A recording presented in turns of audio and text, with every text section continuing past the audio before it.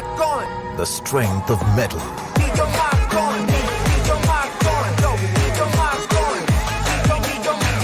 The new Classic Mark III.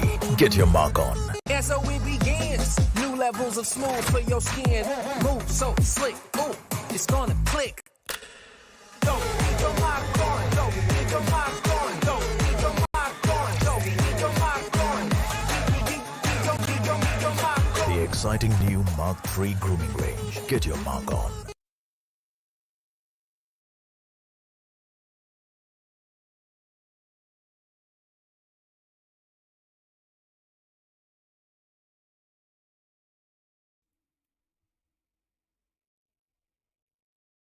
Yo, my god, everybody. I hope you guys are having an amazing and an interesting day because we are already here to make it more amazing and interesting. This is me, Darshita, and I do have my co caster, Sam. Edge will be joining us later on to take you throughout the last day of Gillette 7Sea Invitational Esports partner Skyesports. Now, I'm excited. I've already fastened up my seatbelt. How are you doing, and what's the temperature there, Sam? I'm just as you said, I fastened my seatbelts as well because Oh. we keep talking about it, right? Roller coaster. The roller coaster is going to have a crash today. I mean, if you don't have the safety harnesses today, I'm pretty sure our viewers are also going to be, I would say, in for a tough ride. But as you asked about the temperature, it's too damn hot. I mean, I understand it's the weather outside, but I'm talking about the action inside the games that we are going to be witnessing. It's going to be one hell of a joyride for us, as we always keep talking about it. But Darshita, today is the D-Day, the judgment day for the 24 teams. Out of those 24 teams, 8 teams will be saying a goodbye, and I'm pretty sure goodbyes are always hard. I hope none of them have to say goodbye, but best of the best teams have the chance only to become the grand finalists. Right. It's the time to conquer because, as you said, Sam, it's going to be the last day of semifinals. Now, we have been waiting for this day since a long time. I mean, Yes. the day we started this journey, we all were waiting to have a look on the top 16 teams who are going to get qualified and unlock the amazing prize pool for themselves. Well, talking about prize pools and everything, let's just have a quick look on what this entire tournament is all about. We started our journey on 25th of March, that's semifinals, and we ending it today, 29th of March, where we have 24 teams. And the next one, grand final, Sam, starting on 30, ending on 3rd of April, where only 16 teams are going to get qualified.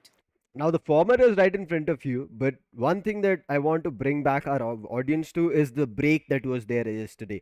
True. That break can be a momentum, I would say, creator or a momentum breaker. There were a couple of teams who actually managed to get their, I would say, chicken dinners at the last moment of the matches, and it looked like we are going to be seeing one hell of a journey for at least the last day. But because of the holiday, the break, whatever you may call it, for teams to re-energize, I hope they bring in that same momentum and carry forward. If they have this as a momentum breaker, if this is the speed breaker that they did not want, it's going to be very difficult because yes, there are going to be 6 matches, but for all the groups, the 3 groups that we have, only 4 matches each. And once they play their fullest and qualify, becoming the grand finalists for Gillette 7Sea Invitational, the prize pool of $20,000 gets unlocked, and from there on, the battle to the champions title, and whichever team is going to be the champion will be getting $8,000 for themselves.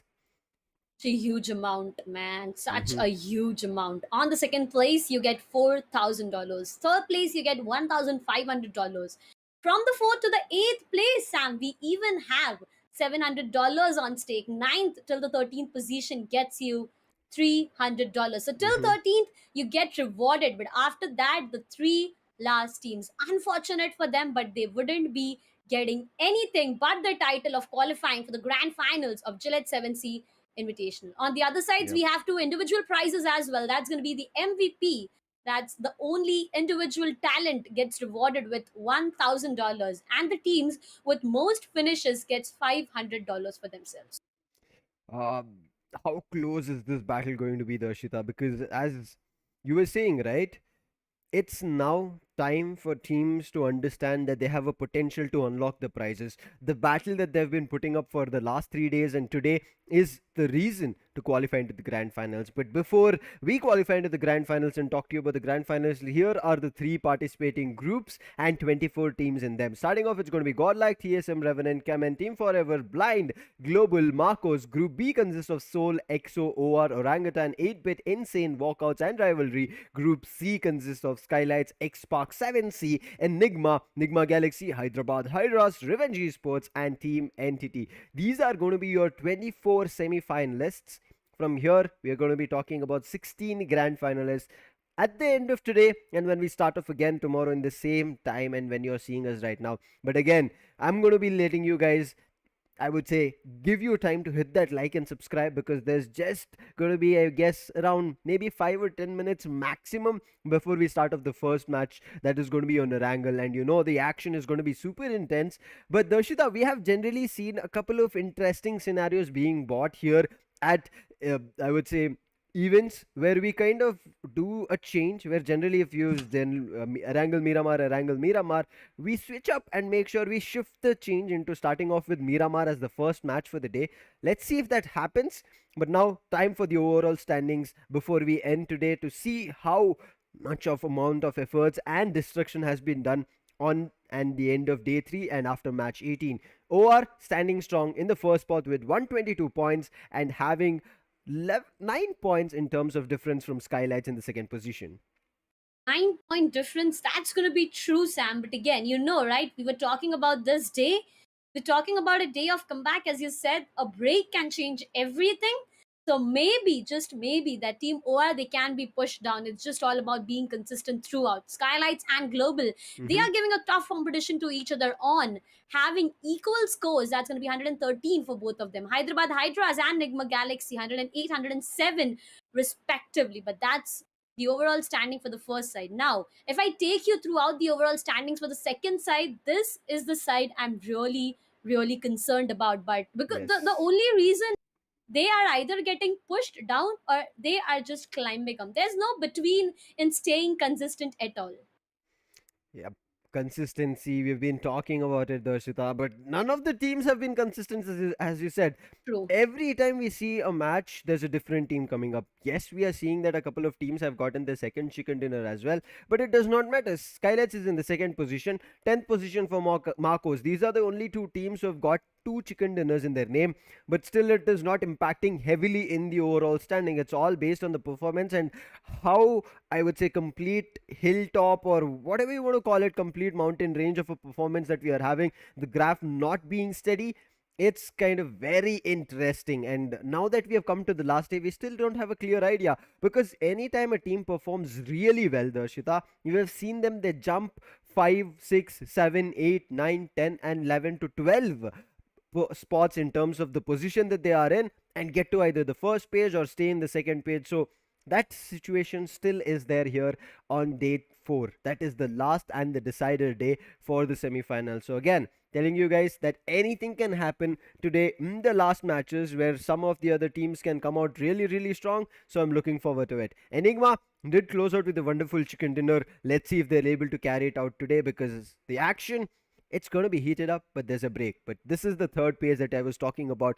The difference in points is too high, but there are 3 teams here, Darshita, with 1 chicken dinner each. And this is what is surprising. The teams with chicken dinner are also here, and there is 2 teams in the first and the second page without chicken dinner having their position.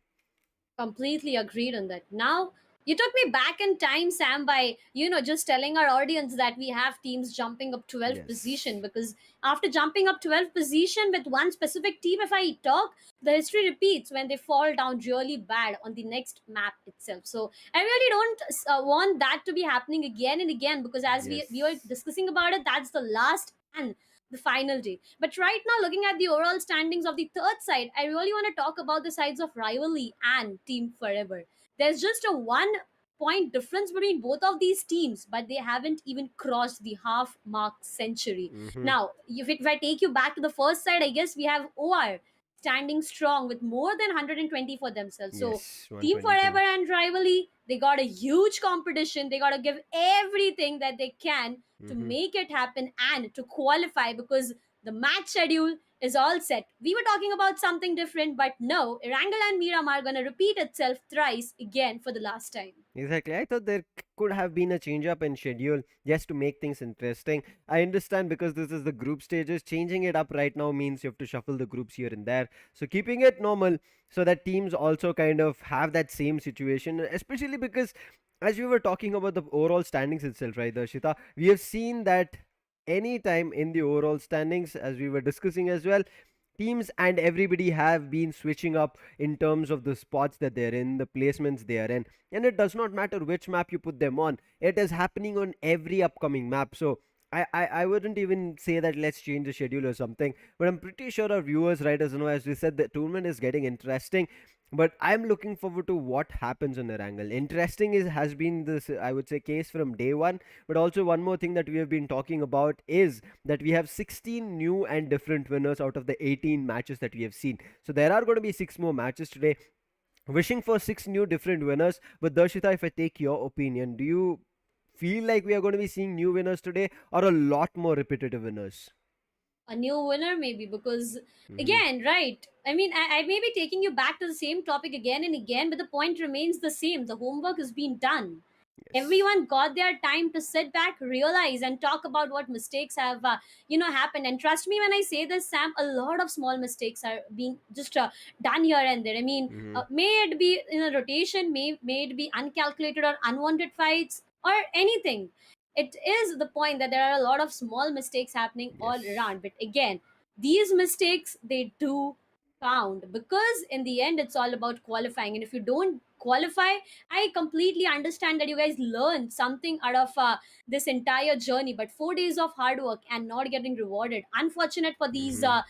teams. But again and again, we'll be repeating ourselves, because that's the last day. That's the judgment day, and you got no other options today. Either put your Exactly. all in, do something out of the box that you have been planning to do since a long time. Hmm. Fortunate for you if that works in your favor, and who knows that you get qualified in the first or the second page itself. But right now, ladies and gentlemen, the flight, the fuel, everything is done, and it's the time for Erangel in this day, the last day of semi-finals, the first match. The god is already here, the fly path is here, Oh, and oh what? my god, Sam, this is beautiful. This is gonna be interesting. What's your thought about this? We were just talking about it, right, Darshita, that today is the last day, but there is going to be a lot of surprises and the action is going to be super intense. But get ready, audience. There are going to be a lot of smooth saves coming through.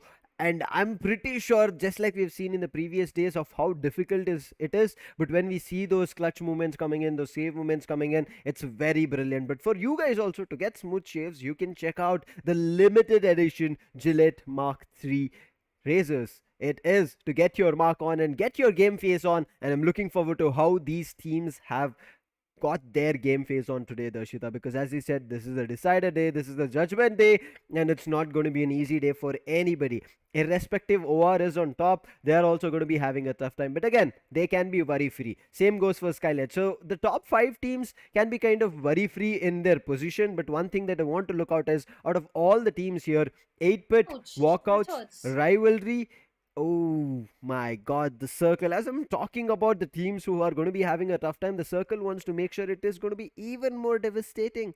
A southern western circle. Ouch, that's got to hurt. Hurts. That's true. That's definitely gonna hurt, because now that the circle is covering some land areas out of. Okay, let me talk about that later on. There's gonna be some kind of things happening on the second side of the screen. That was a bit It's a juicy meetup, a team while meetup. ago. Yeah, probably that's gonna be the case. Sam, look at the beautiful thing that they had. They just met. They just waited. Both of them were in vehicles, not taking any damages. They went on their own way. Beautiful way to start the match of Erangel itself. But yeah, I was Wishing your talking about opponent. this circle. Damn true. I was talking about the circle out there. The bridge is something right now I have my eyes on, and so is the case with OG, if I'm not wrong. Exactly. Bridge is going to be very crucial, and we are going to be seeing bridge fights, I think, very soon. And gatekeeping in bridges is something that we have all loved in general. But the map itself has not enabled it, and teams are also understand that it's not an easy thing to have gatekeep on the bridge, right? You do it, you're able to get a couple of finishes for yourself, but after that, you let yourself, I would say, get known from the for the other teams from various different directions, and they can try to gatekeep you, or they can try to push you into a corner near the bridge, and when you're near the bridge you don't have a lot of spaces to kind of hide, so it's going to be difficult. Let's hope that kind of a scenario comes, and also how teams can get out of it is going to be something that we'll be wishing for. We are seeing right now Seoul looking good in terms of at least the weaponry, and in terms of, I would say, the medkits, and I'm pretty sure the grenades as well. They have to look forward to better helmets and vests. A couple of them having just level 1 and both level 1 helmet and level 1 vest, a couple of them getting themselves with the level 2, but I'm pretty sure this is not going to be enough. But again, Soul, to fulfill their souls, they'll be looking forward to those chicken dinners so that they can do a lot more. But Aditya, he's checking out that cool Lambo. He's headed in the showroom. I think he just bought himself a new one. Nice, Aditya. Okay, I think I should try and get that one for myself, Darshita. I mean, at least in Looking game, forward to right? that. Oh yeah, definitely. Why not, Sam? Everyone is just looking forward to that. Atanki, on the other side, Aditya. As you're talking about this man, we are having him on screen again and again. Lucky you, man. Talk about one team. You have that on screen already. We have Aru on the other side. Insane. The name itself says that these players are insane, but insane gameplay is something I've been waiting for since a long time. Prison is the place they are finding themselves good with. They are having everything that they need. I mean, the utilities, you talk about grenades, you talk about helmet ways, but I don't see a good helmet on Mac right now. Why are you doing that?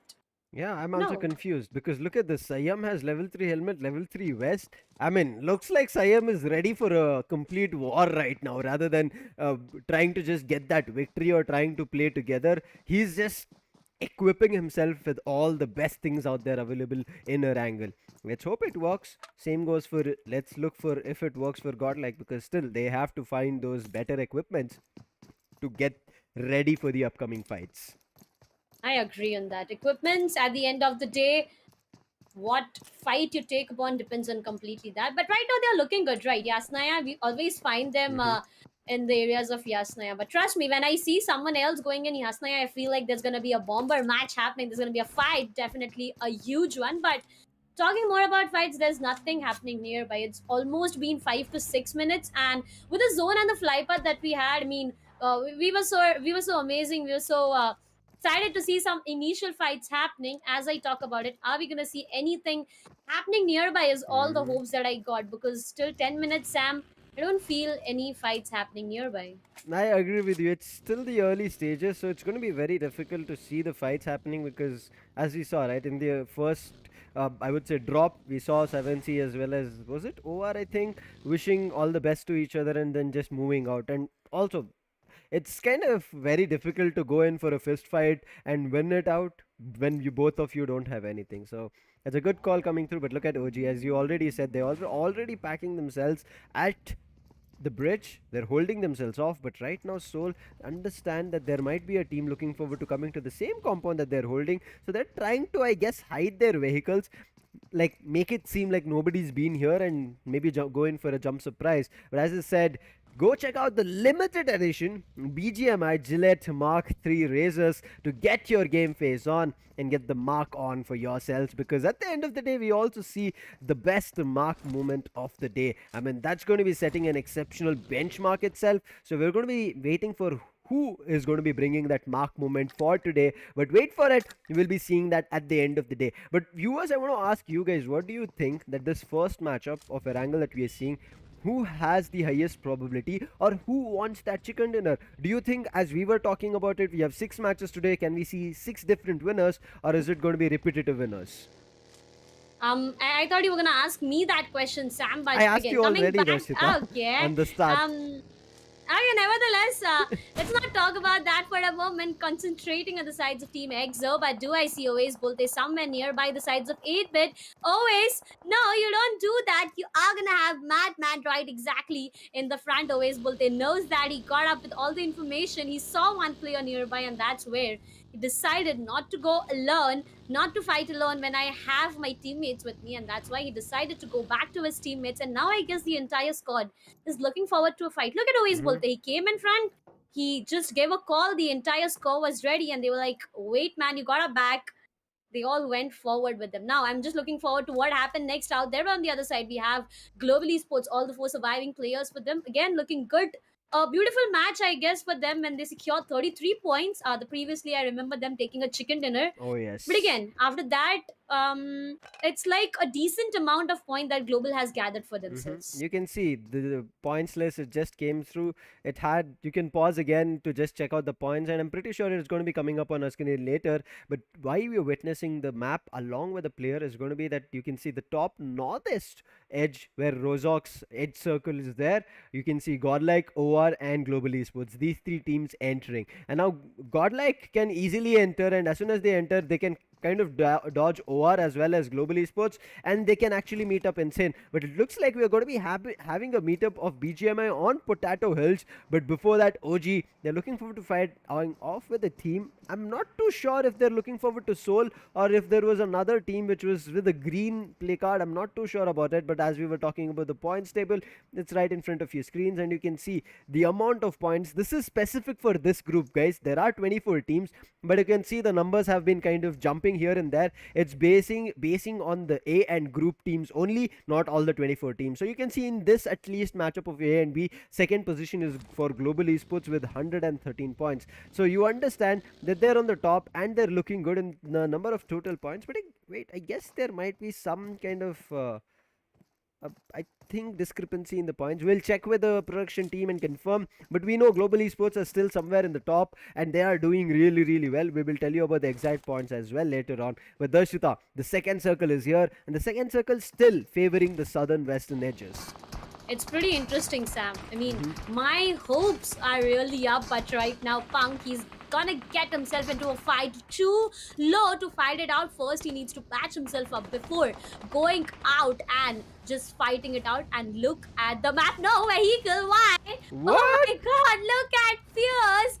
Pretty excited this man he is. He just took his vehicle off and jumped. But right now, a bit serious because they have a fight right exactly in front. That's going to be Soul on one side, and if I'm wrong, that's OG on the other. So it's like Patty, I would say, again in the burger itself. It's just been stuck between two of the sides of burger. Not sure whether to fight it out or to wait. But again, there's a disadvantage, Sam. They are holding a warehouse, and you know, right? Warehouse has 2 entries. So my thought of having both the teams entering from different side and 3 teams fighting it out, it's really high right now. It is going to be really super high, but my apologies.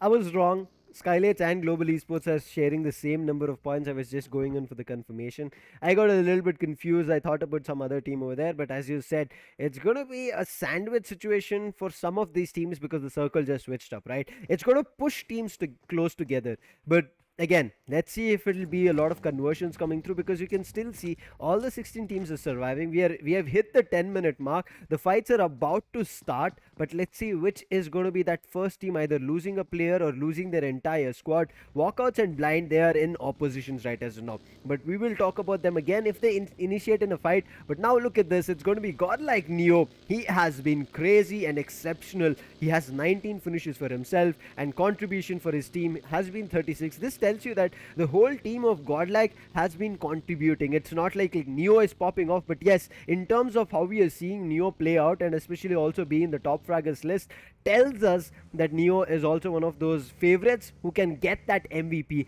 And if you guys, I would say, paid attention, the MVP gets $1,000 for himself.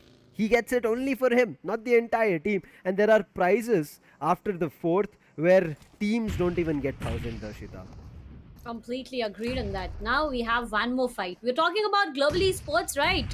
So we have a fight between them, but a grenade goes, boom, Sayang, down to the ground. That's going to be Team Insane. They are having a casualty already. Global Esports, they have started popping off in a beautiful way, in a well-confident way, but that's going to be one down. The second one goes down as well, but an instant trade comes, and that's going to be one player from Insane down. Equalizing fight because both of the teams have lost two of their players. Jazzy is looking forward to a grenade, but on the other side, EXO has a fight with Believe. Grenade goes. Manya really hits the ground. No, he doesn't. He's just patching himself up. But right now, Team Global Esports, they are into a lot of difficulties because Knuckle is low on his HP. One more grenade goes. Knuckle gets caught here. Insane Adi down. Knuckle, beautiful.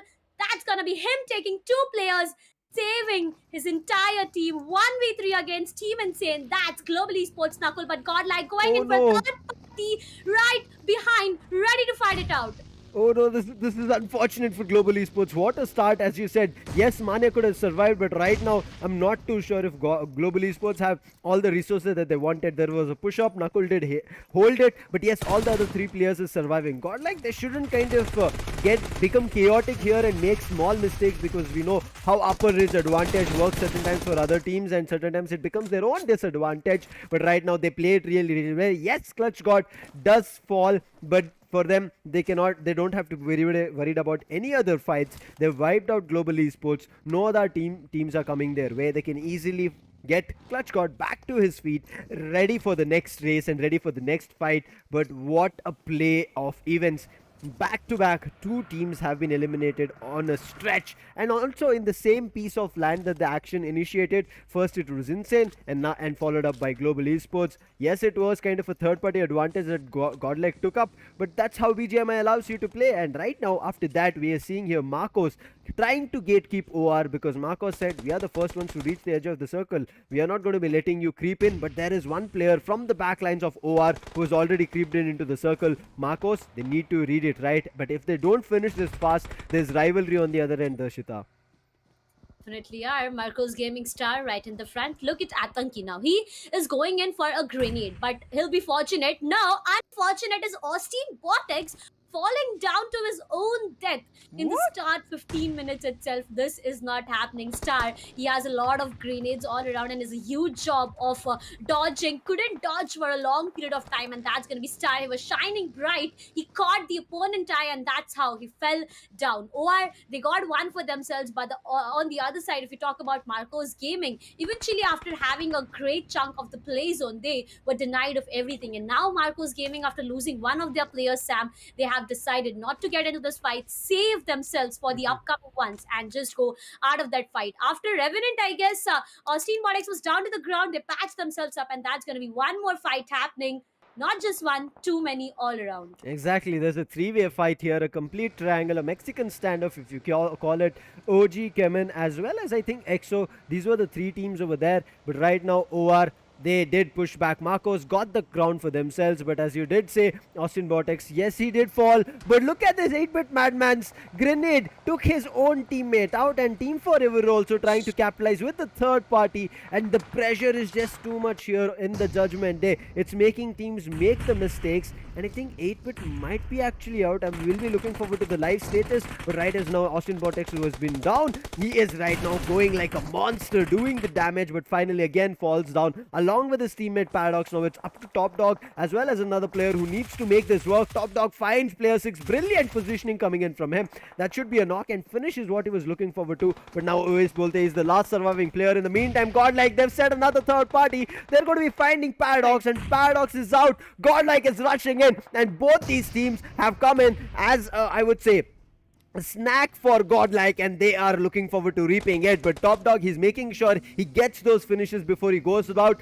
There's Neo, S-Power doing the damage. Max Kush is already out. Now it's only Revenant surviving, and Revenant's only last soul surviving player is going to be here, and that's going to be, I think, Top Dog. Wait, it's going to be two players. Kyo makes the damage. He finds a knock, but it's now Z-God down. It's going to be difficult. OR and TSM were having a fight, but what happened towards Godlike? Z-God is still surviving, and Ois Bolte becomes the last player. Immediate trade on Oya, but look at this. Ois Bolte was hiding, but it was not enough. Clutch got zoomed right past him, and he got to know the position. But right now, Z-God, he's taking the zone damage. It's getting difficult to revive him. They're thinking of letting him go. I understand this is the 4th and the 5th circle. The zone damage is going to be too much, and that's the reason they're making this call. It's a hard call, but it's a team call. Like, just going in for destruction. I mean, I've heard that this team goes boom on the last day, and that is what they are doing. Exactly. On the other side, we have Team EXO. Now, EXO, they have found the sides of OG, the team I was talking about a while ago, who had their eyes on the bridge itself, looking good, but on the other side, walkouts, they get no. eliminated. Unfortunate for them. Punk, Fierce, Snacks, and Sensei, the four standing players, strong for the sides of EXO, but from OG, we only have Believe. Now, Believe, he has to believe that he clutches it, because that's the only option he got. That's going to be a 1v4 situation. He has a watchtower to work around with Snacks, right exactly in the front. Believe, you got an opportunity. You have 4 players. You can take down 1 or 2. Oh my god, Believe, look at this man. He was going in for a grenade. Godlike eliminated.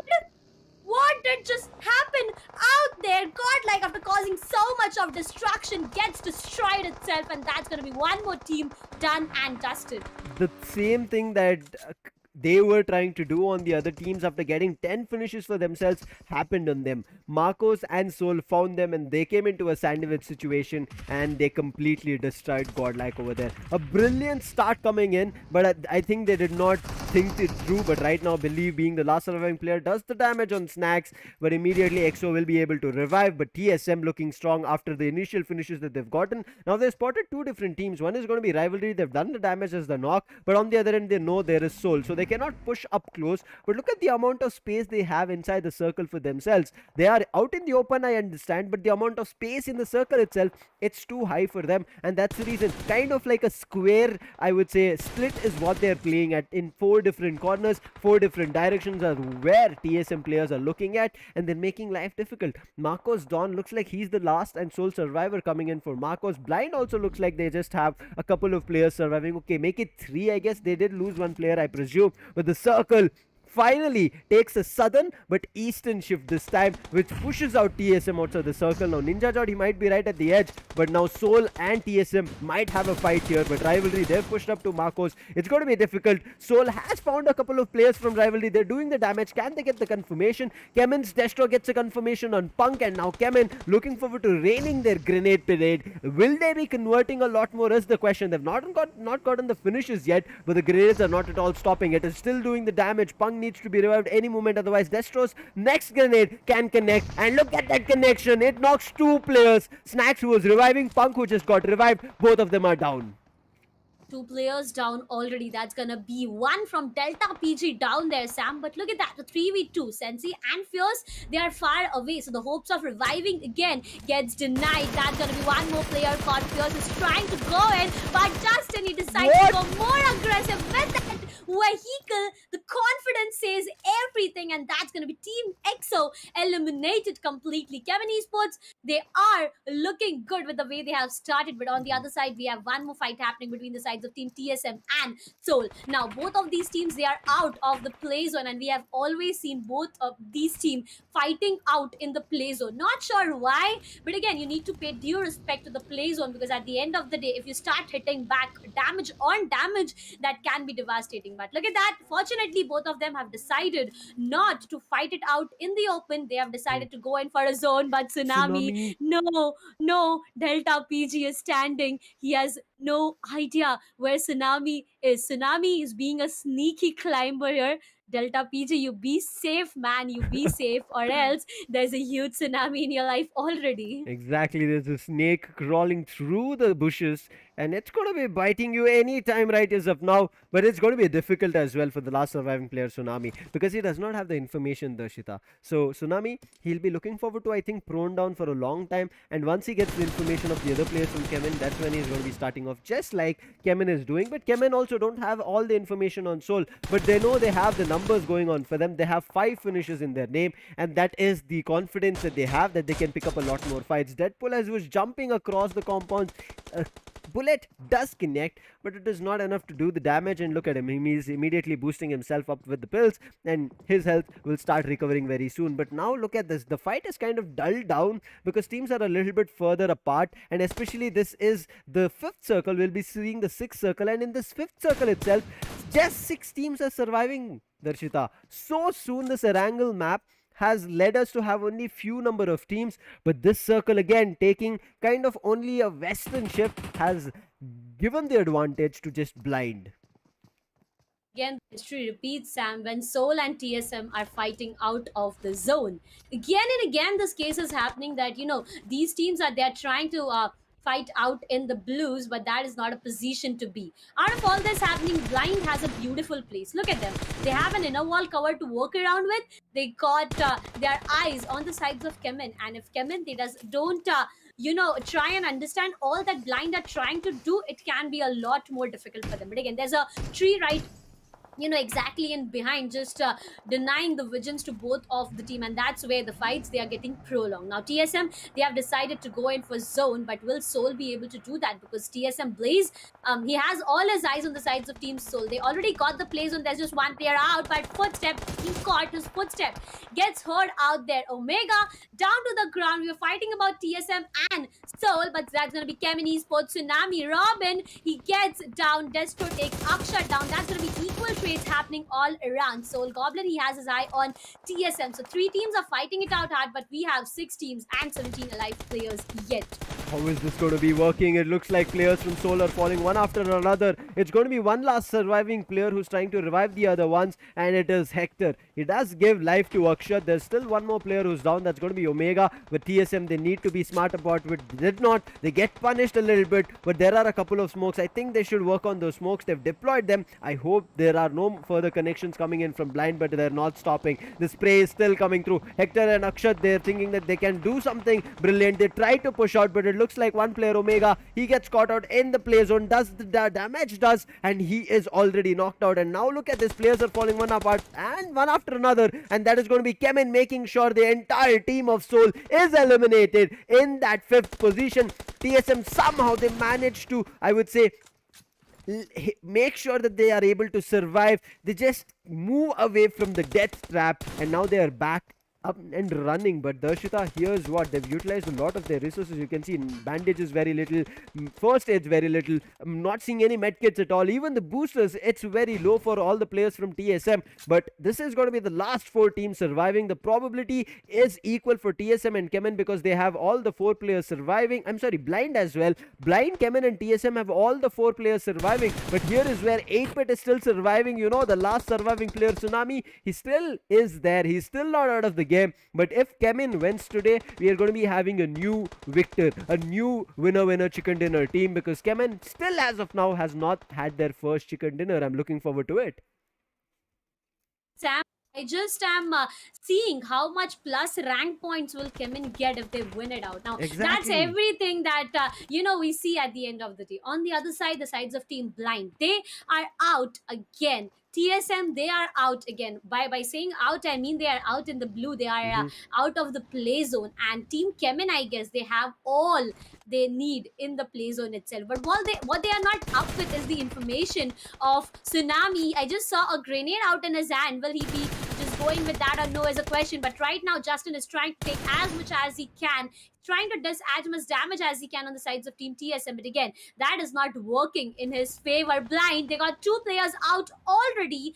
This is going to fast right now. Ninja Jot down to the ground completely. CHEMIN is just trying to deny all the entry, all the widget, everything that they can to the sides of TSM. One grenade goes on the sides of TSM, but I doubt that's going to get any connection. Well, Blaze, he hits back a lot of damage, but damage is everything that they need to satisfy. Delta PG punishes Spy with a brilliant headshot, and that's going to be one more from Blind down. The last hope is the last surviving player. Not sure where he is. Blaze, he just compromises himself, and that's where he gets punished. Not yet down, but the last player I was talking about is gonna be William. Tsunami brings a more on the sides of 8-bit, but finally CHEMIN ESPORTS Robin puts a full stop on the Tsunami he was trying to bring in.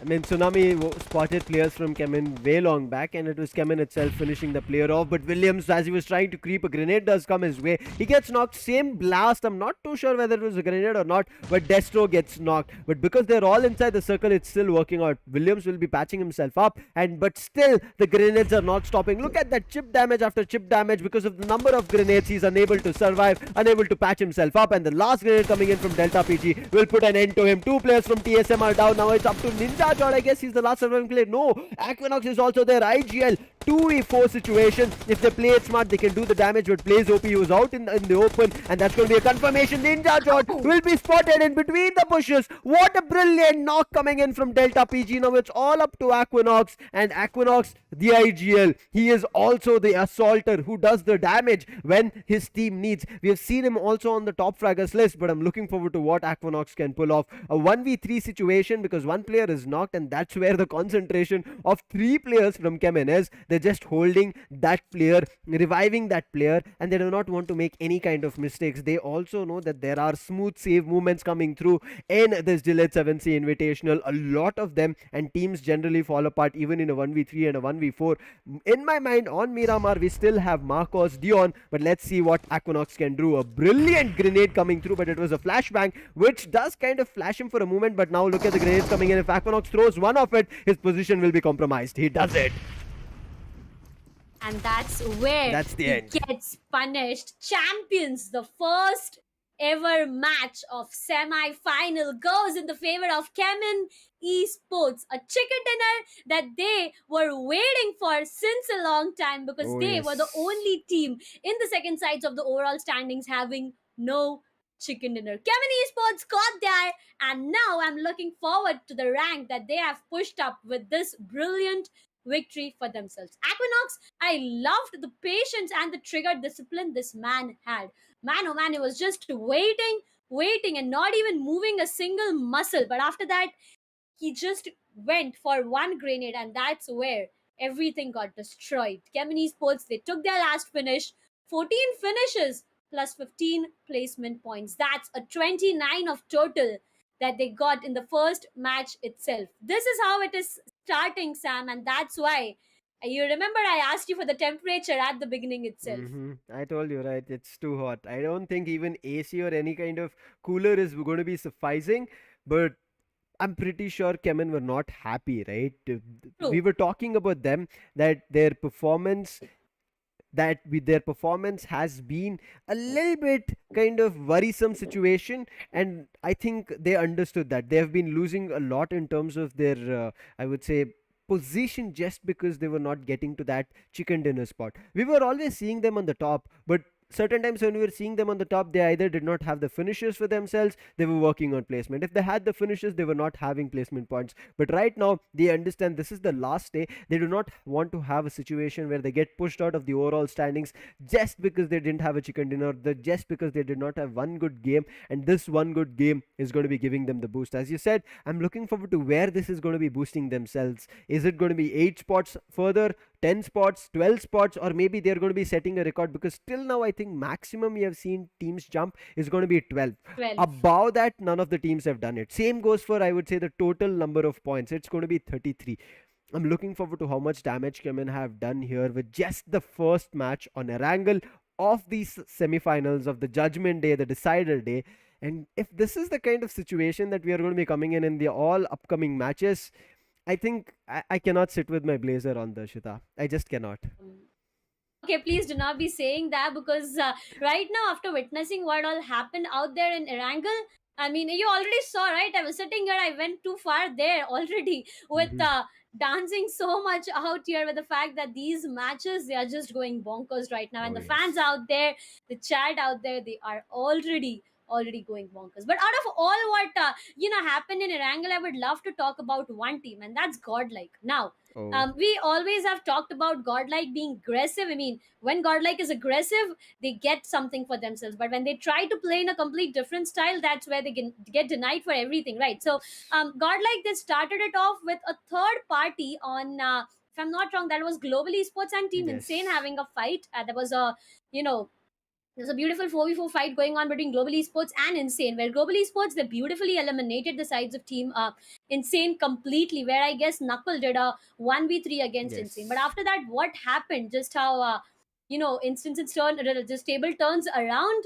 GODLIKE, they decided to go in for a third party. Now, that's where GODLIKE started with their destruction. But as you keep on saying that you do not like the taste of your own medicine, GODLIKE tasted a third party itself, and that's where Team GODLIKE eventually got eliminated. Unfortunate for them, but here's where what we have to point at. Now, CHEMIN, after getting them their chicken dinner, they were with, as you said, somewhere around 14 finishes. But godlike, in the starting 12 or 13 minutes of the game, they had 10 total 10 finish. finishes.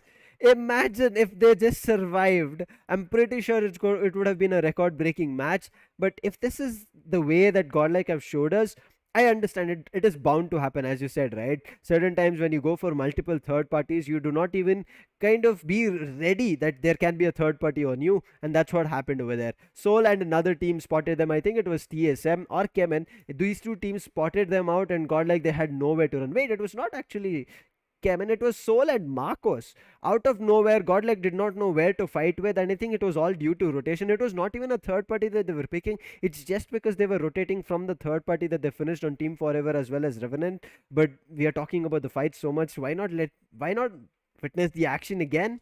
Because it was just super intense. So it all started here. Darshita already mentioned Global Esports and Insane. Nakul, look at the position. This hold and immediate shot coming through. He just swinged right and then went in for a wide swing on the left. But look at this, Joker did do the damage, but there were just too many players from godlike and nobody to help. And Joker, unfortunately, as soon as he fell apart, everybody one after another from Global Esports fell apart, and that was the end. But this fight was very interesting. Revenant thought they had the upper hand, Team Forever had thought they had the upper hand, but eventually it was godlike. It was godlike everywhere in the starting 15 minutes itself. Or Aditya, then he got himself into a fight. But at this point of time, EXO, I guess they eliminated the sides of OG completely. Yeah, that was the last surviving player, believe, out there. EXO eliminated OG completely. But what happened next was EXO got eliminated itself by the sides of Team CHEMIN Esports. Now we'll talk about fight later on, because right now, Seoul, they were holding a beautiful position. They were trying to just go ham over their enemies. Punk was caught, and there was the fight I was talking about. EXO and CHEMIN Esports got themselves into a fight. A beautiful grenade by Destro. Snacks revived his teammate out there, but again got punished there and there. And that's how CHEMIN Esports, they capitalized over that fight. Sensei was on a long distance, but get caught by Destro itself. Here's last surviving player. Couldn't do more because Justin was more confident at this point. Just took a vehicle right in front of his face, and that's how he lost. That's how Goblin got down. Vehicle, something was trying to look forward, but Aquinox, he just denied everything out there. Unfortunately, TSM had a brilliant position, I would say. Their strategy was nice, but the circle kept pushing them out every time. Darshita, it never favored them. Even though they were close to the center, it did not work in their favor. It kind of worked for CHEMIN. They played it smart, they rotated it very smart in the last few circles. It kept helping them out, but Ninja Charger did not give up. Look at that knock on Robin. I think Dexter was also knocked over there. Yes, 2 knocks, but then Delta PG making sure the numbers even faltered, making life difficult, and Ninja Charger had to peek. He thought that he could have gotten a knock on Delta PG, and as soon as he peeked, Ninja Charger gets punished. Now look at that, one last grenade coming in from Aquinox, reveals his position, and that's the end of the match. But here's the standings for you. Very close to reaching 30 bomber match, 1 point away. But yes, at least getting the chicken dinner in their name is going to be really good. But again, the performance that we were missing, right, Darshita, that was from TSM. They are in the second page, not a lot in terms of the finishes, but we saw them doing the damage. It was mostly on those, I would say, knocks, but finishes I'm pretty sure we're going to be seeing in the next upcoming matches. Agree on that. Blind on the third position with 4 finishes. I mean, a while ago, Blind was holding a beautiful position, Sam. I even talked about them holding an inner wall cover. What happened next was, as you say, zone pushing them out, and that's where everything got turned around. Soul on the 4th position with 12. Godlike on the 5th position with 11. That's gonna be 10 finishes. Now, as you said a while ago, Sam, that the position, if it could have been better, Godlike would have been maybe in the top 3. I mean, look at the difference we have in the 3rd, 4th, and the 5th position itself. They got After that, eliminated at 13 or 14, Darshita. that's the reason they got one single Oh position no, wait. points. That I think then the 12th. My bad. 12th Oh yeah, position. 12th position, 1 placement points, 10 finish points, and that's a total of 11. 8-bit on 9th. That's 8-bit got 9 for themselves. 6 is what Rivalry and EXO got. 4 for Revenant and Global. Marcos and Forever with 2. And shocking, but we have 4 teams with 1 single point. That's going to be OG, WALKOUTS, OR, and Team Insane. Now, Team Insane was the first team to get eliminated. The only reason that they got 1 single point was the 1 finish that they had. Exactly. They took down Manya, and that's the reason they have it. But look at this. OR, does something ring on your mind? That's that OR are on the top. Are they still? No, they're not. 8 spots is what Kevin Oh have my jumped. god. 8. And they've regained that first spot for themselves. And you can see finally that the first page of the overall standings has all the teams with chicken dinner. SKYLIGHTZ, I mean, I understand they've not played their match, and that's the reason they've been pushed down.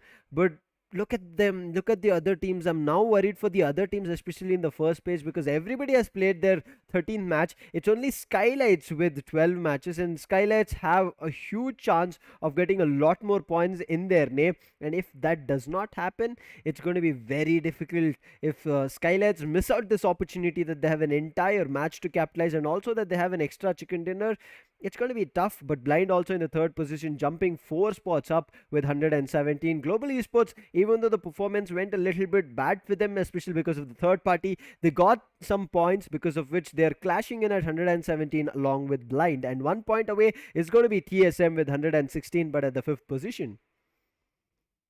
At +8 ranks, TSM and CHEMIN Esports, they had the most beautiful match with themselves. SKYLIGHTZ Gaming -4 position, 113 of total. Team Soul and Godlike, they are tying up in the total points that they got themselves for.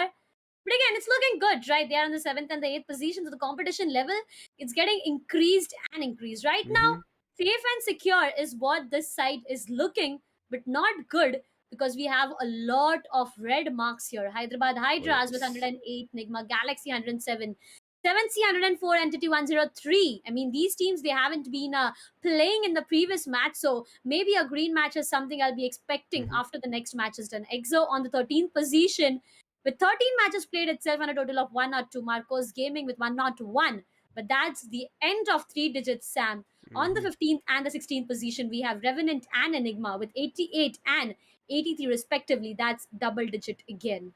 It's a worry situation coming in for EXO, Marcos, and Revenant here, Darshita, because these three teams have played their 13th match, and every other team in the second page have not played. They're still at the 12th match that we ended on day 3, that was day before yesterday. So all these teams can topple down EXO, Revenant out again, and they can push them even maybe out. But right as we're talking about the last page, here is what the changes have happened. And just because 8-bit survived a little bit further down the line, 8-bit's position, you can see there's a jump, and it looks like at least at the last few moments of these matches, 8-bit wants to sneak their way in. The possibility is there, as you said, the triple digit mark has gone. It's now double digits. 88 is kind of the benchmark, at least for end of Erangel, but Miramar, it's going to be a different benchmark. But insane 78 points for them. Walkouts with even a chicken dinner, they're not looking good. So these three teams, Orangutan, Insane, and Walkouts, still out.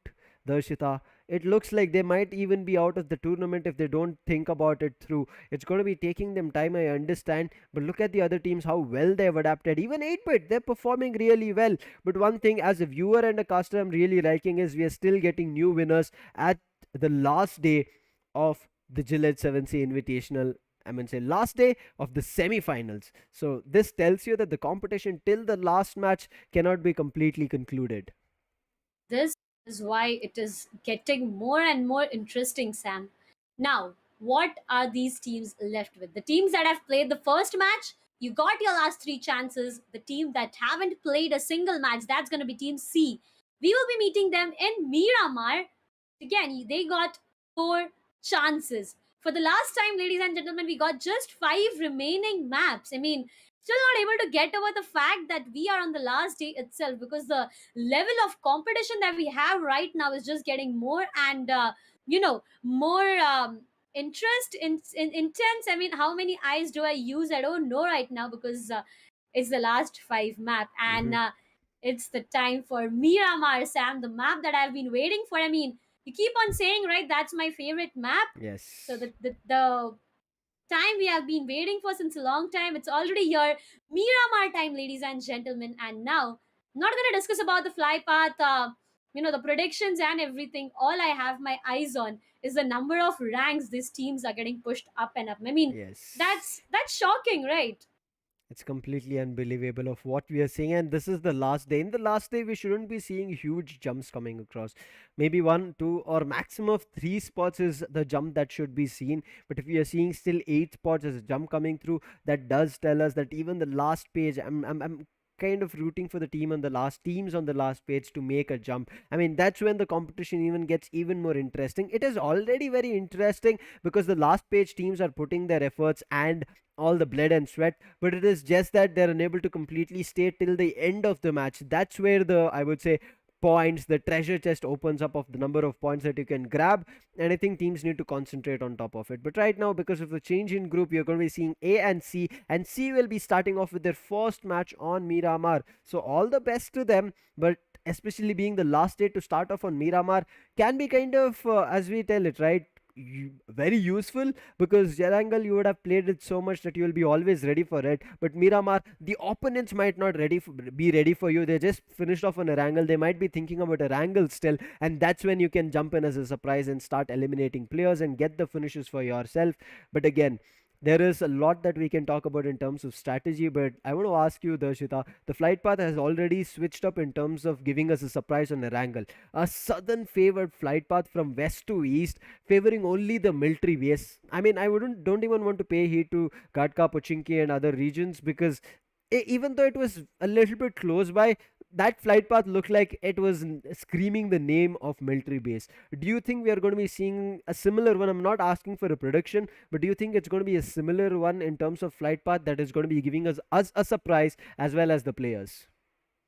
For the same, Sam, because it's just getting these teams into more competition, right, the Hmm. tough the competition is, the amazing the matches for us to witness. And that's Yes. something that I am rooting for right now, because it's the last day. I mean, yeah, for the players out there, it's going to get more and more difficult. We already Hmm. saw the pressure that the teams have when 8-bit Juicy, he took down, sorry, Madbin took down Juicy, his teammate itself, with a grenade. We know how Yes. much pressure those players are having right now, because it's not about getting rewarded. I mean, rewards are something you're gonna get when you unlock them, and for unlocking you need a key, and that key, you get that key only when you are in top 16. So right Exactly. now, to get that key, you need to be in top 16. You get rewarded with a key, and after that, you go, you find that lock, you unlock it for the beautiful prizes that we have in this Gillette 7Sea Invitational. So it's gonna be beautiful. It's gonna be amazing. I'm not talking more about the map, everything right now, because everything is under pressure right now. So is the temperature. I Exactly. mean, we've been talking about it since the beginning itself. I'm interesting. I'm just waiting when the fuel is already filled in the flight itself, and when the flight takes off and we get to see what is happening. But right now, Sam, the only thing I'm missing is the game face of the players. I mean, we Hmm. saw that on the day one, we saw that on day two itself, and right now, when we need to see it the most, we are missing it the most. I mean, that's kind of how surprises are, right? Now you Yeah. just asked for it. Maybe we are going to be seeing it very soon. But as you said, for all of viewers also to get your game face on, check out the limited edition Gillette Mark 3 razors, and it's especially made for BGMI. It's a special BGMI edition. If you're wondering about the purchase link, it's down in the description. You just need to scroll down, press show more, and you'll find the link and go purchase one for yourself. I mean, there's certain goodies for BGMI specifically. I think there's a pop socket for you. So make sure you check it out, so that again, we all love, right? Whenever we get kind of special limited edition goods, try to get your hands on it, because I've already said limited edition. We don't know how long the stocks are going to be lasting. But if you want to get yourself a smooth shave, just like these teams are doing smooth saves for their teammates, we are looking forward to you. I mean, we saw, I would say, a smooth save moment here on Erangel was Justin's rush, the way he jumped right in between the players of EXO. That is just commendable. That you need to have nerves of steels for that. It's not an easy spot to be pushing yourself to and then taking players down. I mean, it's like there's a bear trap, you're jumping on the bear trap, and the reaction time of the bear trap and your reaction time is quicker. You kind of eliminate the opponent, and then the bear trap closes and you survive.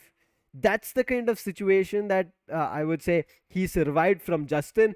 But that's going to be a lot more in terms of risky plays coming in from many of these teams. They understand the, I would say, the normal play of just wait and play, rotate and play, go in for finishes is not going to be working. You have to pull something out brilliant. You have to completely dominate a particular map, and that's how you'll be winning. But if you agree with me, don't forget to hit that like and subscribe along with the bell icon, because this is still the semifinals, guys. We are saying that it's the last day, but for the semifinals, after today, from tomorrow, you're going to be seeing your grand finalists, top 16 teams. But right now, it's time to get our game faces and the players' game faces on as we are heading to Miramar. The flight, it started already gliding, but let's see if it's going to be giving us a favorable flight path or a surprising one. Right as of now, it's just gliding on top of the beautiful sandy dunes of Miramar. And again, it is still southern favored, but not like it is favoring only one particular spot like it did on Erangel. But it is going to be difficult for teams who want to get over to El Azhar, Tierra Bronca, Campo Militar. El Pozo should not be difficult, but from north, from El Pozo, La Cobreria, it's going to be a little bit tough, Darshita. But Circle, I'm looking forward to it. You always request for no loss, Leones. Who knows what's going to be happening? What are your thoughts? Okay, wait a minute. I'll be giving you a surprise, Sam, by Okay. saying that I want Los Leones. Oh, This wait. time I will be rooting for Los Leones. Okay, guys, I'm done. I'm happy now. Darshita has chosen Los Leones. I'm happy. Finally, yes, let's go. BGMI gods, please give us Los Leones. Darshita is also okay with it. I am also okay with it. We want to see Los Leones because that's where the compounds are going to be. And we are going to be getting Los Leones. BGMI gods. I mean, I have no other wishes. I have no other fulfillments that I need. Darshita, I think it's about how casters kind of sync. That's only when BGMI gods sync, I think. Every time we go to a map, and before everything, we'll be texting each other, Sam, Yes. on what prediction we have to Yes, make next, that's right? true. so We'll, that we'll, so that we'll sync somewhere, like that. yeah, we will probably be doing that. But right now, what I'm looking forward to is the zone has played a different game, but we already have one player down. That's gonna be a beautiful start of Miramar itself, where more than 50% of the map gets deleted, I would say, in the first circle itself. That's gonna be interesting. Impala is a Ooh. compound I look forward to. We have one elimination even. That's gonna be unfortunate for the team, but fortunate for the one who got finished, and none other than Knuckle got himself one at the initial 3 minutes itself. What and how? Okay, this drop clash at Picado was just brilliant. I mean, we were just talking about how we synchronize. It looks like Global Esports, they're synchronized after what happened in the previous matchup. They said previously it was like we were moving around and we got into a fight. This time, we're not going to be moving around and getting into a fight. We're going to be choosing our fights, and Knuckle chose his first one, got that finish for himself, got the first pick of Miramar for his entire team. But right now, I'm looking forward to if is there going to be an answer, a retaliation coming in from NIGMA Galaxy. The wait is still going to be there. NIGMA Galaxy have not left the compound. Global Esports being and playing smart, they do not want to get isolated here, because on Miramar, isolation is the most disastrous thing that you can do as an entire team, because it gives away your position for easy. But look at NIGMA Galaxy. They have positioned and strategized themselves in various different directions. But wait, what? Now I'm seeing the Enigma Galaxy properly. They just had 3 players who dropped down on Miramar. Out of that, 1 player is already out, and they're just left with 2 more players. A 4v2 situation. Max, yes, he's on the top. He might be able to get 1 knock, but this is going to be an ouch moment for Enigma Galaxy. This is not going to be their mark moment. Hurts. That definitely hurts. Now, Nigma Galaxy, either they get out of that fight or just capitalize over 2v4, and that is something that is next to impossible. Now, look at Max. He has up with all the information he needs. He knows there are players, but is he firing? No, he is not, because he's been isolated and he's away from his teammates. That's where the difficulties are. MJ, he's been eliminated already, and I guess Max's location has already been compromised, because I see all the players from Global Esports deciding to take more finishes for themselves. I see different guns. All the players are playing with all different guns, but Wixie, now all this man got to do is survive, because at the end of the day, if Max gets eliminated, Wixie can be the one to run away out of this fight. even right now, he can run away out of this fight, because controlling a situation where you are 50% down of the manpower itself is out of your hands. It is out of the hands, and global esports, they're reading it right that Nigma Galaxy, they should be hiding in a spot that they're unable to reach or completely on top. Now Vixie, he's seen all of this happen right in front of his screen, so he understands that now Max's position is going to be very difficult to help. And Max, the call is there, and that's the reason he's preventing for global esports from climbing up. But Vixie, you need to start pushing from bottom. If he does and times it perfectly, Max can push from top, Vixie can push from top at bottom, and they can both corner global esports one after another. And if they're stuck to one single floor, maybe that 2v4 situation works, Darshita, because that has happened. The situation has been turned around, but Vixie's position gets compromised. They're spraying him through those steel sheets. It's going to be very difficult for him to survive. The smokes are his only hopes, and he's looking forward to putting the smokes up. But Joker, look at him. I mean, that's a Uzi, my friend. How are you going to be even trying to spray with it with a hollow sight? I mean, I know all of you are well trained with your spray control and you understand how every gun has different sprays. But come on, that mid-range spray coming through, it's not going to be that easy to pull it off on Vixie. I mean, if there was a different gun, maybe even in UMP that we have seen, just like now AJ, he has an AKM, it should be good. But Joker is not giving up that Uzi at all, Darshita. Looking forward to what is happening here, Sam. I'm scared.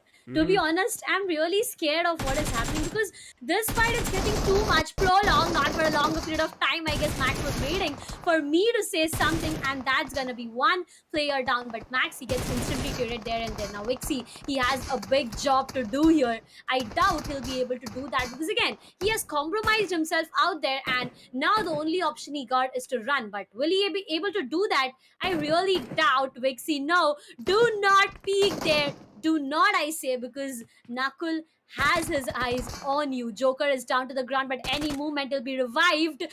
What? Vixie eliminated one player from the sides of Oh, he took down one player from Global Esports. So I guess Global Esports has two players down there already. Vixie is getting caught, is getting a lot of damage on himself, but Global Esports, they need to patch their players up, eliminate Max completely, and maybe try to go in for a close range fight rather than fighting. No! AJ, why? I am completely losing my mind. 4v2, 2v4, and it looks like Vixie, the last surviving player for Nigma Galaxy, he's making it happen. I mean, we talked about this. This should have been an easy clutch and easy finish coming in for Global Esports, but finally Nakul finds Vixie. A tough battle right as of now, and all the players of Global Esports survive just by their, I don't know how to say it, but just by their teeth, just by their fingers, just by their, I'm not too sure, maybe a point trigger, or just by, I would say, luck. I don't know what specific word to use to define that thing. That 2v4 was about to work in Nigma Galaxy's favor, Darshita. That should never happen. But that's the potential that we were talking about. That's the skill set that every player has here in Gillette 7Sea Invitational. You cannot doubt anybody as a player, because this is a team game. The team game eventually gives you those efforts in terms of fruition of chicken dinners, but it's never a YOLO solo play. YOLO solo play can find you a couple of finishes, but it never works out to completely getting a chicken dinner. Yes, when you believe in your teammate and you give him the right calls and information, again, that is still a team game, because of which your teammate kind of gets a little bit relief that he has all the idea that he needs in terms of the fights that he needs to pick. But unbelievable was that spot for Global Esports as well as Nigma Galaxy. It should have been the most easiest fights to conclude, Darshita.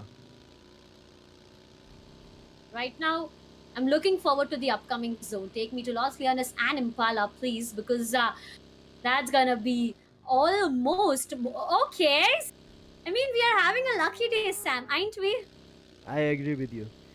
I mean, what a beautiful day we have today. I mean, Sam was so happy that he, just went speechless for a moment. Impala and Los Leones are the compound that I'm looking forward to. I've always been saying this, that Impala is a place that I've been rooting for always, because that's the best possible compound ever that you'll fight in this specific map. Now, out of all what has happened, we got one team, eliminated completely, that's going to be Enigma Galaxy. But right now we have our eyes on Godlike. Godlike, they got 0 finishes, they haven't started yet, but Somraj, he decides to go get himself into a fight. That's going to be one player down, but Somraj, an instant trade comes and Striker, he won't be having mercy out there. It's just eliminating him completely. 7C Aladdin gets caught by Enigma entity. Enigma will be taking one more on Aladdin, and that's going to be one more player confirmed.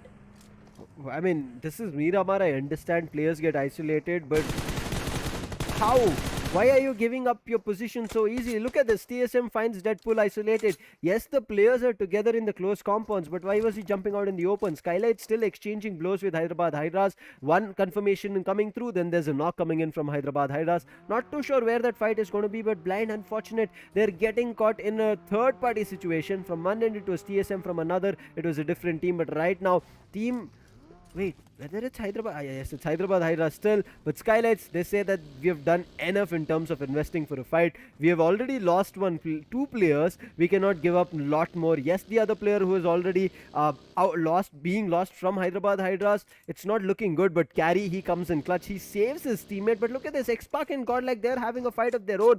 Not too sure who's completely capitalizing on top of it. It is blows being exchanged. Unfortunate clutch god, as well as Jonathan, the IGL, as well as the main assaulter, the goddamn, I would say, Rainmaster of bullets. He's out in terms of a knock. It's going to be difficult to reviving him, and look at XSPARK, how quickly they're acting to make sure either Jonathan and Clutch God do not come back to their feet. They should be eliminated in the positions that they are in. Otherwise, GODLIKE, they might be reactivated and reincarnated. But now X-Scout, he knows where the player was knocked because his teammates gave him the call, and Scout goes and finishes the job. Now Jonathan's end should also come very soon, but Z-God and Neo are going to be the only two survivors. But why are they so far away from each other, Darshita? You saw Z-God, you saw Neo as well, but both of them are not on each other's screen. And surrounding also, even in that small square map, we cannot see Neo where he is close to Z-God, and same goes for Neo's map where close Z-God is. GODLIKE, I don't know what this was.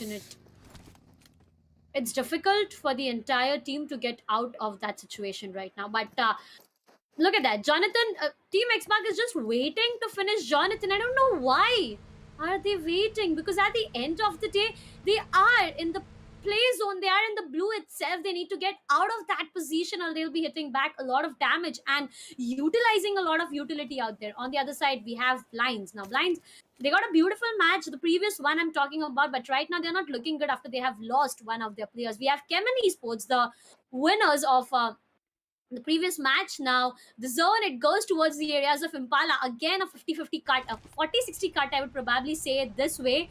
The small island out there, you can see, I mean, I just wish if I could see one team over there, but I doubt that's gonna happen, because play zone, it will be shrinking in the same area around. Exactly. I mean, I understand it would have been even more interesting if the player would have gotten themselves to the island and the circle was still favoring that island. It would have been very interesting, but as we know, at least the riverbeds is something that we can expect. And also one more thing that you always keep asking about it, maybe a couple of water zone. I mean, very close water zones we've seen only a couple of times. I mean, it's not even handful, only I would say rare moments that we have seen that little bit of the water bodies are there. This time the chance is there. You did ask about whether we can have the island. I don't think about the island, but little bit of the water bodies. But Blind right now are about to be surrounded with a different team. CHEMIN was already surrounding them. There was TSM, but right now 7C. But just like Blind, 7C have also lost the player, and it is Aladdin. We saw him being eliminated to Enigma. Unfortunate, because Aladdin was kind of isolated, and we talk about it. Isolations are not something that you should give up, and you should never separate from your teammates. On Miramar, Erangel is something that you can try and recover, but Miramar, look at that. Do you even kind of see good covers that players can hold? Equinox with his teammates, they have a complete compound for themselves, and this is one position I really like, because I think out of all the positions in Miramar, look at the number of trees here. So good position, and Blaze, he immediately has a chance to run back, and I guess he was getting hit from 7C. They were providing the cover fire, and yes, it was The case. 7C, they have lost Aladdin. Entity when take down Dawn. So Marcos Gaming will be losing Dawn even. On the other side, Revenant, we have right exactly in front. Entity Shadow will be taking, but do I see GODLIKE taking into a fight even after being two players? I mean, we just saw a 2v4 in the beginning itself, so the chances of that happening was something I was scared of. But yeah, that's going to be the case. Entity Troy on the other side can have a great view on Star, because Star is right exactly in the front and he has an upper ground advantage to work around with. But Paukilo, he has left the place completely. Star is being left behind. A lone survivor is what I can call him out there, and he needs to get out of that 1v4 once again, where he is in the blue. Entity, do not fight in the blue itself, because that can be devastating, not just for Marcos but for Entity as well. But out of all this happening, we have Revenge, CHEMIN Esports getting into a fight. Godlike Neo will be taking one on SKYLIGHTZ Gaming. Gamla Boy Revenge, that's the disadvantage I was talking about. One player gets punished. Akshay, he just compromises himself, and I guess Destro with this grenade, he can make it work in his favor. I mean, a beautiful connect.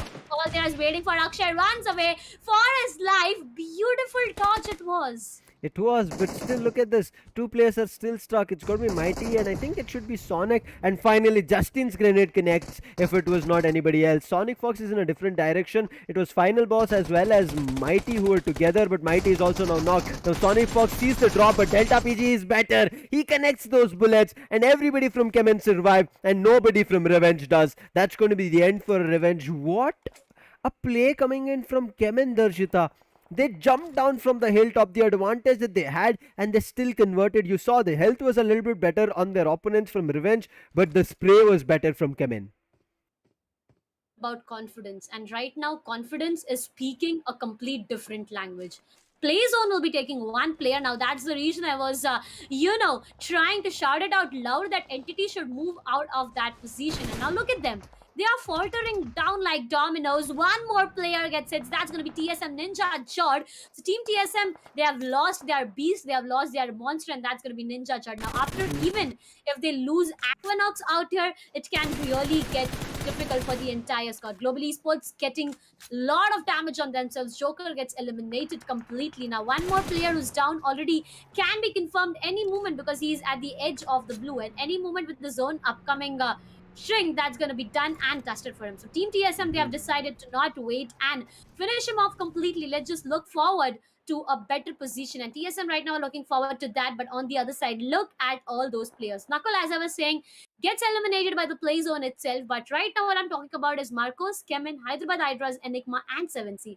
They in the close quarters. There's near to no breathing space in between, so the fights are something I'm looking forward to. Destro will be taking one on Entity Noob. CHEMIN Esports, the beautiful position that they have right now, they're just making it work in their favor. Shadow goes down because of a grenade.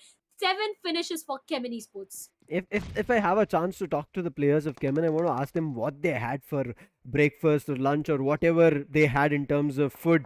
Because look at them, they're not stopping. First match, they were brilliant. Now they've already picked up fights with 2 different teams, and they're looking very successful. One team, it was a clean, complete elimination. Another team has been spotted. They're looking forward to eliminating them. After that, they'll be looking forward to another team. It does not look anytime soon they'll be stopping. But right now, Hyderabad HYDRAS, they've found a player from Enigma, and that's going to be the player count falling apart for Enigma. Yes, they have still 3 players, but losing a 4th player, especially when you don't have a lot of finishes. I think Enigma only had 1, but now Delta PG finds a player. That's going to be Rex. Rex immediately going into hiding because he knows he does not have the chance. But look at CHEMIN finding players from 3 different directions. They spotted Hyderabad HYDRAS, they spotted Enigma, they spotted 7C, and now they're also picking up a fight with Revenant. So CHEMIN making use of the higher ground advantage in a brilliant fashion, and nobody is able to contest them. Nobody is able to retaliate because CHEMIN are playing very smart in those higher ground advantage. They're not going in for overpeak. And look at that, Robin, he did go up. Immediately Ace Black wanted to spray, but Robin was just too way quick. He immediately went down to the dip, and now it's not going to be easy. Ace Black is reading this right, but is finding no connections. Justin on another knock on Paradox. Agree with everything that you said, but there's just one thing in my mind. Now we know, right? CHEMIN Esports, even if one player falters down, that's gonna get them difficulties. Why? Yes. Being the reason on the second side, because they are out in the play zone. Team Forever, they got a best ever position in the entire play zone. Team XSPARK, easy entry for them. Even CHEMIN Esports got an easy entry, but if they do not do it right now, it can be difficult for them, because all the teams out there, you always have your eyes on the team at the top. But let's just have more detailed strats of Delta PG himself, who just took one player out. That's a total of 22 finishes he got for himself, and 35% of contribution, which lets us know that not just Delta but the entire squad has just done a lot of destruction in the entire semifinals till now. Exactly. If we see CHEMIN and Delta PG and Destro, these were the players who were in the top fraggers list, and that's where they want to get back to. Enigma losing players one after another. Evo is right now down. Now it's up to Rex and Ege to pull this off. Hyderabad Hydras in the same similar quarters as Enigma, so this is going to be a fight between them as well, and Carry was waiting for it. Ege right now looking forward to pushing the corner, but it's Carry who wants to push up, but Ege was better. But wait, what happened? It was a cover fire coming in from Ace Black. I did not even see Ace Black, and that was a brilliant timed effort coming in from Carry and Ace Black to make sure Hyderabad Hydras survive, but not Enigma.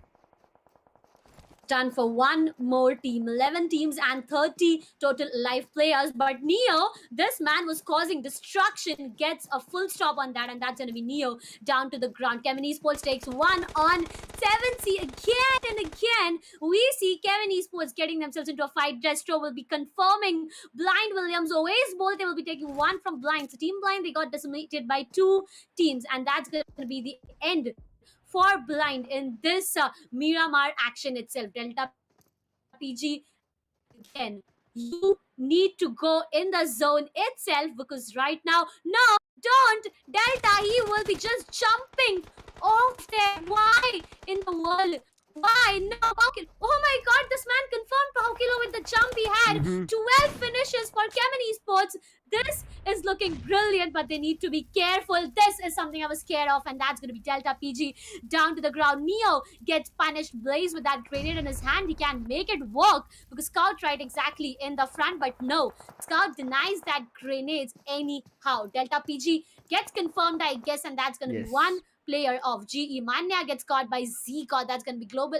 Godlike Esports still surviving. Destro holding a great upper hand advantage, but one more player from CHEMIN Esports gets down to the ground. Now, the fact that I told a while ago, Sam, if one player falls, the entire team falters down, and that is definitely happening. Exactly. As soon as one player went, players from CHEMIN are just falling like dominoes. There's nothing to stop. It's like loose marbles right as of now, that unable to hold themselves off. And Justin is still trying to make sure his team survives. But look at this TSM and XSPARK going ham on each other. And right as of now, it's going to be, I would say, TSM's Blaze OP trying to do all the damage, trying to push back XSPARK. And he has done the job. Ultron is down. You can see, I think Mavi is also down. Scout should also be down. And it's getting difficult for XSPARK to make this comeback happen. Scout is back to his feet. He's going in for a revive for Ultron. But look at the grenade coming in. It's going to be timing really well. I think it should be getting a confirmation as well. And yes, it is going to be getting a confirmation of Mavi. It drops Fearless down. But Scout, he is the man right now in his own stance and mood. He needs to be right now working his magic. If he finds he's going to be eliminating TSM and letting XSPARK survive Aquanox, he has been confirmed. There's still another player surviving. That's going to be Blaze OP. He has a med kit. He has a first aid as well as bandages to play with. But Scout, look at the amount of grenades and everything that is raining down. No connection is still found because Blaze is not moving in towards right. He was moving straight, but Scout finally gets that confirmation barely to get Fearless back online. Now Justin also being the last surviving player, and this is just magic happening on Miramar, that players and teams are losing each other, and it's coming to a count of 1 or 2 players surviving from every team. Look at Revenant also. They had everybody going for them, but they just have 2 players. And Team Forever, they did pick up a fight with Blind, and now they have 3 players. So the last teams that we are seeing, none of them have all the 4 players surviving. Everybody has at least minimum of 1 or at least 3 casualties, and is being survived with just 1 player. Because Z-God has a huge responsibility, but Rampage, CHEMIN Esports, Justin, this man is going mad. Someone needs to put a full stop on the domination CHEMIN Esports is showcasing right now. Z-God barely surviving, gets caught. A tree is all that he has, but right now he'll be trying to reposition him and get a better of what he already has. A grenade is something he's looking forward to. Scout is not up with the information. Grenade goes. 2 players are right exactly in the front, but falls short, and that's why the grenade gets denied. Now Zigod, he needs to patch himself up. He only got 4 bandages, Dustin. He is right exactly in the front. Gets caught, gets punished. Is not yet done. He is waiting in those inner wall covers. 17 is what Team CHEMIN Esports has got. If they get 20, I am just gonna sit back and don't know what would I do if they hit 20 right now. Unbelievable. This is what we said. Just making sure that the players survived a little bit longer, and if they've gotten the chicken dinner, the records that we were wishing to be broken of 33 in terms of the total points right as now in Gillette 7Sea Invitational that we have, that would have been broken. Still, the possibility is there. I mean, all of us remember that 1v3 that Marcos Dion did. So the possibility for Justin doing the same is there, but he needs to survive till the last fight, till the top 2 teams are there, and then looking forward to clutching it. But now XSPARK, they're also looking forward to holding their horses, making sure it works in their favor. Kyoya, unfortunate. How did that happen? A vehicle blast. I'm not too sure if it was some other opponent that came through, but it was his own vehicle blasting in close quarters and getting that confirmation. I mean, it's still a knock, but not a confirmation. But confirmation is going to be on Fearless coming in from Team Forever. Unfortunate for XSPARK as Scout is the lone survivor. Look at Zigod. He wants to push up. Scout is there. Scout connects a couple of his bullets. Let's see who's better. Zigod is also connecting, and Zigod is better. I guess he connected at least one of this into a headshot, because of which, unfortunate for Scout, even though they did a lot of damage on Scout, it was XSPARK being eliminated and GODLIKE still surviving. What a move coming in from Zigod, and he needs those medkit, he needs those first aids, he needs those bandages, because he had none of it. And now Kyoya, even though he had kind of gone down, Revenant had another player because of which he's still surviving. But look at Zigod, there's nothing stopping this man. He's still pushing up. There's Team Forever from a different direction who can spot him out, but look at Zigod, he pushes himself to a crate. Now he will be stealing everything and getting all the better equipment for himself, pushing up to Justin. Zigod looking like a monster. He's converting those bullets. He switches the gun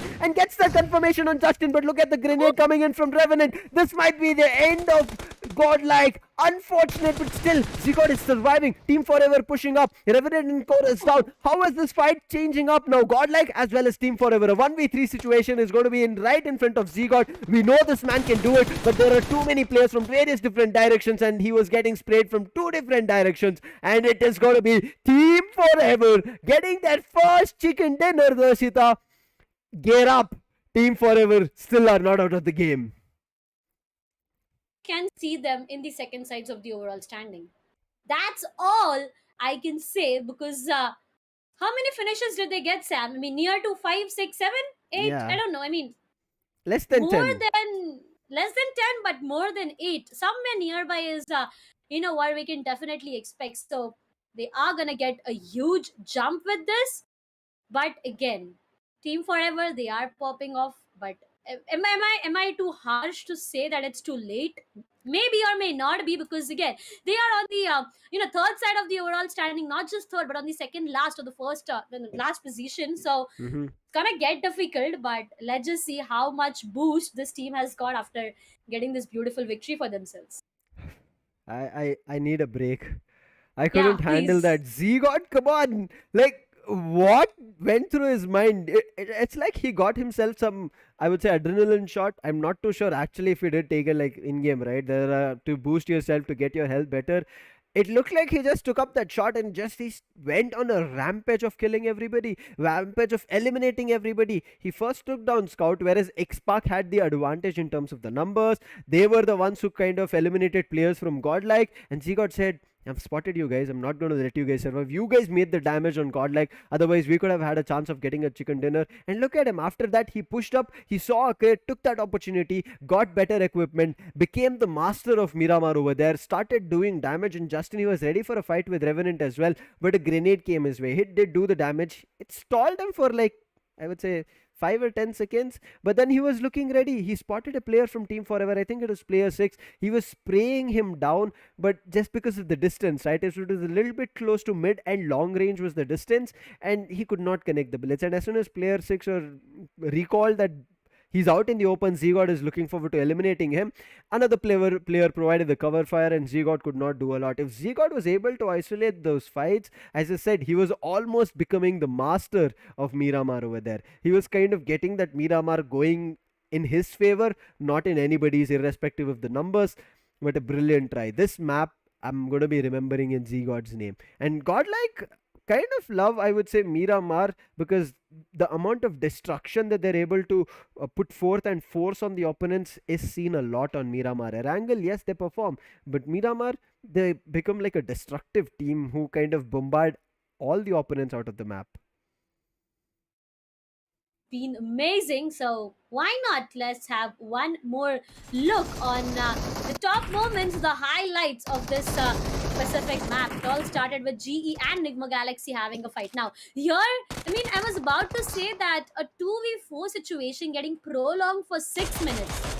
I've seen that happening most of the time, right? 2v4 that gets prolonged for 6 minutes is something a bit shocking for me. But on the other side, Enigma, they started taking off the players of 7C. Marcos were caught by Entity. Now Don, I guess he was already down to the ground, and there was one more player out there taking just took him out. Marcos Gaming, they were caught, and that's where difficulties begin. Entity, they were out in the blues trying to take one player down. Star was left isolated where he got finished, and eventually he was caught. But CHEMIN Esports, I need to talk about this team right now.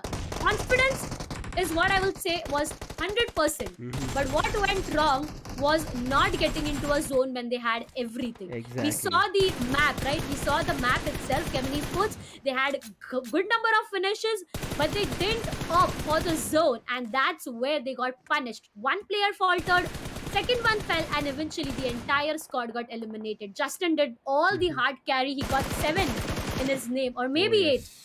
But that was done. Neo, the when Zgod and Neo, this duo was a destruction for the entire one. But Neo, he was left out alone, and Zgod was left out alone doing a beautiful job.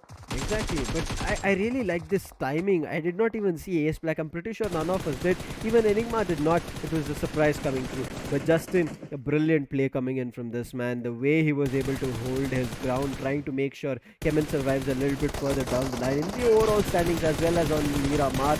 But this fight was just brilliant coming in from TSM and XSPARK. The blows were being exchanged both ways, but then Scout with his own magic, and we know how good of an assaulter Scout is. He grabs the opportunity and eliminates the team. But yes, if XSPARK survived with more numbers in terms of the players, I think XSPARK would have had their chance of getting a chicken dinner as well, because Scout was looking really good. He was on top form. But as soon as he lost players, he kind of started getting a little bit worried. But look at this, when he knew that he had a chance of helping his teammates and making sure his teammates survive, that time he was looking like complete indestructible force. And yes, he did make it happen, but then Fearless falls back, gets eliminated as well, even though after this revive. But this map was complete a roller coaster. Look at this. Kemen, as you said, Darshita, we saw them in a couple of moments having all their 4 players. Delta was fighting, Destro was fighting, Robin was fighting, and now it's only Justin fighting, who's trying to eliminate players one after another. But I think it is all, as you said, right, timing it. You need to understand the circle keeps moving. Before the circle moves, at least try to figure a way to move in your own mind which would be a better spot. But look at the Z-God, the way he was functioning was just brilliant. Yes, Team Forever got the advantage of eliminating Revenant, but look at the Z-God, he was ready with the spray, and this is what I said, always bolte from a different angle. As soon as the call was given, he did do the damage. Otherwise, Z-God, he could have brought it to a 1v1 situation very soon. But Global Esports making this mistake of kind of getting into a disadvantage was very unfortunate. But right now, Team Forever, they're going to be the chicken dinner team who get themselves the chicken dinner. But because of just 7 finishes, Kemen are going to be snatching away at least the first spot in terms of the match standings of Miramar with 25 points. And now, Darshita, look at the amount of point difference that Kemen is making. They're already in the first position with another set of 25 points. When OR have not played in this group, it's going to be bringing a lot more in terms of I would say difference of where Kemen is and where OR is standing right as now. The Team Forever, I'm pretty sure this team is also about to make a jump. Team is about to make a jump, but again, I mean, I'm just having my eyes on Kemen and Forever. 17 finishes? I mean, what destruction Kemen has just showcased. This was a mad level performance, Back and to it back. could have been better. It could have been better. I'm forced to say this, Sam. It could have been better I if agree. the zone was calculated. We could have seen one more back to back chicken dinner, but they got it on a good notes back to back. I mean, On the start itself, I said I do not want the history to repeat. The team getting a chicken dinner and faltering in the second map. It was a history not getting repeated, Yes. but it could definitely have been better. And trust me, audience, I'm forced to say that. Godlike on the third position with a total of 17. Revenant with 12.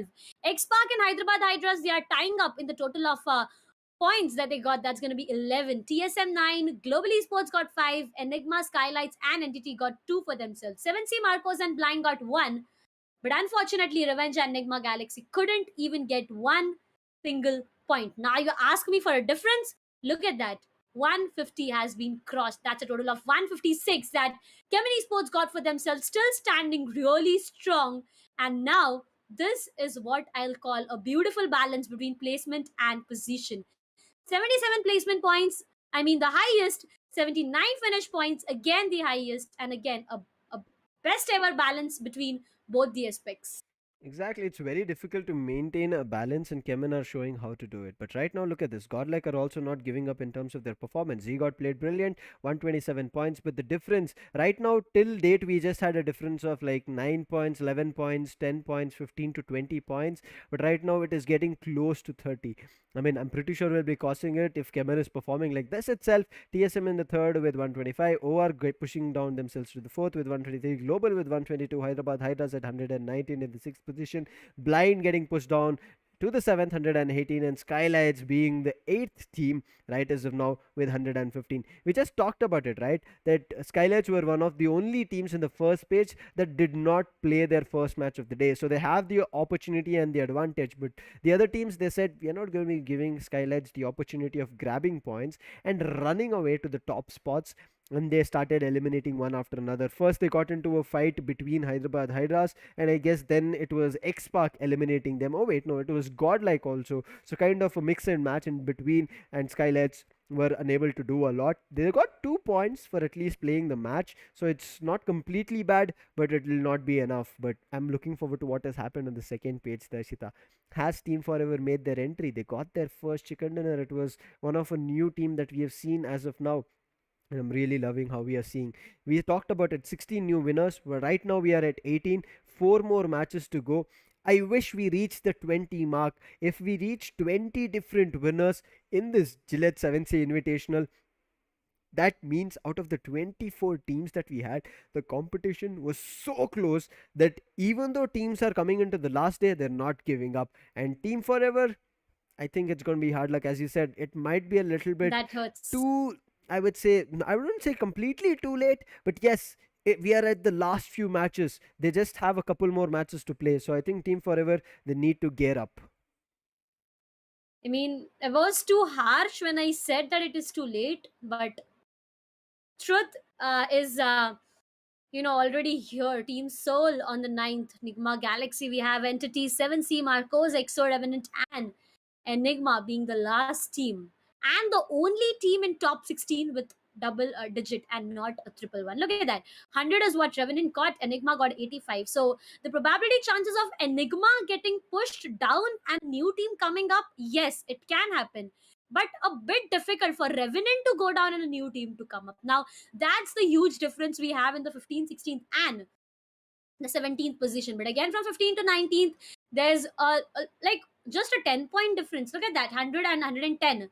Just a 10-point difference is what we have. I mean, it's gonna get really interesting right now. Marcos is looking good with the number of placement points that he have. That's gonna be 74, but finishes is could have been better again, right? 28 is not a good amount, but no, Team Forever. Oh my god, just Hmm. a single rank up. That hurts. That really hurts I because agree with you. Forever they still have 20 points difference from the 17th team itself, and 85, I mean near to 30 points is the difference they have. So to qualify with the two remaining maps for them, they at least need a 50 or a 60 bounce, and that's difficult. I agree with you. It's going to be too difficult, Darshita. It's not at all going to be, I would say, uh, I don't know. I want to make it sound that it is doable, believable, reachable, but it's too hard, right? Even if you try to put up the words to make it match. two more matches for Team Forever. They have to get to, I would say, if Team Forever are able to reach triple digit, that is meaning that they have to get close to 20 points in the upcoming games, make it 40 in total. There might be a chance, but the chance will also still be very light. It's not going to be easy. But again, same goes for the other teams. Rivalry, Revenge, Walkouts, Insane, 8-Bit, XSPARK, Orangutan, all these teams still looking forward to their way in, but still getting pushed out. But look at this. The entire, I would say, last page has played only 13 matches, and Team Forever is the only team which has played 14 matches. All the teams need to understand that they will be playing 16 matches. The last page teams, they have 3 matches to play. So in terms of points, if we like kind of want to speculate, 20 being the average, 60 points can be made for everyone except for Team Forever, where they can make 40 points. And this is why we said at least some kind of a momentum, some kind of points needed to be built from day one. Team Forever, they couldn't do it, and as you said, just one spot up is not enough. 4 spots up is going to be for XSPARK, but still they are in the third page, so that 4 spots up did not make a difference in terms of, I would say, this specific matchup of Miramar. But in the whole picture, I think that can slowly push them up to the next page if XSPARK keep up the same performance that we are seeing. They're looking aggressive, they're looking good, they're getting finishes, a couple of placement points here and there. So XSPARK, let's hope they make their way in. But will Walkouts be able to make it? The team which got the first chicken dinner ever in Gillette 7Sea Invitational are in the third page and also the 21st spot. So much to talk about. The way this things are turning out to be, it's just getting more and more intense, interesting, but at the same time, a lot of pressures on the player out there, because what we are left with is Erangel and Miramar repeating itself twice, and that's done for semifinals. Erangel Mhm. Miramar, Erangel Miramar, where we have Group B performing thrice, Group A performing twice, Group C thrice. I mean, I don't know what more do I say after looking at this schedule, because at the end of the day, the only match, Group B and Group C, they have an advantage compared to what Group A has, because look at that.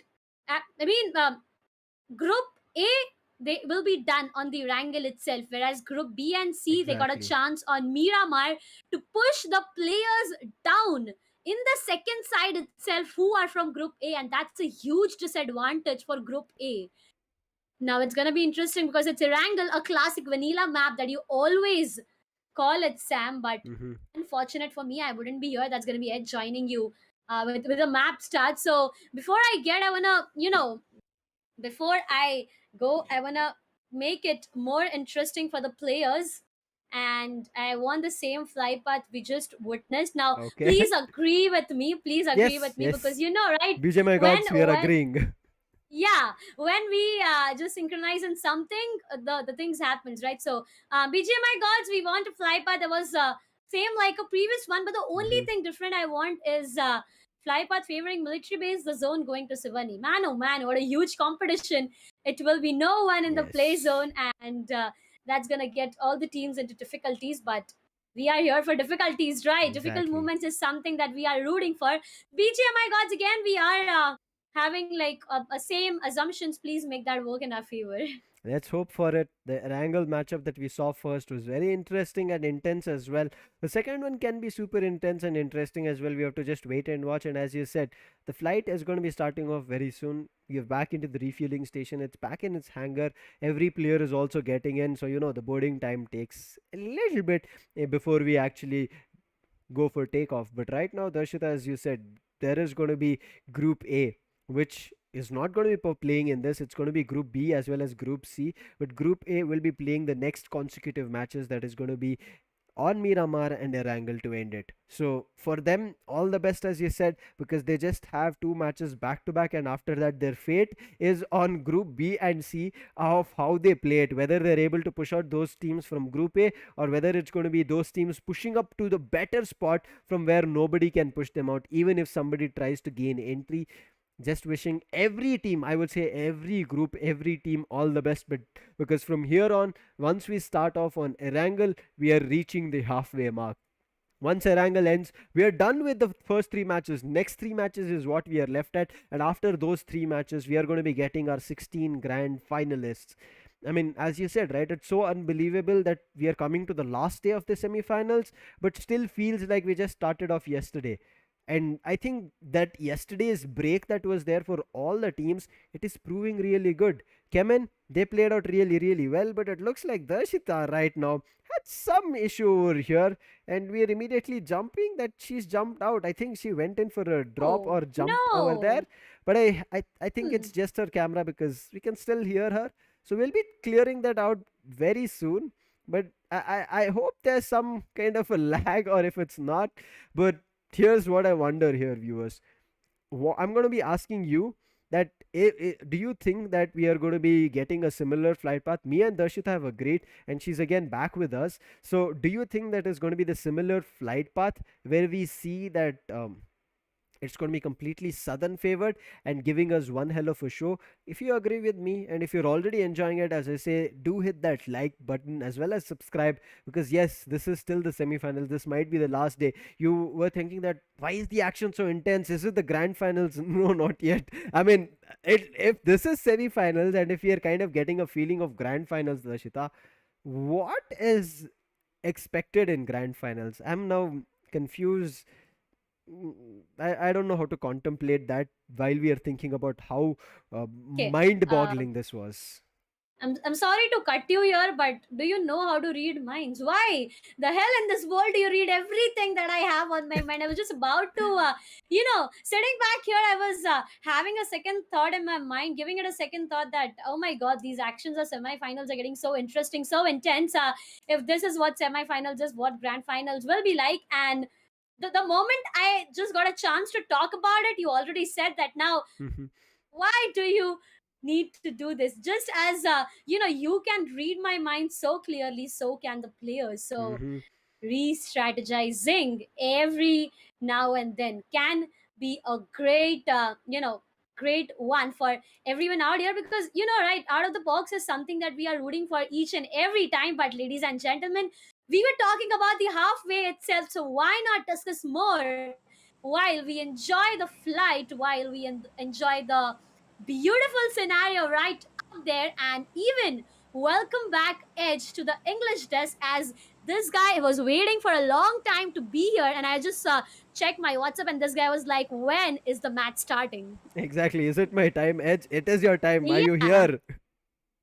I am. I mean, definitely, yeah. As Dashta said, I don't know why is she revealing all my messages, but it's okay. It's okay. Well, it is my time. My time is now, and it's kind of I'm excited because it's the final day and last four maps. Well, Mhm. guess what? I'm gonna be here for the final four. I'm looking forward to see if it's actually gonna come true, Sam. I mean, the teams now we have only two repeated winners, if I'm not wrong. So Yes. there's a good probability that we might get 22 as well. Mm-hmm. If that happens, it's absolutely insane. But right now, it is going to be the 16 teams once again jumping in teams. So, well, they've been performing really well. They are, I mean, except the first day where they kind of struggled a bit, but after that they kind of picked up the momentum. And I think, as you said, as you Yes. guys said, the rest coming in yesterday, the break, well needed Ooh. and well deserved by all these teams. Well, let's see what they have in store for us, because the zone is completely towards the center of the main island. So, that anyone on the military base, well, they got to make their way back to the main island right now. Man, this is complete, I would say, change of what we saw in the first map. I mean, it was kind of favoring the edges itself previously. It was favoring the entire military base island, but this time we saw Lipauka, Milta Power, Novo, and military base also coming into play.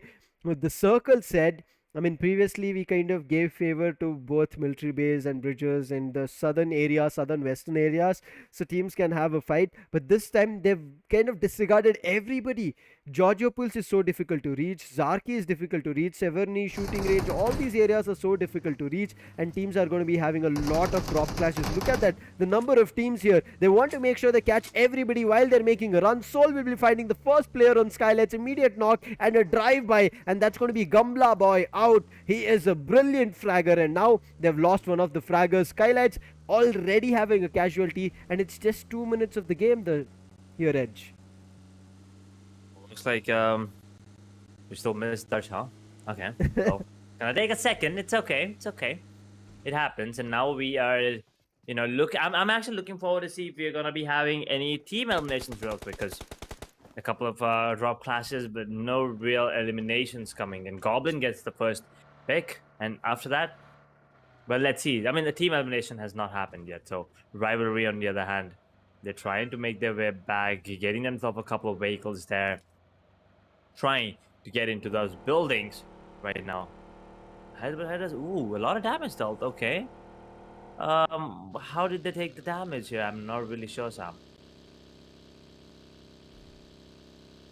I'm not too sure as well. I mean, I think it's all drop clashes that happen. Maybe somebody spotted them, did the damage. So I did take, I would say, use my brain to try and think about it. But when they are already running and moving into a different position, it's not going to be easy to understand how it's going to be working out or what happened. But I thought there's going to be a lot more action here, Edge. I mean, we saw so many teams in close quarters, but we only ended up seeing one initial pick, and that's all. Only one player. Wait, there are two players actually out of the game. I'm just looking to who that second player is. We should be having 63 players playing. We have 16 teams, that's right. Who is that second player who's out? As the first player we saw on our finish feed, it was Gamla Boy. He's out, and it's going to be a 3-player squad coming in for SKYLIGHTZ. It's going to be a tough fight and tough situation in terms of reigning control on Erangel. We know there are going to be covers that you can play around with, but always those covers do not work out. We did see that CHEMIN Delta PG, he was able to find Ninja Jod in the first matchup through the bushes itself. So you can never rely on any compound or cover or tree or bush. So you have to play your own. EXO, they did play brilliant. EXO were able to eliminate an entire squad. That was OG on Erangel I'm talking about. But after that, when they were trying to move across, they were unable to hold their horses, and it was them getting eliminated. So let's hope that EXO have a better run here, because Miramar also kind of wavy performance is what we are seeing coming in from EXO. True. So maybe SKYLIGHTZ, they're coming in with a disadvantage, having a man less, but they can still put up a really good performance. It all depends on the positioning and the gameplay that they decide to go in with. We're not having the top 3 teams here in this particular matchup here. We have OR who's sitting on 4th position with 123 points. I mean, everyone's at the bottom right now. I've been talking about insane walkouts, revenge, and rivalry. And I mean, Team XSPARK and 8-bit as well, but 8-bit, that's a really good jump. They overtook teams like Walkouts and Insane, the teams that actually got themselves a chicken dinner. 8-bit, they didn't get any chicken dinners yet, if I'm not wrong. So I mean, and also they had a really bad day 1 and day 2. So even after that, they're still sitting on 19th position. They have a really good chance of making it to the top 16 and qualifying to the grand finals. But apart from that, I mean, Walkouts, the team that got the first chicken dinner, unfortunately are sitting in 21st position right now, and the chances for them, of them qualifying are kind of, getting slim right now. So they need to work on it, because once again, I think they have like 2 matches left, 2-3 matches max. So if every single thing, every single point, every single map, every single finish counts for them. They got to make sure they put up their A game, because once again, Sam, last day of the semifinals, the only thing that matters is qualification. Exactly. It doesn't matter if you're in 1st position or 16th position. You got to qualify for the grand finals, and then you need to play for those top 1 is what everyone wants, but if not top 1, a top 3 finish is also a good one. I would say, as you said, right, it's that everybody wants the first spot, become the champions. They should not immediately look for it, but stride their way across the standings and get to that first spot and then become the champions. But yes, that story is still to be written. The book itself is still to be open. We'll be waiting for it, but right now let's see how Insane are going to be performing. Insane, they are also having a tough time, Edge. They are also one of those teams who are in the last page of the overall standings, and it's not looking really good. They do have a chicken dinner in their name, but what will they do with just one chicken dinner? We saw already Orangutan have it. Walkouts, they were the first team having that chicken dinner in their name on day 1, and nothing has worked out. So I know we might be a little bit kind of pointing teams here, but this is also the last chance for them to qualify, Edge. If they don't qualify here, then they have to wait for an entire other tournament and then just have to sit back, look at their performances. I understand every team is gaining experience, but as you fight and progress in terms of experience, that's what everybody wants. Walkouts gearing up, ready. They have good vehicles for themselves. I mean, Lambo is going to be an exceptional one. But let's hope their performance is also going to be exceptional. We're looking forward to it. No teams right now to contest, but as soon as the second zone forms, the 10-minute mark is hit, we're going to be seeing fights. 2 more minutes, Sam, for the 10-minute mark to hit, and still the first zone is coming into play. So a lot of time for these teams, but we did see that initial drop clash, and after that, just one player being caught off guard by Goblin, and it's all silent. Too quiet now. That's over. No fights. Everyone's trying to get the loot, but I mean, everyone knows, right? As I said, final day, points are crucial. I mean, finishes are important, but it's all about the points and the finish on the scorecard. Right now, it's going to be another fight here between EXO and 7Sea Aladdin, trying to, take down the player that he wanted to, but instead he gives away his position. And right now, he's got to be careful because EXO, they kind of split up, and Sarang and Aladdin, oh, never mind. Never mind, they're also split up. The 7C, Aru out in the open. He gets taken down on his knees, but can he get the finish? I don't think so, Prince. There is a really good cover fire coming in from Atanki and Aditya. Aru is out in the open, though. Full of more hits, and he will be going down to Prince. First finish for the side of 7C and OR. Well, not the kind of start that they wanted. Exactly. They were the teams who were in the top, Edge. They were in the first spot, and right now they're not being seen in the first spot. Other teams are taking their position, other teams are taking their mark. 7C are also one of those teams who are in the second page without any chicken dinner. So 7C, if they play smart, not only will they be confirming their spot as becoming the grand finalists, because we know, right, becoming and getting to a position of the grand finalists is not going to be easy, especially when we are seeing teams making jumps in the spots, in the position, in the ranks that they are in. So the possibility of other teams trying to push them out just because maybe a match did not go in their favor, they were not able to get points, maybe 7C can be eliminated.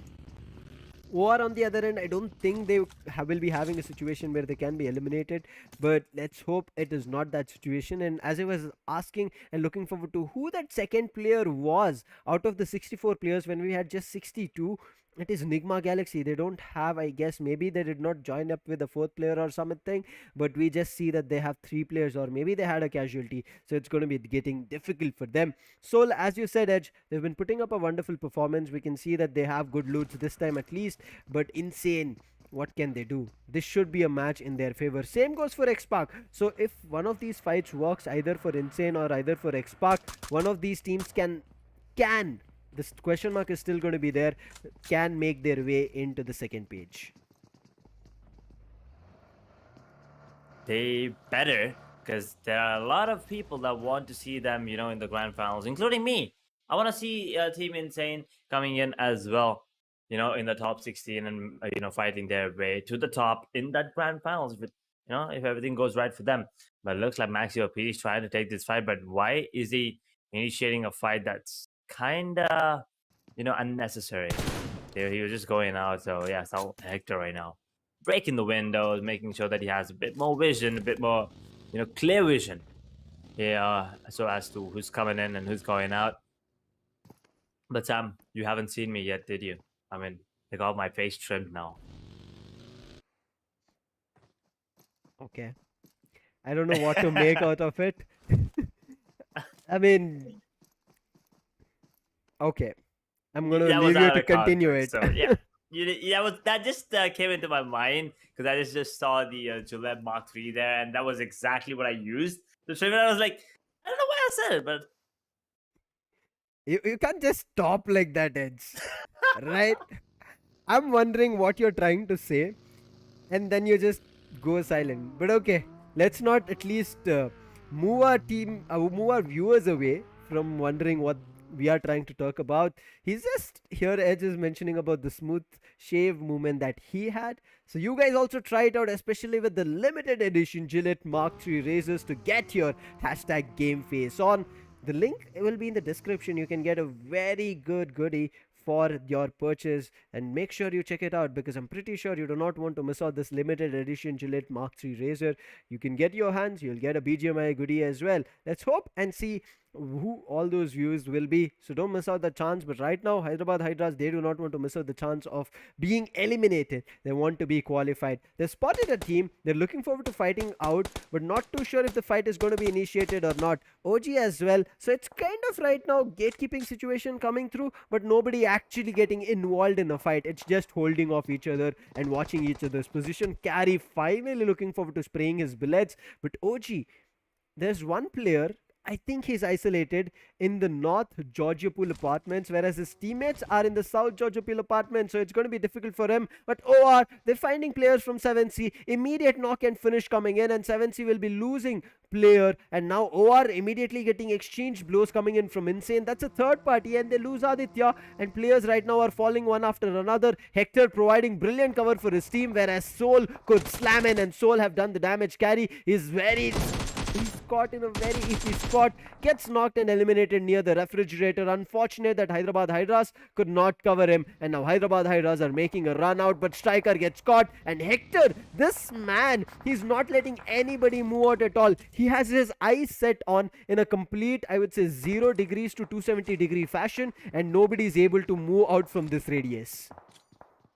Striker's gonna go down. There's no way he's gonna survive that. No one's gonna let him survive. He's just in between two squads there.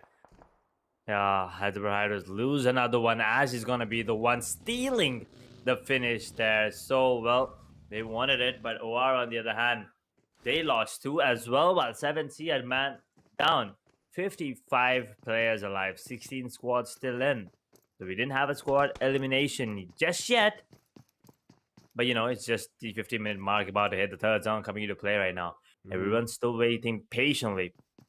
Now teams like, as I said, Team XSPARK, 7C as well, they gotta play really cautious. They gotta be aware of their positioning. They're in the zone, yes, but they gotta make sure they don't take any casualties up until at least top, let's say top 12, because then they might have a really good chance of coming out on top. Because Team XSPARK, we're still waiting for them to get themselves a chicken dinner. But as I said, once again, 18, if I'm not wrong, 18 different winners, Sam, in 20 matches. Now that, I don't know if that's a, record or something, but that's impressive. That tells you how close the competition is, and that tells you how close, and this fight tells you how close Rivalry was about to get eliminated by NTD there. But now they made their way into this building, making their way into safety, but those Molotovs are being thrown in. They gotta be careful here. Exactly. Molotov grenade follows up. Sirvi, it was bouncing right in front of your face. Nickel is also down, and now Entity, they have complete control edge. Look at Entity just moving in. They're completely brute forcing their way. Noob is here. Zeno is watching all this, but then Noob comes and he understands there should be somebody hiding. Gets Noob down. Zeno is the one player trying to survive right as now. Let's see if he can do the damage. Yes, he does. He makes sure that 1v4 situation which was there, he brings it to a 1v1. He drops 3 players. Zeno, a valiant effort coming in from him. A brilliant try. Unfortunate Entity had the numbers. One after another players were pushing in, and Zeno could not hold his ground. And that's going to be the first team to be eliminated on Erangel here on match 3 of the Judgment Day.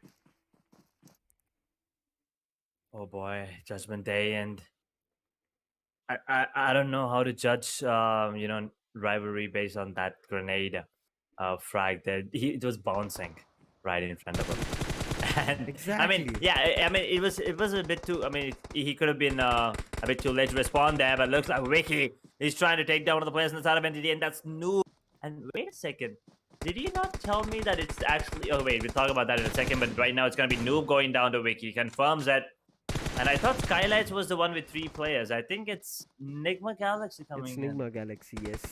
SKYLIGHTZ lost their first player as soon as they dropped that was a because of first Soul. one. Yep. Exactly, but right now Seoul are having a little bit of a difficulty as players from 8-bit are kind of dropping them one after another. Seoul have already lost a player. Entity, as they were about to make their move out of the compound, the blue play zone was pushing them, and 8-bit also, as I said, Seoul are having a very tough time. They are inside the circle, but they should be the ones gatekeeping. But rather than that, I think as they were rotating, this happened that 8-bit took a fight. But look at this, 8-bit understand that they're so very close to getting qualified for the grand finals. They're making it happen, irrespective whether the fight is in their favor, whether the information or not. But Tsunami, he reigns right in between, who was not able to cause any tsunami. Madman, who was there to provide cover fire, did not work. And right now, it's Raid who's already pushed up. Raid finds a connection, but Nigma Galaxy, Wixie, he's trying to do a damage from a different position. The spray is coming in. Whose connection is he trying to find? I'm unable to understand. Raid, I think, is doing the damage and getting confirmation on players from Seoul,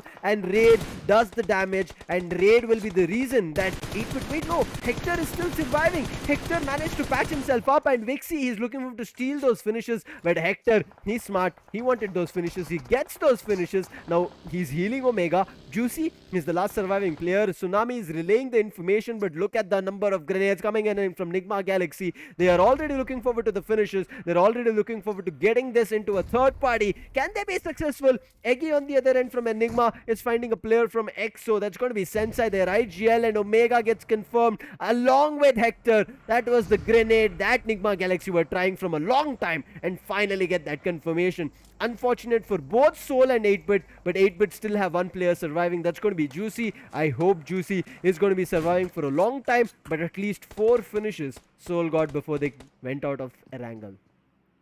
But they still have no placement points, so only 4 points for themselves right now. But look at the zone coming in once again. 80 to 20% ratio, and it's going to be a bridge involved as well. That's going to be, pivotal coming in. That fight is so important, and the control of the bridge is also important, if you ask me. Because a lot of players will be making their way from the, from either the bridge or the water. So, having that area covered by your teammates is going to be really beneficial, if you ask me. And it looks like it's going to be another fight between Enigma Galaxy and 7Sea. But 7Sea, they have the vehicle, so they're trying to cruise in. Oh, look at Entity Shadow coming into the picture there. We didn't even see him on the map. But he comes in now on the other side. Looks like Team XSPARK. They are trying to avoid this fight, trying to evade the situation. But, Fearless almost went down there. Mavi, he gotta be careful. The bridge is down in the open, and there you go. It's never. Mavi! It's never. No. What? This was just reckless Edge. Exactly. That was so unfortunate, and then it's gonna be Punk taking advantage of that, and he's gonna be taking him down. Well, Team XSPARK. Doesn't look like it's going their way, and there you go. They've been shared.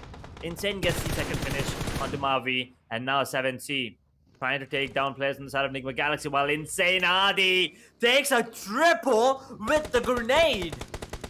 Grenade parade. This is what we love. Grenade action is what we always wait for Fears immediately exchanging the blow. But Enigma Gaming coming in as a third party. I'm not too sure how it's working out. Walkouts are also here. So Insane are falling apart. Adi gets the confirmation, but Enigma Gaming will be getting a confirmation on Adi. And that's Adi out. One brilliant grenade. That was not enough for him to survive. But at least I guess he got 2 finishes for his efforts. But we will see and look forward to the confirmation very soon. But look at this. Hukar right now trying to do the damage, but right in front of a screen, it's going to be Enigma Galaxy versus 7C. Wixie is one of the last surviving players, or I guess he's the last surviving player, and yes, he is, but he's still doing the damage. Now, it's going to be the same situation because 7C has also only Aladdin surviving. He's in a different position, but Wixie, before he goes in for the fight with the player who's surviving, is looking forward to those finishes so that in case something does not work in his cards, he at least has finishes to play with. He gets a finish for himself. Walkouts also get a finish on Insane Sayam, and they are still pushing up. They're not giving up at all, and I'm not too sure how it's going to be working out. Enigma Galaxy, Wixie finally finding Prince as well, and now a 1v1 situation created. Mac? Wait, Deep? Hello? Drowning? On Erangel? Okay. How? I think maybe he was shot down there. He's trying to evade. Something happened, but yeah, it is what it is, and it looks like the play zone is going to be taking down Jelly as well. While all this is happening, Team Extra, they get eliminated. And now Wixie is the only one surviving for the side of NIGMA Galaxy. But down to 9 squads. Well, we still have only 16 players though. 9 squads, yes. But a lot of solo survivors there and OR esports. They're going to be eliminated as well. Down to 15. And Vixie is dominating right now. Although he's a sole survivor for the side of NIGMA Galaxy. SKYLIGHTZ is eliminated as well. And now 15 players, and look at that bridge. I told you that's crucial. And now everyone that has to make their way in has to fight off of those players, you know, on the bridge as well. 6 finishes for NIGMA Galaxy, and if Vixie can just stay alive for maybe a couple more minutes, pretty sure he's gonna do a lot more. But beautiful Molotov, not gonna be dealing any damage. But Entity Gaming, oh, they're gonna be feeling the heat, and they're gonna be out in position number 8.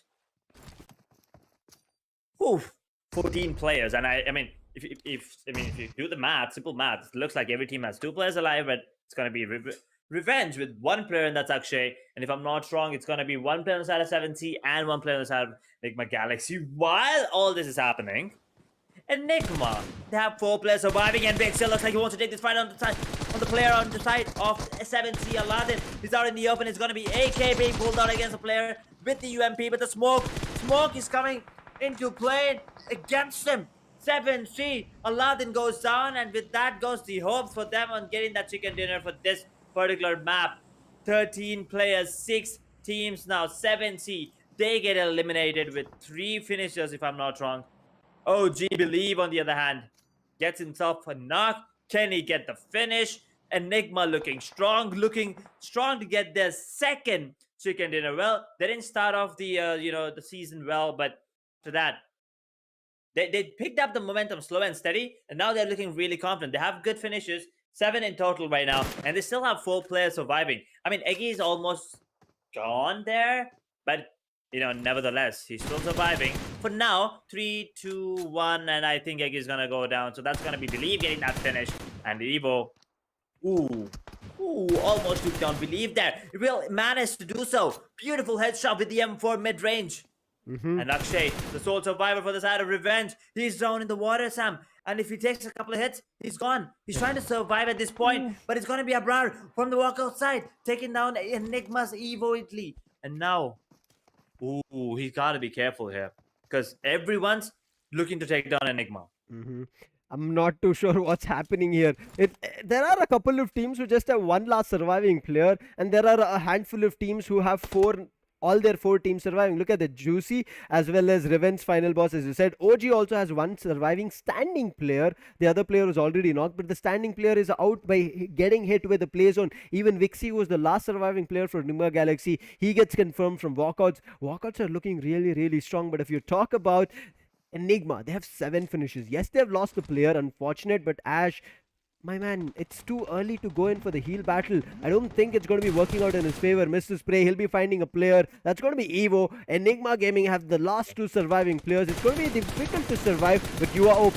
He's also about to get confirmed. Rex will be getting that confirmation online, and he brings this 4v3 fight to a 3v3 fight. NIGMA Galaxy are done, as we saw. It's 7 finishes. Vixie did a brilliant job the way he fought. But now look at this. Juicy spotted out Akshay, and Akshay has no clue that Juicy is right behind him. He has a UMP to play with. He wants to spray with it, but Akshay, where is he throwing those grenades? Is he throwing it into the water or towards Juicy? It is towards Juicy. I thought he did not spot him. Juicy also has a grenade in his hand, but I think both Akshay and Juicy, it's going to be very tough for them to make their way out, but Juicy's grenade is better. It finds a connection. It has done the damage, and Akshay, he's looking forward to patching himself up. But look at the number of first aid kits that Akshay has. He does not want to stop, but Juicy's grenade, it connects. Does not matter the number of first aid kits, does not matter the bandages. It's going to be the grenade which does the damage, and Juicy still surviving. The last 3 surviving teams, 3v1 situation, and I'm not too sure who has the advantage. Juicy gets found, the damage is being done to him.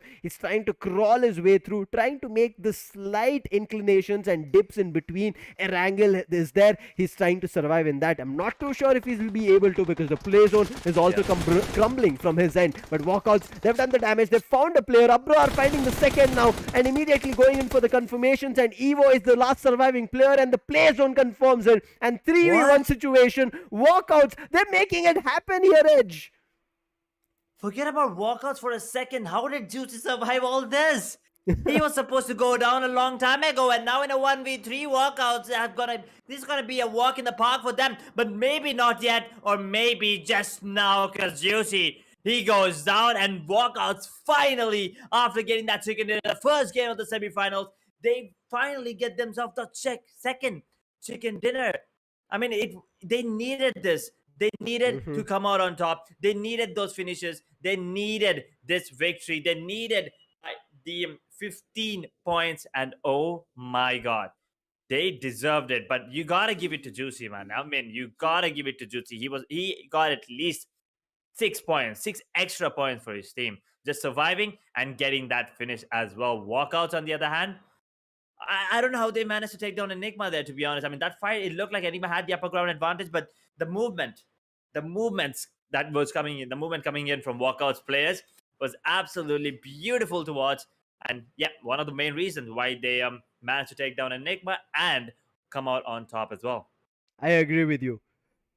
Right now, I feel like walkouts, we were just talking, they were the teams who got the first chicken dinner ever for themselves on Gillette 7Sea Invitational. Started off in a brilliant fashion, and we were waiting for their comeback.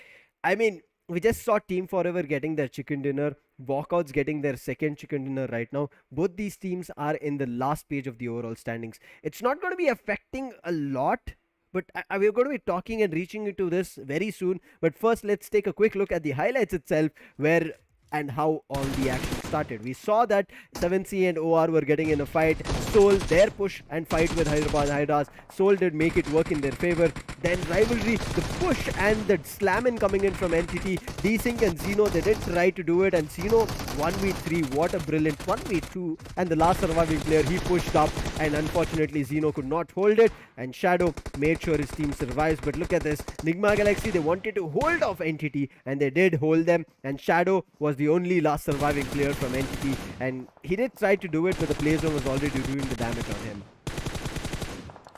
Yep, those were some initial, drop clashes happening, but after that, sorry, there was just one drop clash that happened, and after that it was completely silent. But after that 15-minute mark hit, there were a lot of fights happening. And Enigma Galaxy, well, they were looking really strong, especially Vixie, dominating a couple of fights there. But this brawl right here between 8-Bit, Soul, and Enigma Galaxy coming into play. I mean, Enigma obviously third partying was absolutely beautiful to watch, because Soul's Hector, I believe, he was unfazed, right? He was going ham with M4s, with AKs and everything. Well, I mean, Enigma Galaxy from long range, they were just shooting.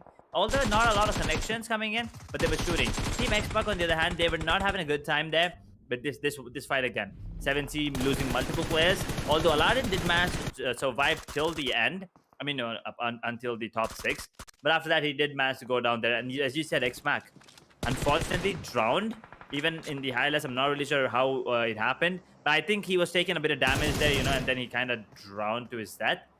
But yeah, it happens sometimes. And the pressure and everything, the positioning, well, it happens. But here, Enigma had 3 players surviving. What do you think went wrong for them? I mean, see, there was a number advantage that Walkouts had. Even though Enigma did do the damage and eliminate Yua OP, Walkouts did not want to give up. They immediately sprayed bullets on top of Enigma, and players together fell. If Enigma 2 players did not get knocked simultaneously, maybe Walkouts could have lost it, but Walkouts understand where they are coming from. They're already in the last page. They want to make their move. They want to get back in the game. They want to get back in the grand finals. I hope this does give them the boost, but yes, they still have to be worried about the next upcoming matches, next upcoming teams. Walkouts, they do have 23 points for themselves. Enigma also, they are at the 16th spot edge, so they're very close to being eliminated. 18 points in total for them. Third position is going to be coming in for Team 8-Bit with 16 points. Team 8-Bit, they're slowly, I would say, walking right now, not running yet. They want to make their way into the second page. Orangutan also, look at this. These 4 teams, one team is very close to being pushed out to the third page. The other 3 teams right now looking forward to getting their way in the second page. Orangutan with 11 points, clashing with the same number of points. It's going to be Enigma Galaxy Revenge with 9, 7C with 6, Entity with 5, EXO having 4 points at the 9th spot, along with the next 2 teams. That's going to be Insane as well as Soul having same number of total points. Over on the other end, along with Hyderabad Hydras, there's not a lot that we are seeing them do. Even going for SKYLIGHTZ, these are the top teams in the first page, and we are not seeing them a lot in terms of the performance. They have 3, 2, and 1 point for SKYLIGHTZ. XSPARK has just one rivalry with nothing in the entire matchup of Erangel. It feels a little bit bad and disheartening, but I think this is the level of the competition that we are witnessing, that nobody wants to give away even a single point. No one wants to, lose. No one wants to be in that third page. Everyone's trying their best because right now, rivalry esports, things are looking grim for them. Because even this matchup, they only got 0. They got to work on that. But let's take a look at the overall standings right now. Once again, it's going to be CHEMIN Esports still holding on to their crown with 156 total points. Godlike Esports, on the other hand, 14 games played, 127 total points. That's a huge gap, but CHEMIN, you know the kind of team they are.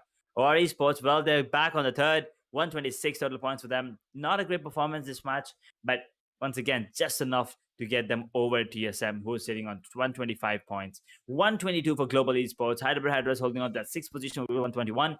Blind Official, 118, but look at NIGMA back in the first page. 118 for them as well, sitting on 8th position. But Sam, gotta say, CHEMIN already secured the spot. But Yes. to be honest, everyone in the top 5 or top 6 at least, Top have 8 secured also their you spot. can say, Edge, because 118 is a huge point difference. True. Can be. Yeah. Unless they have some incredible, unless they Yeah. drop 30 bombers the next 3 matches, Enigma Galaxy as well almost secured their spot. But the way that CHEMIN's playing, man, absolutely impeccable. Exactly.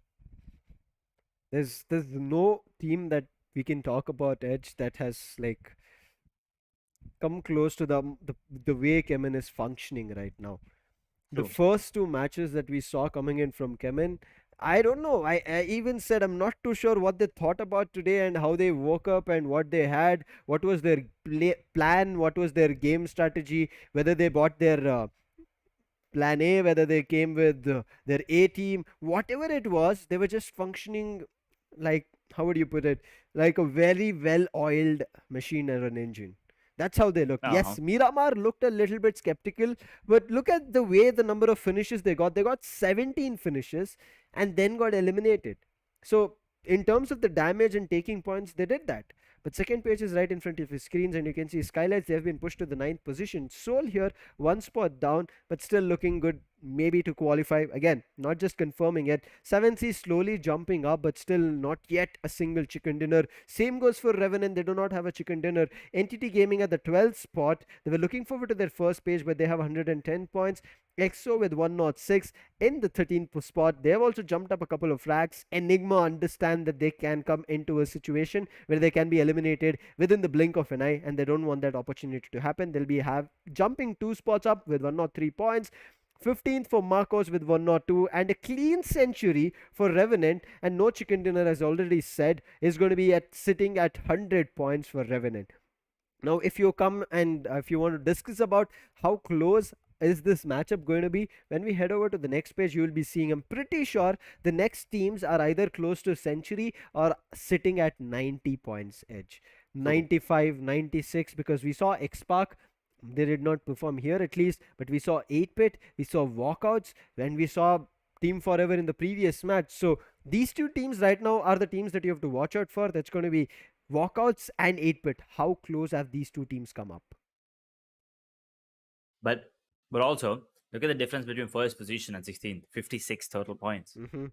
They played the same amount of games, and look at this: 17th to 16th, See, 1 point. So Walkouts, they're on the brim of qualifying, but at the same time, Revenant, they're on the brim of being eliminated. Mm-hmm. So they got to make sure that the next how many games do they have again? I believe they have 2 games each left. Yes. So they got to be really, really careful there, and they got to calculate everything to perfection. But one team that is going to have the biggest obstacle right now to go through, Rivalry Esports, 49 total points. They need at least, let's say, 80 points in the next 2 games, and that's close to impossible, Sam. Exactly. I mean, it's still possible, and it's going to be really, really hard for them. And with the way that they're performing right now, ouch, I don't know if that's going to happen because they barely got 50 points in 14 matches. Can they get 18 too? Exactly. It's very difficult right now. In two matches, they have to pull up close to 80 points because you were right. You might think that, wait, why are they talking about 80 points when the team Marcos and Revenant, they're close to just 100? That means they need to get close to 50 to 60 points. I mean, those teams also have still two more matches to play. So the number of points in terms of difference, they're at least going to be reaching 110 or 120. So rivalry, if they want to get and make themselves qualify, they need to buck up. But right now, same goes for Team Forever. You can look at this page. There are four teams with chicken dinners, and none of these teams are in the first page or the second page. Walkouts have two chicken dinners. They got it right now. I understand. After day one's chicken dinner, they've gotten their chicken dinner today. I feel, but still, why this situation for walkouts? It's because the other teams have improved in the days that we have seen. It's not that walkouts did not do anything. Walkouts, we saw them, they're performing brilliantly, they had finishes, but the other teams adapted. They put them in a situation where they did not were not able to think about it a lot. But now Miramar, the halfway mark, as we have reached, we are coming very close to the conclusion of who those grand finalists are going to be. Edge, just three more maps and we'll have our grand finalists. We will be just Timor, Miramar, Erangel, and Miramar again. Well, can we have? I mean, already we have a repeated winner, right? So there is still a good chance of having 21, if I'm not wrong. So talking about the other teams now. I mean, CHEMIN, they're looking strong, so they're going to be jumping in once again. They have two matches back to back, if I'm not wrong. So they're going to be looking really confident to, they're going to be sitting on top for sure, but they're going to, establish that dominance moving into the grand finals. That is what you need to do, right? Get that, fear in your opponent's head.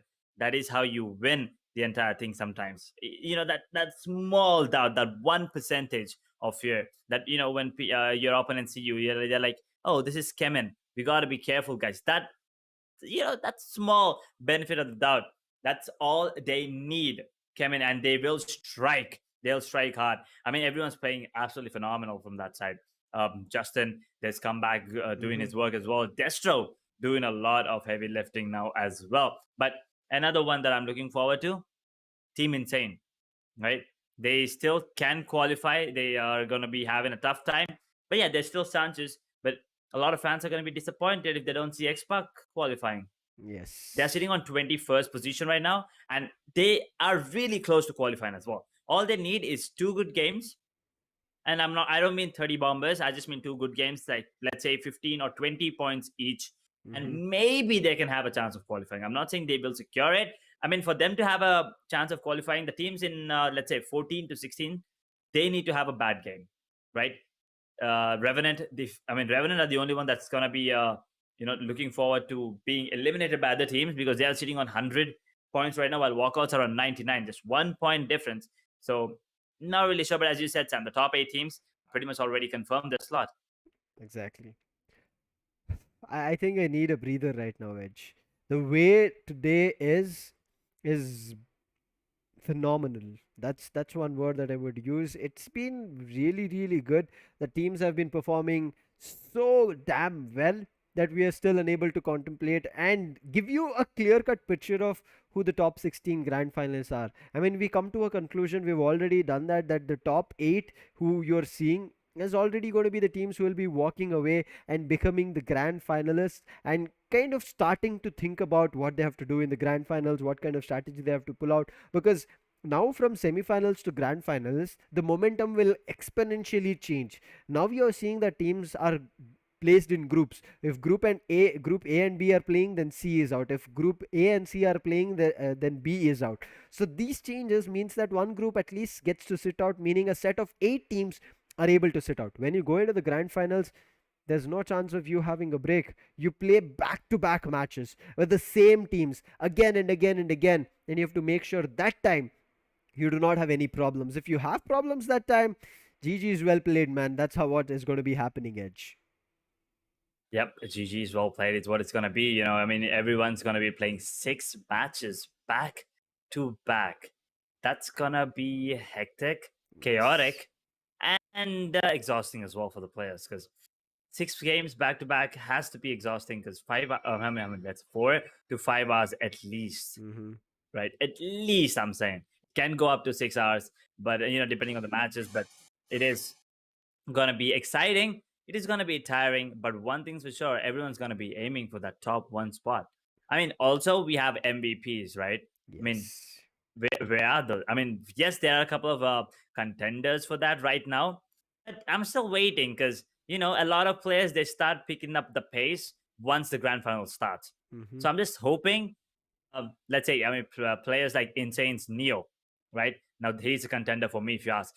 I mean, everyone's favorite, the MVP himself. Sometimes we call him the MVP. So Jonathan from Godlike, another one that I'm waiting. He's still hasn't popped off quite, quite well. He did have some good games here and there, but still waiting for him. Or's Atanki, on the other hand, Mm-hmm. as well. He is doing some real good damage and having some beautiful finishes to his name, and also global esports, right? Oh Manya. yes. He was having a really good time. And I forgot who's the player from 7C. Was that Sarang? Oh, sorry, Yeah. Spray God. Spray God. Spray Even God was the Sarang one as that's well. having. Sarang is popping off, but Spray God is consistently delivering. Mm-hmm. Right? He has never disappointed. 7C, yes, even though they're not coming out on top, they still keep delivering every single time. That is what you need. The consistency coming in from the players first, and then from the team, right? You can be you can be getting eliminated, you can be losing players at the start, but if you survive till the end, like how CHEMIN does, that's basically CHEMIN's game plan. You take those fights, if you lose players, you just survive till the end, get as many position placement points as you can, and make your way to the top. And to be honest, I think that's working, Sam. I mean, you can Mm-hmm. see one. I think okay. Edge, I think we just kind of had you being stuck in between. Just like these teams are kind of getting stuck in an iffy spot, whether when you're picking up a fight or not. But it does happen. You just need to find a way to fight back. And I'm looking forward to how these teams are going to be, especially now that Miramar is upcoming. Edge, it's not at all going to be easy. It's going to be a True. very tough situation that these teams have to go through. I mean, Erangel kind of gives you a chance to try and go and hide, try to make a run.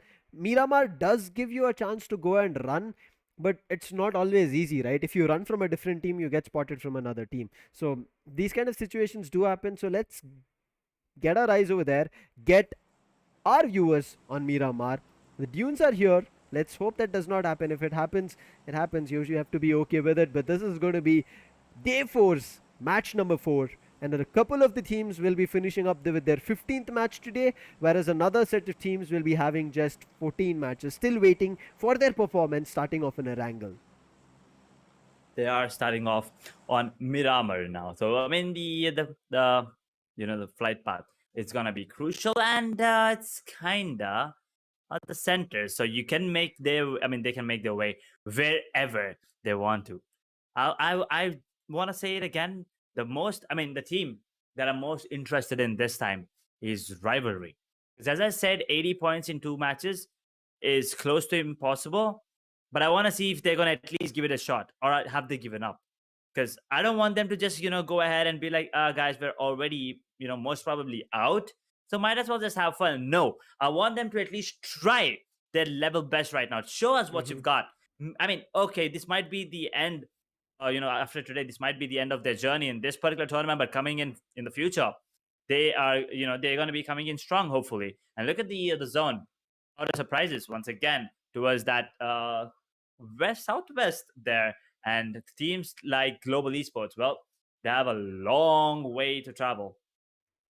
It's going to be a huge journey for all of these teams. I mean, they've done a huge journey already, but a flight path from Campo Militar heading close to Puerto Paraiso, along with a circle which is going to be going away from the flight path itself, favoring the southern western edges. Insane looks like they want to be those sneaky players who slowly rotate around the circles, then make their way in the last few fights, and they've headed it down into the Los Higos, where I mean, it's very less number of times anybody even hits their way, and kind of I'm not too sure what their plan is, but as I said, maybe those late plays coming through. But at Chumasera, we have Team Forever as well as Walkouts meeting each other. But Beard Baba, he has a vehicle and he is driving it right close to the Team Soul.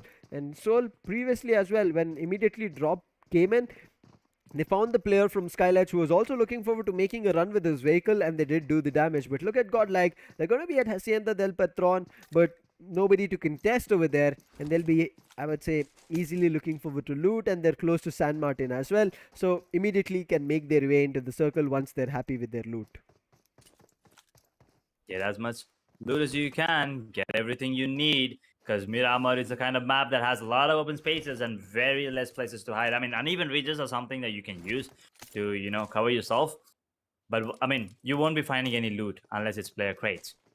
So, you gotta make sure you're well stacked, gotta make sure that you have weapons. I mean, once again, Sam, they gotta have weapons of different ammunition, right? 5.56 and 7.92 instead of having the same thing. Because then it might be an issue with the ammunition and the damage being dealt as well. So they gotta keep that in mind as well. Also, medkits, grenades, and also a lot of smokes needed as well for this, because you can use. I mean, the only way to survive in the open spaces are those smoke screens for you to cover yourself up and then make your way to maybe one of the buildings, get yourself into safety. But here's the thing: once again, I'm waiting for a sniper fight between any of the players. It's Miramar, as you said, it's going to be something that we'll be looking forward to, if it's going to be working out or not. As you said, right, I'm also looking forward to that action with snipers. But again, you need to be very quick, fast in terms of if you miss your shot or if you're able to connect your shot, what's your next plan of action? Because a lot of these teams on Miramar, they do the damage, but after that, they let it go. So damage is not going to be giving you points. It's going to be the number of finishes that you're able to grab. And Team Forever right now looking forward to getting one of their own. They're at Chumasera, but it does not look like anybody is going to contest them. Easy is going to be the loot that they'll be able to grab, but Team Forever's player 6, yes, as I was about to say, his backpack, helmet and vest need a, I would say, upgrade. He finds an upgrade on his backpack, gets the level 2, but helmet and vest is still looking forward to the level 3, whereas his teammate Max Kush is a level 3 backpack but level 1 helmet. So Max Kush, you also need to upgrade your utilities and your equipment. I mean, you gotta be lucky to get yourself a Spetsnaz helmet there. Ooh, I saw someone having a level 3 helmet and a backpack. I forgot. Okay, I think that was Fierce there for a second. I think he has both level 3, so he was quite lucky. It's Snacks, actually, with level 3 helmet and level 3 backpack, but he needs the vest. So, you gotta be careful. You gotta be a little lucky, and you gotta be careful as well, because sometimes there are multiple players trying to find that, good loot, the high tier loot. And you might be in for a surprise. And also, Sam, you can also do this. I mean, I don't know if it works here at this level of competition, but sometimes when I usually play, I just go for if there's a level 3 helmet. I just wait there. I camp at the helmet. So as soon as someone comes in to pick it up, boom, headshot, take him down. Well, I mean, people call me camper, but I win, so I'm happy. I mean, that's a strategy, right, Edge? You bait your opponent in thinking that, oh, Hey, wait, there's lucky goods. There's like, these goods are going to be helping you in the last fights, but if you don't survive for the initial fights itself, what's the use of your thought about thinking about the last fight? But yes, it's a good strategy. True. But I think... Also, yep. If you're baiting, you got to be on point. Because, sometimes you wait for that player to come in to take the helmet, and then he takes it and then shoots you. Right? You got to be on point with the timing. You got to be... Sure, you gotta bait, but if you're baiting, make sure that you're baiting good. While that's happening, Beard Baba, on the other hand, he's gonna be the first one taking out one of the players there, but another player on the side of Soul is down, so that's Soul having 2 players on their knees, and looks like, oh, wait a second, it's confirmed. Never mind, Omega goes down. First finish on the map of Miramar right now. 63 players alive. 16 squads still going in. 6 minutes 40 seconds is when that happened. This is unfortunate. The first pick, you should not be letting go of it so easily, but I think the player got isolated. But right now, Raid is isolating 2 players from blind. But look at that. Immediately, I think they grabbed a vehicle or something and they're immediately going downhill, or they're just walking downhill. I'm not too sure, but the icon is a little bit confusing right now. I think they're just using the dips maybe. Shadow, I guess he's spotted Madman. He's relaying the information that let's take down Madman. And Spy OP as well as another teammate. I think Shadow, no, it's going to be Deadpool. They're looking over to push to raid as well as the other person. That's going to be Madman. But the connections coming in from Shadow, they're actually not connecting. It's going to be a Mini 14. He has his scope along with it to make sure it works, but the shots are being missed. But right as of now, he has a 6x. Can he do a lot more is going to be the question. Immediately 8, but going into cover, Raid does not want to, I would say, give away his position a lot and jump out in the open, because we know even the tap shots certain times do connect and certain times even take you down. Gotta be careful. Gotta be on point, but gotta be careful with the positioning, especially when you're sniping, because you never really know what's gonna be coming in from behind you. You gotta watch your 6 at all times. Blind, on the other hand, now repositioning themselves back to safety. They're making sure, and look at them, they're being so cautious. Every single thing, all 4 directions. They're checking it. They're making sure that no one's being spotted there, and at the same time, they are kind of split up 2-2, which is decent. Which is like pretty much defaults there for any team as of now. But I think they have enough. I mean, I don't think they have enough, utility coming in. Because look at that, only one. I believe that's a painkiller there, energy drink. Sorry, but that's it. That's it. That's not good enough. OR on the other hand, well, taken a lot of damage, but it's still the first zone. You cannot be happy and sitting just thinking that it's the first zone, it's okay, I'll make my way out. There's nothing that you have to be worried about. But we've seen even the first zone being way too, I would say, damaging, not because that when you are coming out of it that you're able to pick up fights that you want, or you're happy that your rotations are working out, but because you have to invest your resources. Look at this. Aru True. was investing, before him it was Aditya, before him it was Atanki. Everybody one after another. You were utilizing the resources not for a fight, but what is this Ninja John? Footstep. Was it 3 players or was it 2? Or I think the bike itself, I saw it as a 3rd player over there. But okay, I mean, the aim was right, but because it was a vehicle, it did not pass through the window. But did you see where he landed though? Yep, on the ledge. Wow, style points for him. But Yes. while this was happening, I saw an explosion there from the side of EXO, taking out one of the players inside of, I believe, Marcos. Went down Pau Kilo there. So that's going to be the 2nd finish. And they got to be careful while EXO is trying to make their way to a good position.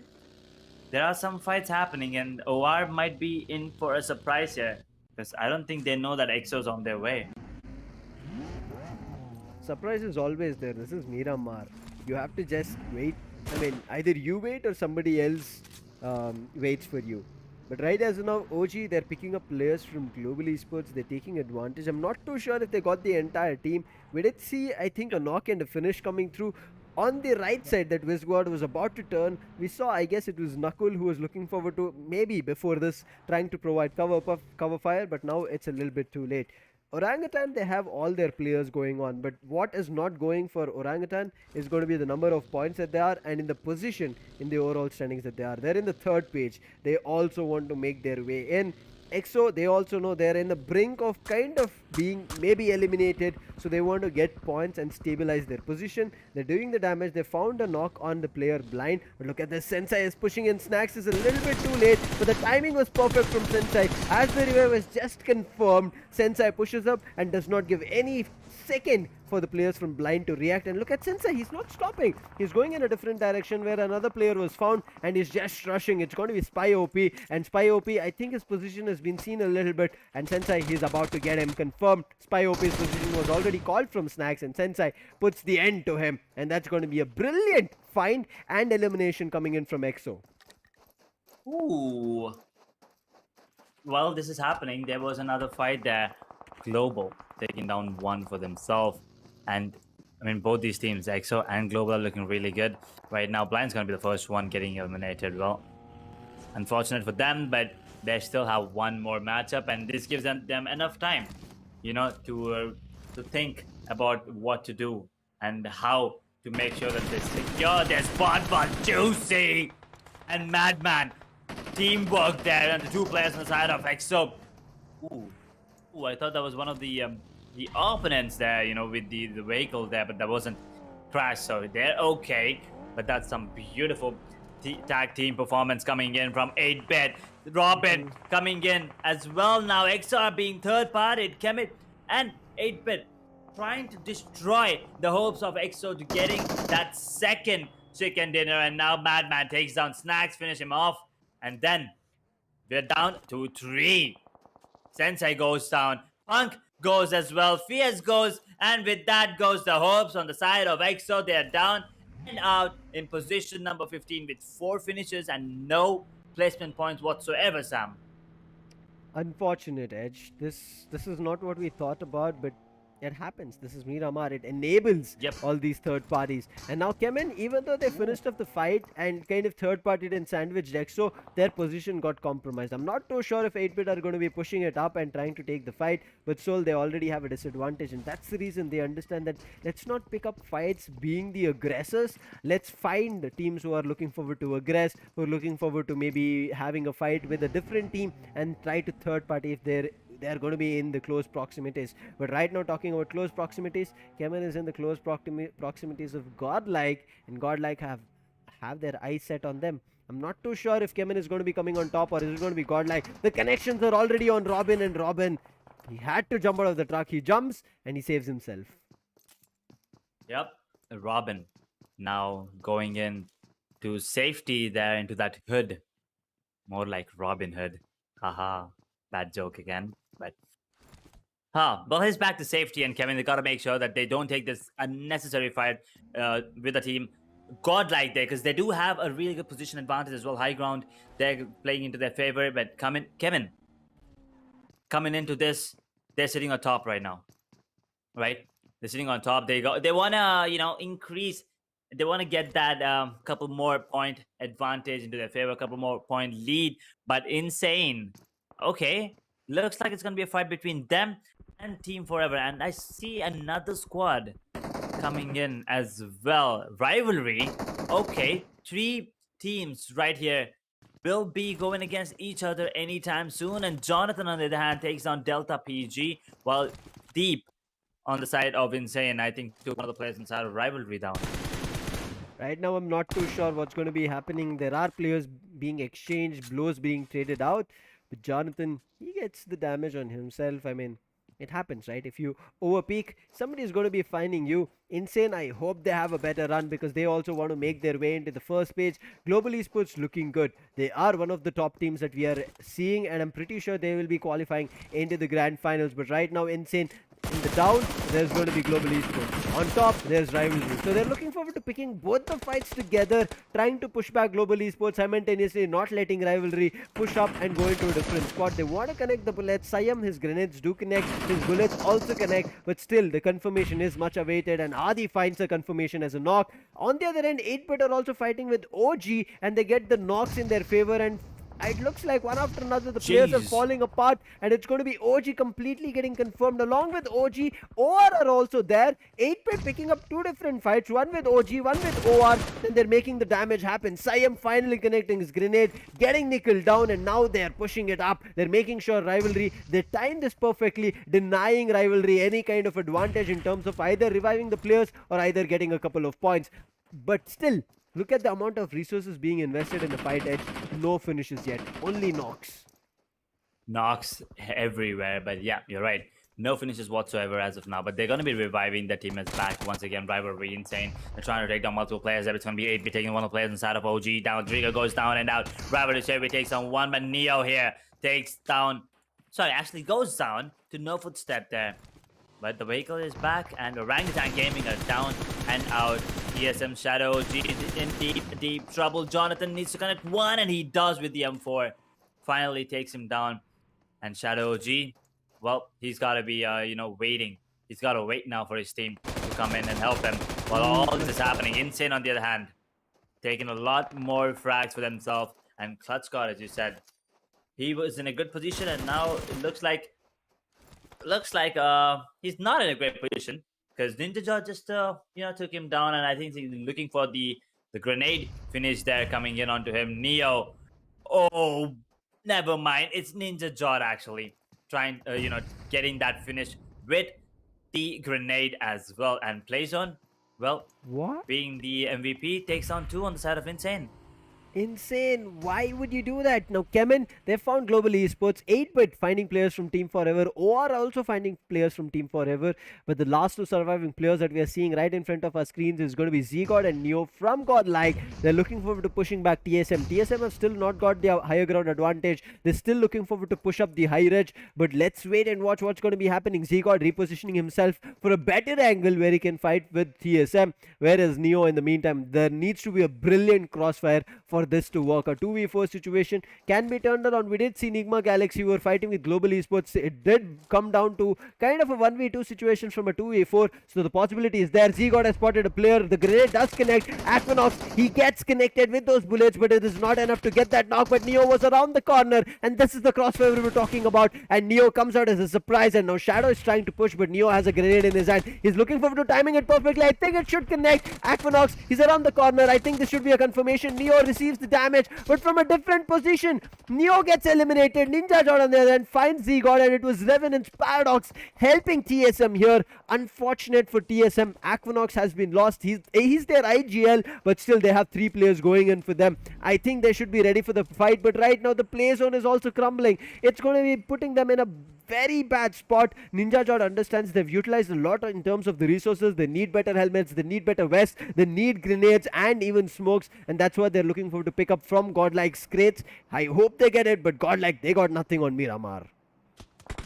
Absolutely nothing. Looked like they were gonna do a lot more than just couple of knocks here and there, but now I set on 8-bit once again because they got 6 finishes and they're looking really confident as well.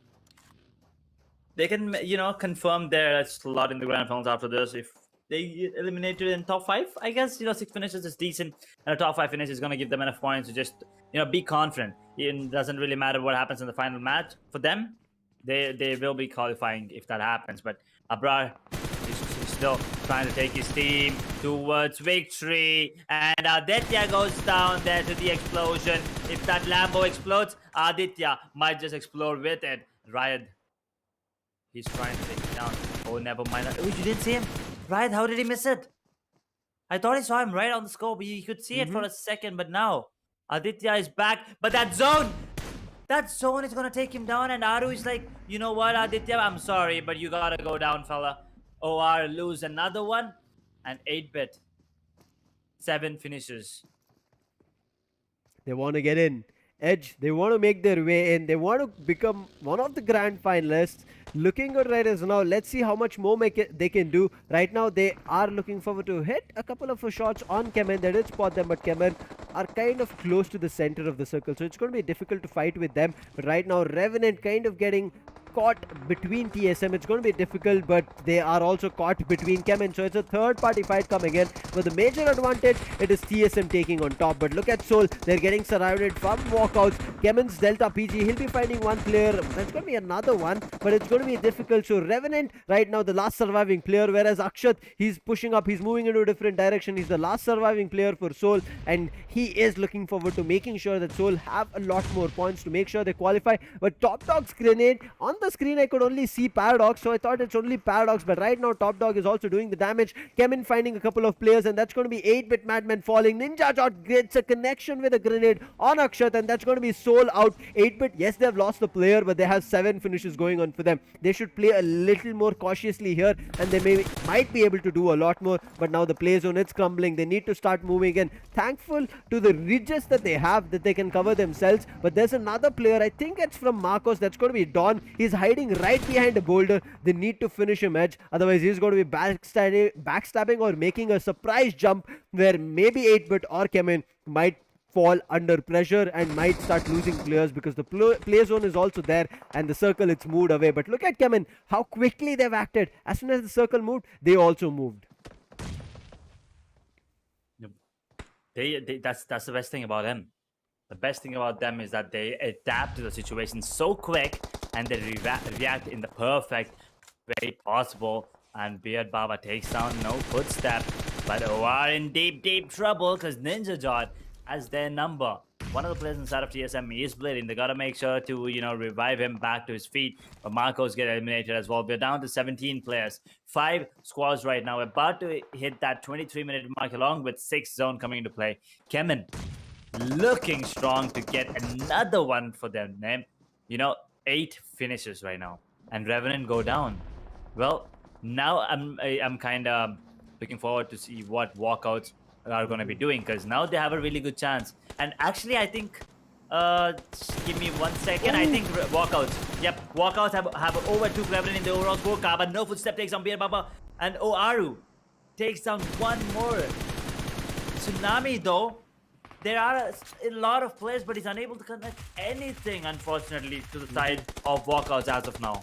I mean, unfortunate, but he's done the early damages, so walkouts are in deep trouble. But right now, Tsunami is looking for to push up. He spotted the players from OR. Atanki, it's going to be very difficult. He's trying to run around. He wants to get inside the buggy, but before he could, he does get knocked, but immediately exchanging the blow. Tsunami does fall, but CHEMIN will be finding TSM no footstep, and that looks like TSM should be out. Walkouts, even though they're in a difficult spot, finding a couple of players from TSM. They did get 1 finish for themselves as well on TSM, so they're making life difficult. Now look at this brilliant play coming in terms of cover from both Juicy as well as his teammate Raid, as Tsunami, unfortunately they could not cover him or either revive him. But right now look at the push coming in. They've timed it perfectly. Aru, he gets knocked, but right now on the other edges of the hills, it's going to be CHEMIN trying to push up, so they need to be worried about it. OP is caught out mid in the open and there's nothing that they could do to get him back. But now Destro, he spotted out Juicy. The connection is there. Now Raid, it's going to be very difficult because there's a hill, and CHEMIN, they're looking forward to push up. Destro is here. CHEMIN is looking forward to another chicken dinner today. Delta is pushing up. This should be an easy one. And yes, 8-bit coming so close. We thought they could have gotten the chicken dinner, but unfortunately, what did they do? They did not, I would say, prepare and think about the last few fights that could have been there. And unfortunately, CHEMIN will be getting their chicken dinner and denying 8-bit of theirs. Oh boy, just when we thought we might have another one. Exactly, right. Another unique winner, it's gonna be CHEMIN denying us of that satisfaction, but also putting up one hell of a performance, getting themselves the 2nd chicken dinner in the same day. We haven't seen that as well since the beginning of the tournament, so that's a really good thing as well coming in from the side of CHEMIN. And once again, getting that huge lead. It was already around 25 points, 27 or something like that, and now it's just gonna go up, Lucy. But 8-bit, you gotta give it to them, the confidence and the performance that they've been consistently putting up. That's beautiful to watch, right? I mean, consider the fact that they had really bad first day and the second day as well. Third day is when they started getting those finishes, getting those extra points, and after that, well, there's no stopping them. They almost got that chicken dinner today. I mean, in this particular one, we still have one more game left for them. But CHEMIN, man, oh man, what a way to start things off for them today. And let's take a look at what just happened once again. And let's head back to the match highlights. And it all started with CHEMIN itself, trying to take down multiple players on the side of Blind, while EXO was the one that came out on top. Exactly. I mean, a brilliant push and play coming in from EXO, but unfortunately, they kind of got caught out in the open as a sandwich. CHEMIN found them. There was 8-bit found them. I think even another team was there. I think 7Sea had kind of a glimpse of them. But nonetheless, EXO did get eliminated. But here is where 8-bit started popping off. This is the situation. This is the fight that I think 8-bit should have picked against CHEMIN, made it work in their favor, and then we could have seen something else happen. But GODLIKE, unfortunate for them, the fight that they wanted to pick with CHEMIN, that was kind of disengaged and moved away, and they had to pick up a fight with TSM. It looked like that fight they were not ready for. TSM, one after another, they started pushing up. Jonathan, he had a brilliant position. Look at the spray coming in from him. Just minute health was there for Shadow, but he eventually gets that knock confirmation, but not the finish. TSM were able to push up. Aquanox does fall apart. This crossfire being held from Neo was just brilliant, but the timed perfection push coming through was there, and Revenant's teammates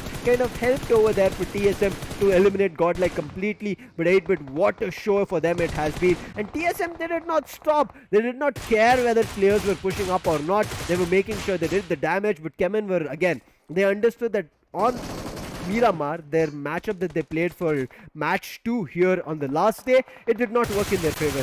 So they said, wait, we made the mistake there, we are not going to be making the mistake here. They corrected it, and right now you can see how well they have gotten their chicken dinner. And we did talk about this, right, Edge? If you remember, on day 1 it was actually, can we see repetitive dinners on day 1 itself? From day 1 till day 3, we did not see repetitive dinners on the same day. But today on day 4, CHEMIN said we are going to be breaking that curse, breaking that momentum, breaking that situation, and we are going to be getting repetitive dinners on the same day itself. So we still have 2 more maps left. I mean, CHEMIN, they still have 1 more to go, and if they do, they get themselves, if they get themselves another chicken dinner, that's going to be them getting 3. And Darsha's going to be really happy because she wanted a team to get 3 chicken dinners, and CHEMIN might just deliver it for us. I mean, there is a chance, but it's gonna be a wrangle if I'm not wrong. So CHEMIN, they gotta be really, really, careful, because everyone else now are looking to take down the big dogs. CHEMIN ESPORTS ending up with 30 total points, 15 finishes, along with 15 placement, 30 bomber. Well, I wanted Rivalry to do that, but unfortunately, they have not once again put up a good performance. Team 8-bit though, what a way, what a comeback coming in from them the past 2 days. 10 finishes, 22 total points. OR Esports, well, once again, looks like they got their confidence back from the last one. 7 finishes, 15 total points. Walkouts after, coming out fresh from a win. Well, looks like this wasn't a great game. They did manage to survive till the end, but only 3 finishes there, Sam. Exactly. Not great in terms of the finishes, but looking at the number of placement points they're able to grab for themselves, I think they should be getting into the second page. TSM, they're already in the second page. They're going to be stabilizing the position, but here's where 2 teams I think should be moving out of the second page. That's going to be Marcos as well as Revenant. Revenant were at 100, Marcos were at 103 or something. Here they've added 5 and 4 points respectively for their name, but look at Walkouts and 8-bit, who are the contenders to jump into the first page. They have 13 and 22. So I think it should be difficult. Insane in the 7th position with 5 points, clashing with Marcos. EXO here with just 4 points. GODLIKE 2 points, but GODLIKE they're way up on the first page, so nothing for them to be worried about. Same goes for Global Esports, just 2 points. But Rivalry, we were talking about them, Edge. They need to think about it, but they got themselves only 2 points here. And first page, not a lot of changes. You can see more of stagnancy here. CHEMIN in the first spot, just creating the point difference like it's nothing. 45. We saw till maximum of 15 or something from day 1 till day 3, but right now it's 45. Close to 2 different maps is the point difference that we are going to be seeing here. OR is going to be coming to the second position. For them, it's going to be a difficult edge to come to the first. TSM at the third with 138. GODLIKE pushed down, but does not matter. 129 points for them. Global Esports 124. Hyderabad HYDRAS 121 at the 6th. 7th for Blind Official, clashing with same number of points. That is going to be 118 with the team that is at the 8th position, NIGMA Galaxy. This is your first page. And we said the first 8 teams, kind of not a lot of changes that you'll get to see. But what has happened on the second page, Edge, is going to be the thoughts going on even in our viewers' mind as well as ours. So viewers, it's here. Marcos still here. And Marcos have not been pushed out. But where is Revenant? They have been pushed out. 8-bit is here. Walkouts are here. And that's where we said there's going to be a lot of changes coming here. SKYLIGHTZ have made SKYLIGHTZ were also about to kind of get pushed out, Edge, but they're here. 8-bits here. I don't know if you noticed. 8-bits here. They made their way from 18th to 9th position now. Absolutely beautiful performance coming in there. But here's the thing. They only have 1 more match left, and they gotta, put up a decent performance. It doesn't have to be a really good one. It doesn't have to be a 20-pointer as well. Even 10, 15 points is gonna be okay.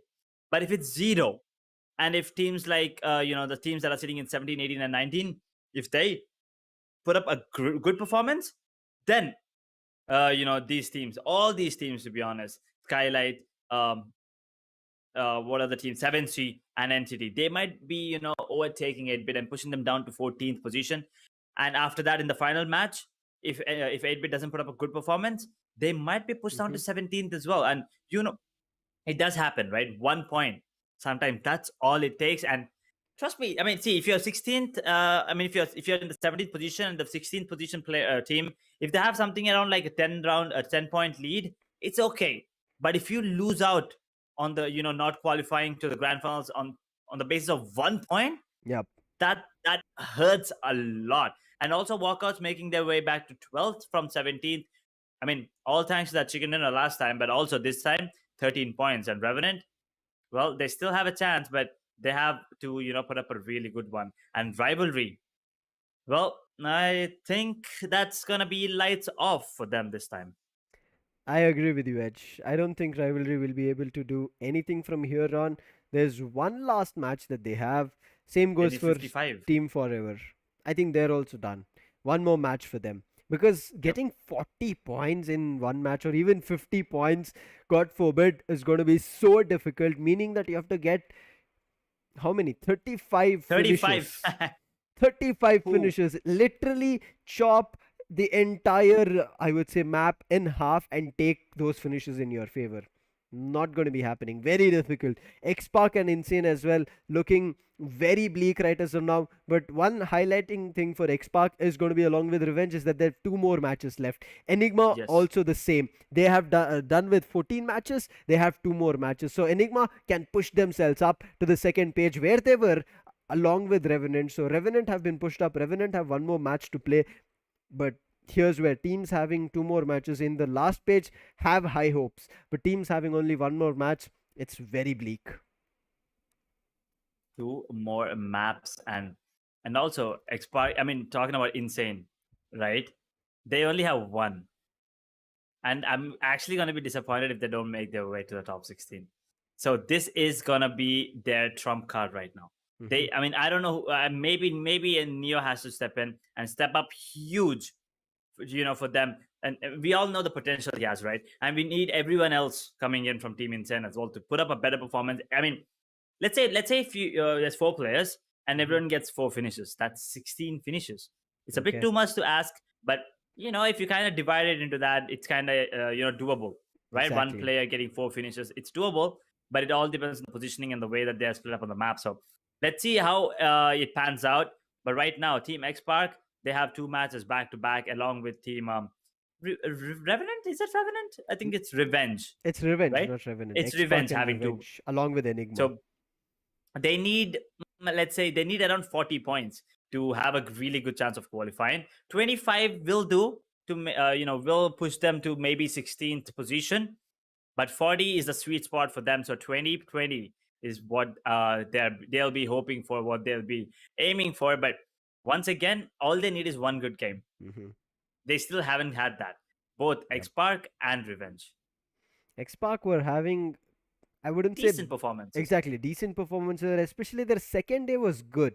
We saw them popping True. off really, really well. But after that, that couldn't have been, I would say, consistent on day 3. If it was Edge, I'm pretty sure XSPARK would have been in the second page and we would have seen them qualifying as well. But as you said, they have 2 matches.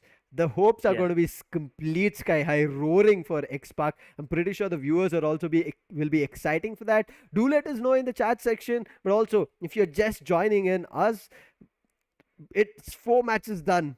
Semifinals is about to come to an end. 2 more matches. Erangel and Miramar is where we're going to conclude. But if you're wondering who those first 4 winners are, we started off with CHEMIN getting a brilliant chicken dinner starting of the day. The second map also looked like it was theirs. They could have had the chicken dinner, but they got 17 finishes for themselves. But Team Forever said, let's not give away our chances. Let's try our best, put up a best performance. They got their first chicken dinner ever on the last day. But then Walkout said, enough is enough. We have kind of gone bleak on our performances, not showed anything to our fans and the viewers out there, and they immediately come in clutch, get that chicken dinner, the second one for themselves, and after that they came close. They did not move into the second page. And with the performance here on Miramar that we just witnessed, they moved up. But again, CHEMIN, who did not get their chicken dinner in the second matchup itself, they got it here in the fourth matchup. They said, we are not going to give it away. But finally, the 30 bomber matches are here. We did not see it a lot. I mean, day 1 had 30 bomber matches. Day 2, only 1 or 2. Day 3 also same. Now day 4, the fourth match was a 30 bomber. Every other match was 25, 26 points. So I'm not too sure what we have in the last 2 matches, Erangel and Miramar, but whatever it is going to be, Edge, it's going to be power packed, and teams will be like having cutthroat competition, trying to pull each other down. Whether it's 1 point, whether it's the entire squad, they'll try to do their best and gain those points in their favor. Yep, it is gonna be power packed, action packed as well. It all depends on these final 2 maps. Who's gonna be, I mean, it all for Group 8 is the final match, right? Exactly. And I think, and after that, they're gonna be praying. They're gonna be watching that final one really close, guys.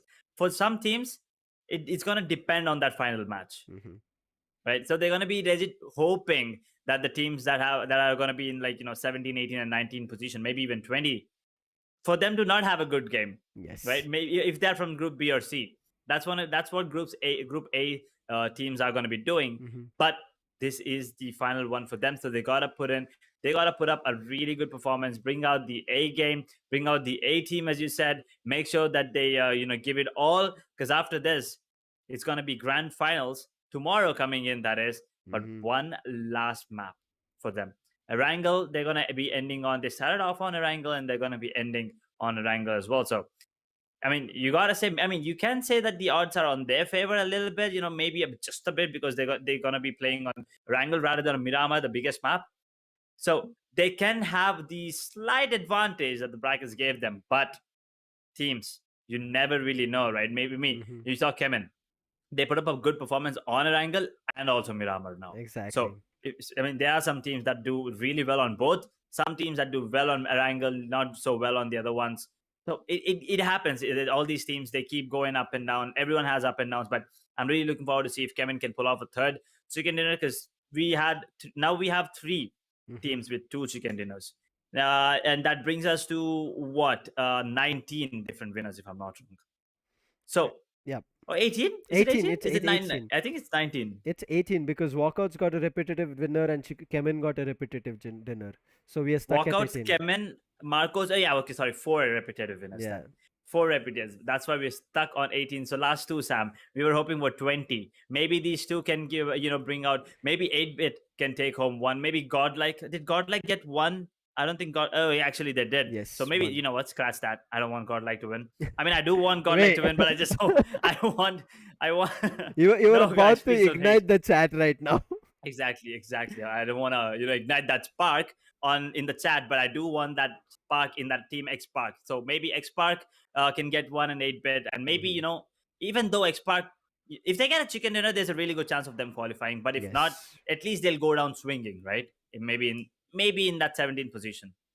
The probability, the chances are there. As you said, 1 chicken dinner and then a good performance. And today, it has been that situation where we have seen teams, after getting chicken dinner, don't get too confident and do not get eliminated very early on. CHEMIN, they did not get eliminated very early on. They got themselves good positioning and points. Then they came up in the next matchup and played really well. And now again, the last matchup that we saw, the 4th match for the day, they got the chicken dinner. Team Forever as well. They played really, really good. They're trying to get points, but it's just not enough. And also, it's a little bit late. But as you said, XSPARK, if they get their chicken dinner, they're a little bit towards qualifying into the second page, moving into the second page. 1 chicken dinner will boost them to the 17th or the 18th position, and the next match, because they have 2 matches, the last concluding map, Miramar, if they play it decent, get 10 to 15 points, I think we should be seeing XSPARK also qualifying. Along with them, maybe Enigma as well, Revenge as well. These 3 teams have the chances. They need to pull up, as you said, the best of the best performance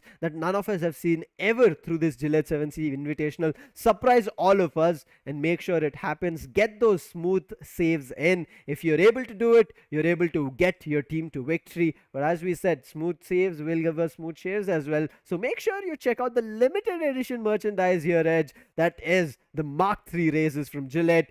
It has the Gillette, I would say, putting in all their efforts to get the community also rolling in for all us esports enthusiasts, especially with coming in for a limited edition for BGMI True. specifically. It's not throughout That's a esports, but merge. exactly, and you do not want to miss that. And if you're looking forward to the purchase link, it's right down in the description. You can just scroll down or hit that show more. But again, do show your support because it's a lots of matches. Hit that like and subscribe. We're going to be getting your grand finalists. It's not only ours or the events, it's going to be your grand finalists, 16 finalists who are going to be battling it out relentlessly from tomorrow. There's no gap over there. That's the best part, Edge. After playing 4 matches here with a couple of gaps here and there between groups, now they have to play 6 matches on a streak, on a row, without breaks, without any kind of changes. There will be map changes, but nothing else. So all the best. Gear up for one half of the tournament to be ending and another half to be started, which is going to be bonkers. I mean, if we're just getting started, I mean, semifinals, just about the qualification, but the grand finals is where it's at. And right now, we'll be heading on to the Erangel one last time here in the semifinals. And with that, for one last time for the semifinals, I'm going to be pairing up with the one, Darshita herself.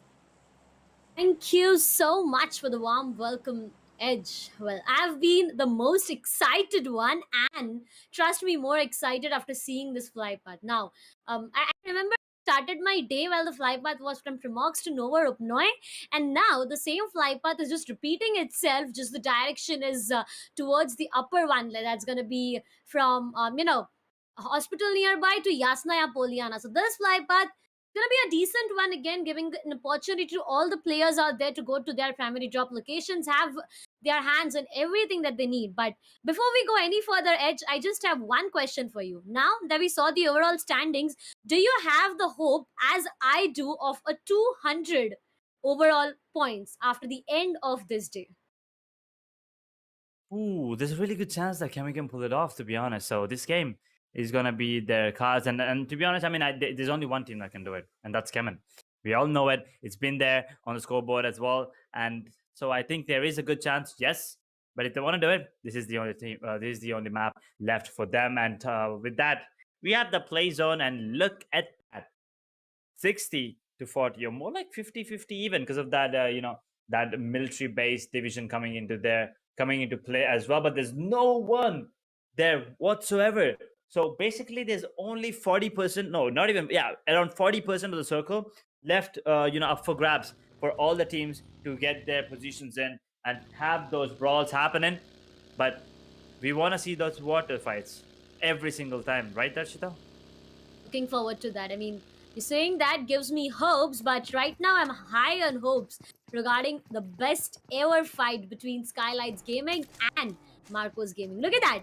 These both teams, they do intend to fight each and every time they are in Erangel and when they are paired up together. Right now, it's going to be a fight for dominating at Pochinki. And I guess Marcos, they've already decided to not fight it off.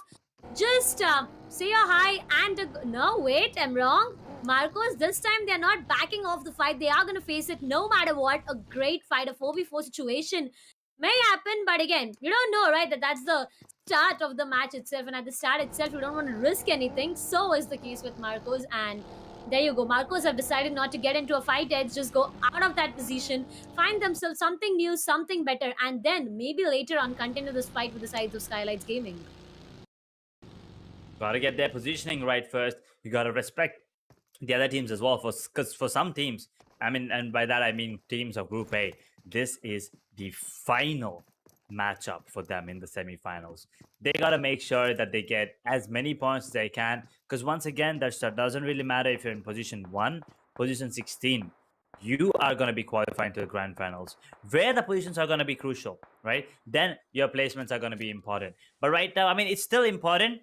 You want to be in that top 8 to have a good momentum going on, and you want to have that confidence flowing through you as well. But at the end of the day, it's all about qualifications. It's all about, just qualifying to that grand finals, 5 days back to back, 6 maps back to back.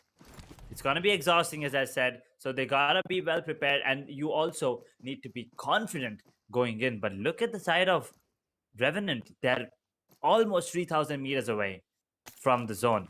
Oh, Forget Oh. that. He's more than 3.5. Okay, that's It's gonna be really far away. difficult. It is, but I'm pretty sure they're gonna just use that vehicle to make their way back in, because I think they're at the top, right there. There you go, northeast is where they're at, and they gotta be careful while they make their way back into the zone, because there're gonna be a lot of teams entering. As I said, just 40% of the zone is up for grabs. They gotta be really careful, and Ninja Jar just showing off his, Lambos there, even Equinox. Well, not just the IGL for TSM, but also the star player, if you ask me. Agree on that completely. On the other sides, we have Blind now. This team, they got a good position already inside the overall standing. So for a fact, if they lose this match, I mean even after getting decent points, the hopes are high regarding qualification. So now that's the point about semifinals and the difference between semis and grands. Now at the grand finals, you are not carry forwarding these points. Everything is gonna start from scratch. But be careful, Team Blind. You need to be really careful again. Point I was talking about, from in the grand finals itself, Edge, everything is gonna start from the scratch itself. You got 0 points. The MVP, they are just gonna get shuffled up again and again with each and every passing match. So it doesn't matter what you do here, you do not take it to grand finals. But one thing definitely you're gonna take back is the way you perform, the way you just strategize everything, and the way you do your homework, right? So if that's going to be the case, these teams, they can have a beautiful experience of the grand finals itself. On the other hand, on the other sides, we have Hyderabad Hydras, all the 4 surviving players. So again, I have no hopes of any fights till the 10-minute mark strikes in.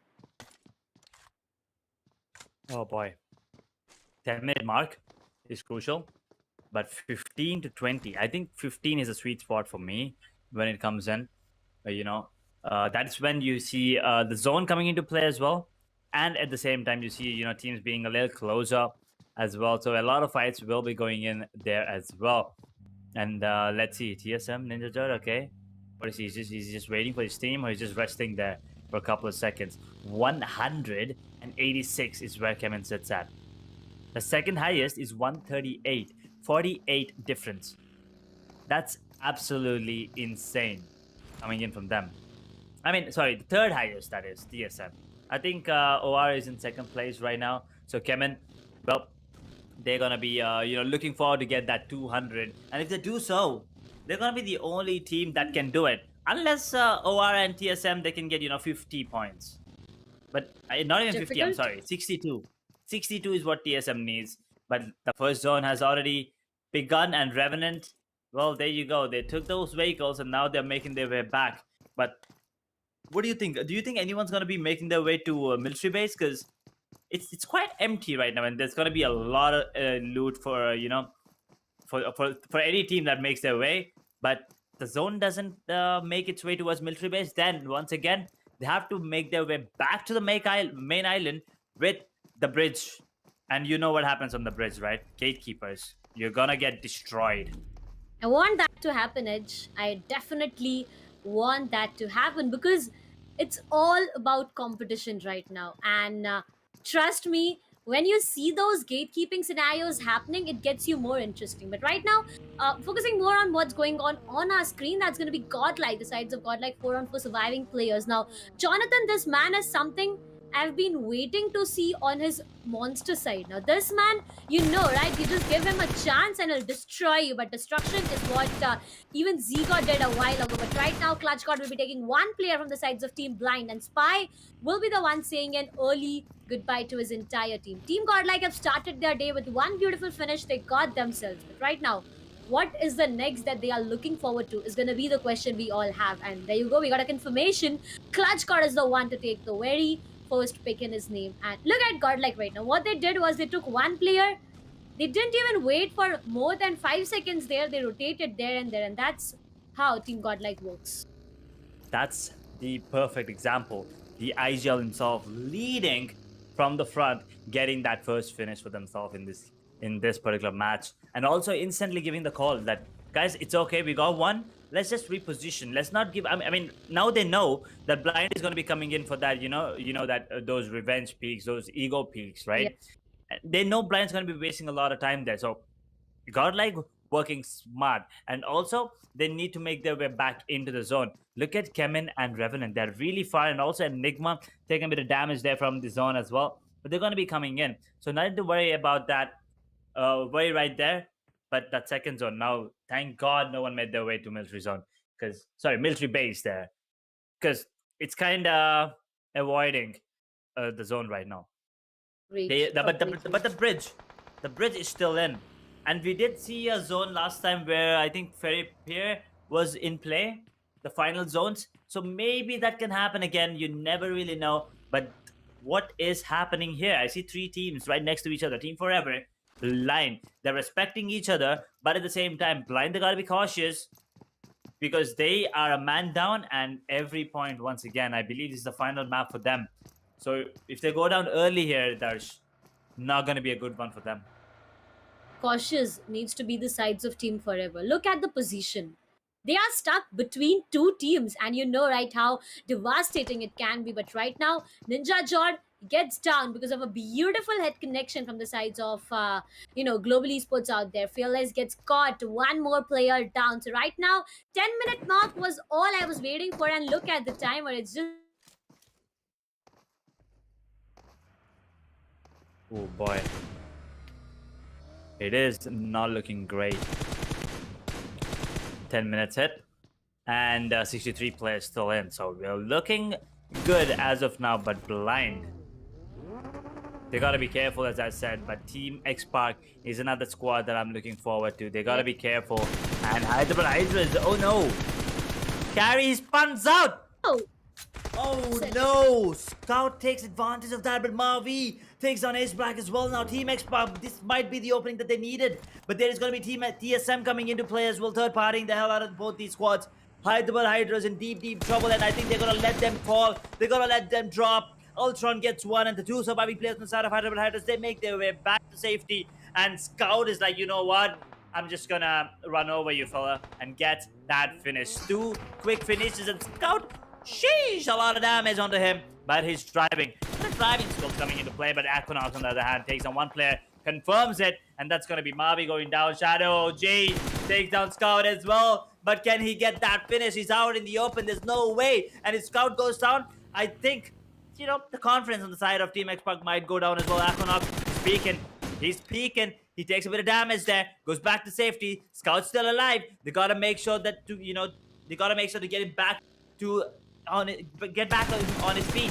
But Ultron, wow, that's some precise gameplay right there. Beautiful performance from him. Takes him down in Aquanox in the shack. He's taking a lot of damage there. Needs to be careful, but Shadow OG, he will be giving Scout the taste of his own medicine, and the way Scout eliminated 1 player will be the same way Scout gets down to the ground. And what I mean to say is that vehicle, no one likes that, but that's gonna be the case. On the other side, the zone shrink comes in, and somewhere nearby, we are still on hopes that, the bridge is something we are having our eyes on. A beautiful, not exactly a central shift edge, but again, a good shift is what I can probably say. CHEMIN Esports, they have been pushed out of the zone again. So is REVENANT, so is Team XSPARK, Hyderabad HYDRAS, 2 players of TSM. So it's going to be very interesting, but look at CHEMIN Esports. What they are doing, they are going in for a wide rotation, and more than wide rotation, they are concentrating on surviving and trying to get that 200, but Enigma down to the ground. Jonathan, 1 more grenade, 2 grenades, 2 successful grenades. Neo will be confirming 1. Enigma Gaming faltering down. Looks like they aren't having a good day today. Enigma, Rex is right exactly in the front. ClutchGod is looking forward to do something, but Eggy will be trying to capitalize on the mistakes he got just made to come out in the open, couldn't capitalize, and that's him just compromising himself out there. Ooh, looks like Enigma wants to take this fight, but Rex, he goes down to Neo. Neo doesn't waste any time there, confirms that finish, and Eggy. Well, there you go. Here comes the time for, for them to just survive. And I think GODLIKE, they don't know where Eggy is. So they're trying to clear out every single angle, but Eggy is in a cheeky position. And also, so surviving right now, they shouldn't go down, right? They True. need as many points as they can. And while all this is happening, Enter Detroit takes down Revenant Paradox on the other side of the map. That's gonna be 7C taking players down of Team XSPARK. Prince will be confirming Fearless, but Team Forever, they are still stuck. Again and again, Team Forever, you'll find them in a complete awkward position, I would say, because look at that.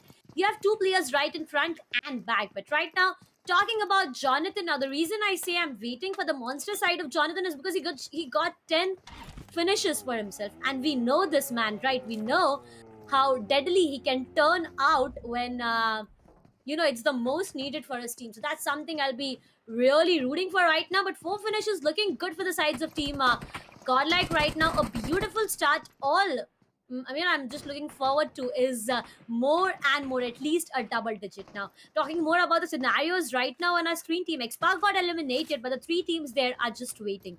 Not sure why the situation is getting prolonged too much, Edge, but again, you know, right, when you prolong a fight too much, it can get you difficulties and attention of the all teams surrounding you. No? Exactly. Encore? No? Why? Why in the wall? Oh my god, not just one. Wow. Wow, he took one player off. Second one right exactly in the front. Encore, beautiful. 1v2. Oh my god. Just like that, HYDRAS eliminated. Oh my god, that was...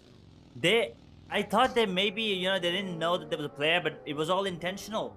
They wanted to come in fast with those vehicles. He did have a teammate in the end, but what a way to, start that fight and eliminate HYDRAS in position number 15 there. Godlike still looking strong. 4 finishes, still have 4 players surviving.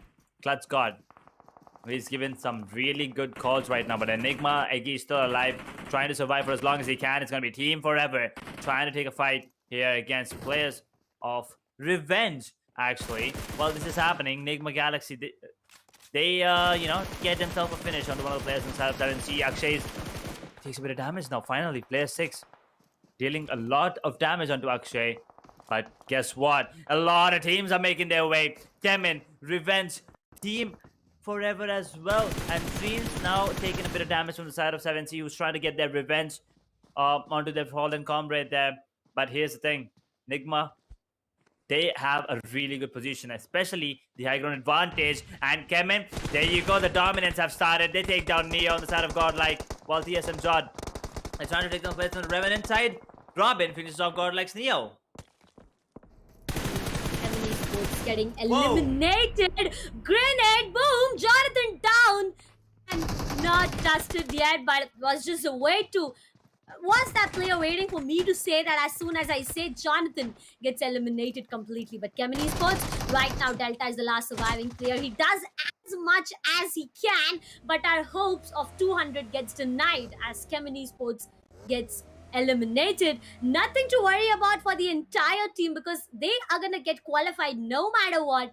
#1 is the position the team is holding out there. On the other side, we have sides of NIGMA Galaxy, we have Team Forever, we have Entity, we have still 13 remaining teams with 42 alive players. Now, Entity, they have been caught in a complete open area, and that's going to be Daljit out there trying to figure out how to take one player down, but Vixie on the other side gets finished by the sides of 7C. Now, Aladdin and Prince right next to each other, but they both are low on HP max.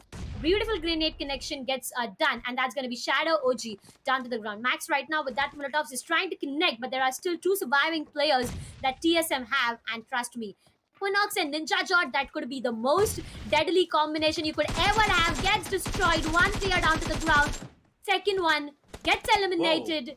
Max with a beautiful 1v3. Whoa, okay.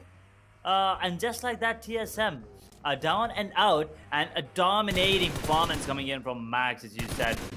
That is just beautiful gameplay coming in from him, and the way that he was moving around that one single building was just beautiful to watch.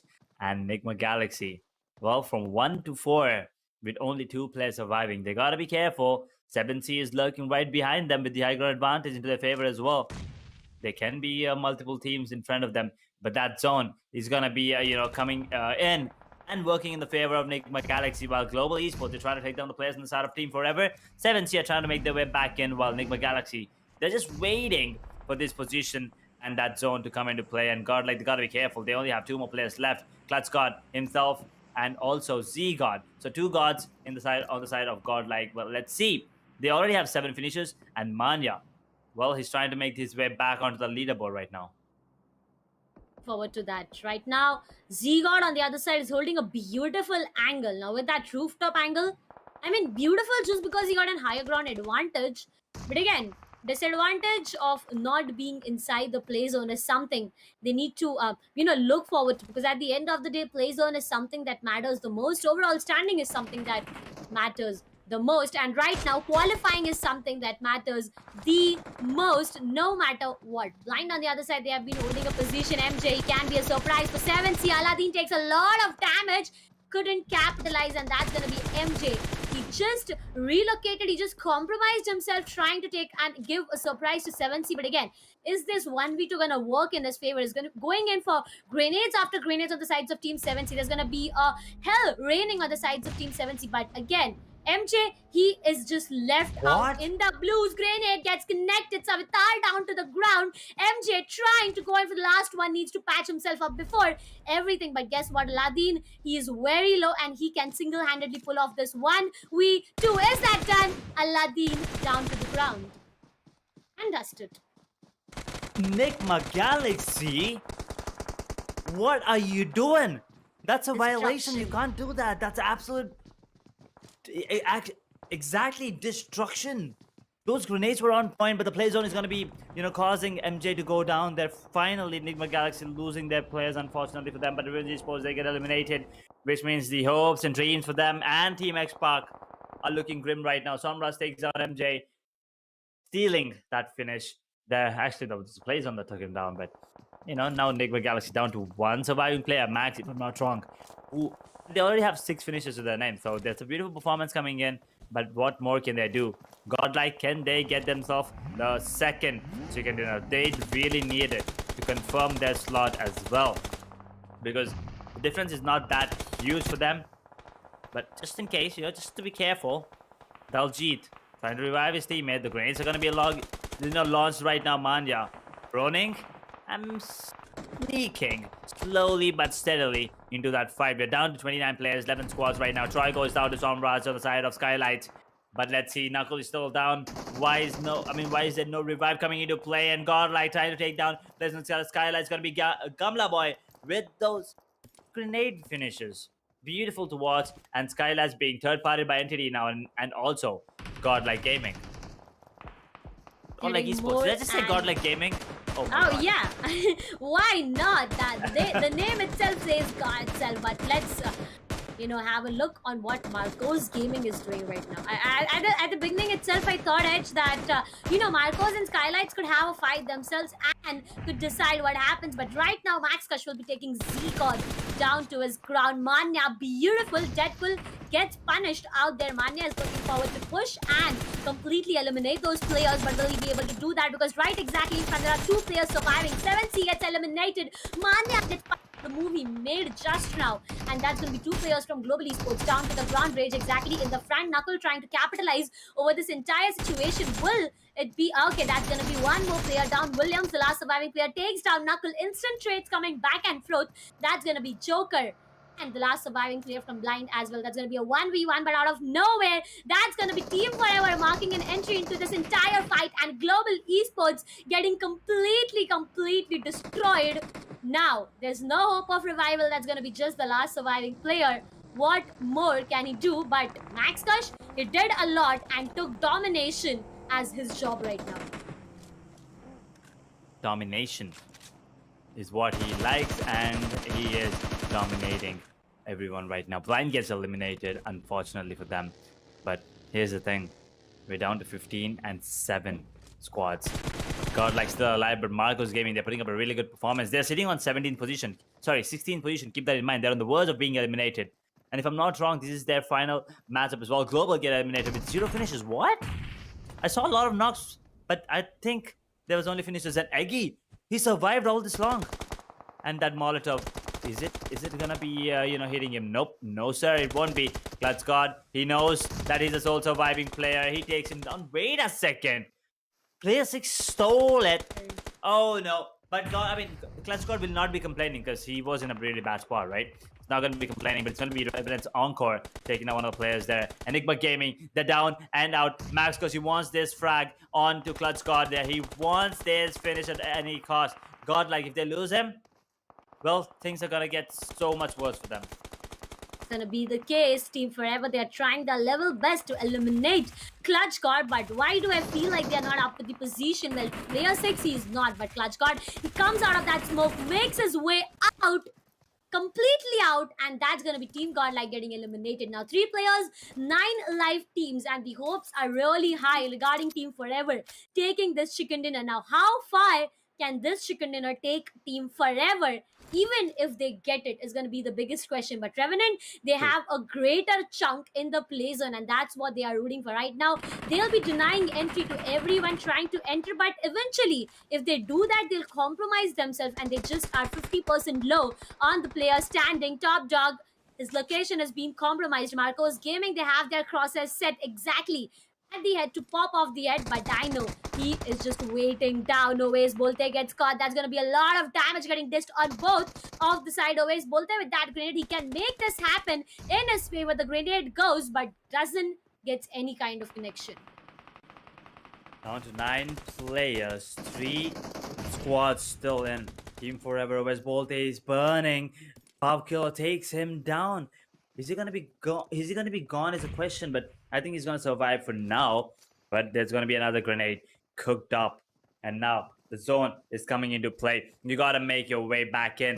Marcus Gaming, they gotta be careful here because when they make their way back, they're gonna be out in the open, and that's what happens when you're out in the open. Top dog takes on one of the players inside of Marcos. That's Zon going down. Mascos takes on Pavkiller as well now. Team Forever looking really, really good. Marcos, they only have one more player surviving. That's gonna be Pavkiller going down as well, but Encore, the sole survivor, is it? Never mind, he has one more teammate with him, but he's going to be taking down multiple players on the side of Team Forever down. And now Revenant, well, they're trying to put a mark for themselves. It's going to be Top Dog taking down Dawn. It's going to be Top Dog getting himself a double. Where's Bolte finally takes on Encore, now sole survivor. A 1 versus 1. Guess what happens? Encore goes down. Oh no, Top Dog at the end. That is so unfortunate. He had a good position. He had a good position, but he just couldn't, put up a good performance there at the end. Unfortunate timing, but Team Forever, another team that got themselves the second chicken dinner for the day after CHEMIN. But as you said, Darshita, what is this going to do for them in that final overall scorecard? How far is this chicken dinner getting Team Forever? Is it taking them in top 16? Or no, is something we'll get to know in a while. But what this map has been, oh my god, what an amazing map that we just witnessed right now. I mean, right from the start itself, while we just had the fly path up on our screen, I felt like there's gonna be an amazing match, and guess what? It was one of the most brilliant match ever. I mean, it all started with Godlike and Enigma, I guess, having a fight where Godlike eliminated 3 players of Enigma. The last one, he tried to survive. Not sure of how long he did, but that's how Godlike started it. But at the end, I guess CHEMIN was the last surviving player, and that's how he got eliminated. Unfortunate for Godlike, but Enigma, he survived, and I think he got himself his team at least 4 extra points. So you gotta give it to them. Every single point counts, right? And Enigma, they worked on that. But CHEMIN, on the other hand, they wanted to get that chicken dinner, but unfortunately that didn't happen. But yeah, let's take a look at how things went down here. It all started a bit late. We had to go for that 10-minute mark, and then we saw the initial fights between Team XSPARK and HYDRAS. Beautiful start for them, but they just couldn't keep up with the momentum. True. On the other side, TSM, they got into a fight with Team XSPARK. I mean, Scout was doing a beautiful job. He took 1 player down, but instant back and forth trades were going on. Right now, next we had Enigma, and this was the fight I was talking about. Enigma versus Godlike, where Godlike took 3 players off the sides of Team Enigma, and I guess Eggy was the last surviving player. But a beautiful 1v2 is what we just witnessed from the sides of Enco. He took 1 player down. The second one was exactly in his front, and he just capitalized over that, and that's how they got eliminated. CHEMIN ESPORTS, I guess CHEMIN ESPORTS, the only thing that went wrong was their players faltering down, because we have seen this happening always. CHEMIN Esports, after they lose one or two of their players, the entire squad falters, and that's happening again and again. NIGMA Galaxy, beautiful job. I guess we even saw a 1v3, and that was Max or that was Max or MJ, not sure, but at the end they were even eliminated. Fortunate for them. But the way that Max was playing and MJ, the way that he was moving on the map with this particular fight, boy, oh boy, look at those grenades. He's perfectly positioning it, timing it, and then he knew he took down one. He only had to take down one more player, and he's outside of the zone as well. He just stood there. He waited for the perfect timing. He wanted to get that finish. Got himself two, but yeah, he did go down. But you know, he did get himself two. He would have gone down without a fight, but he did put up a beautiful one. But then Global, unfortunately, I mean, you see on the skill feed, I could see continuously that, you know, Global were knocking down players, but they went out with 0 finishes. How did that happen? I still cannot put my finger on what went wrong. It's always about capitalizing on the knocks that you got, or you know, right? There are a lot of players nearby trying to snatch away everything that you got. So maybe that's the reason Global couldn't get so much out of this entire map. Daljit, Team Forever, they did a great job. Trust me when I say that, because 10 plus finishes is what they got, plus 15 placement points in addition to that. So it's gonna be a 25 plus match that they had for themselves, but the question remains the same. How is this gonna matter, and for how long or for how far is this victory gonna take them? 11 finishes plus 15 placement points is what Team Forever got, so that's gonna be 26, as I was talking about it. Revenant on the second with 18, Godlike got third position with 16, Enigma Galaxy 14, Marcos got 12. But Edge, do you think that's it's the last match for Team Forever, right? Yes. Yes, ma'am, it is. And I mean, look at that. 11 finishes. 26 total points. Revenant Esports, though. 6 finishes. 18 total points. Almost pulled it off at the end. Godlike, well, better performance comparatively. 8 finishes and 16 total points. Enigma Galaxy, beautiful, you know, work by MJ and Max themselves. 8 finishes and total points of 14. Marcos, well, they survived till the end, so they're going to get 10 points for that, but 2 finishing points. So 12 total. Enigma Gaming, unfortunately, couldn't get a lot of finishes, but they did survive. So 4 points for that, 6 total points. Entity Gaming with 4 finishes, 5 total points. SKYLIGHTZ Gaming sitting in 8th position with 5 as well. Blind Official, 4 points. 7 Esports, 4. TSM, 3. Team XSPARK, well, they needed 20. Well, they got 3. They were only 17 apart. Anyway, Global Esports, no finishes. 2 total points. Revenge, nothing. Only 1 total point. CHEMIN, coming off of a beautiful victory, absolutely nothing. They were destroyed. And even HYDRAS, not by one squad. They were destroyed by Revenant, and I believe it was Godlike that took them. No, sorry, it was Team XSPARK that took them down. Match Edge.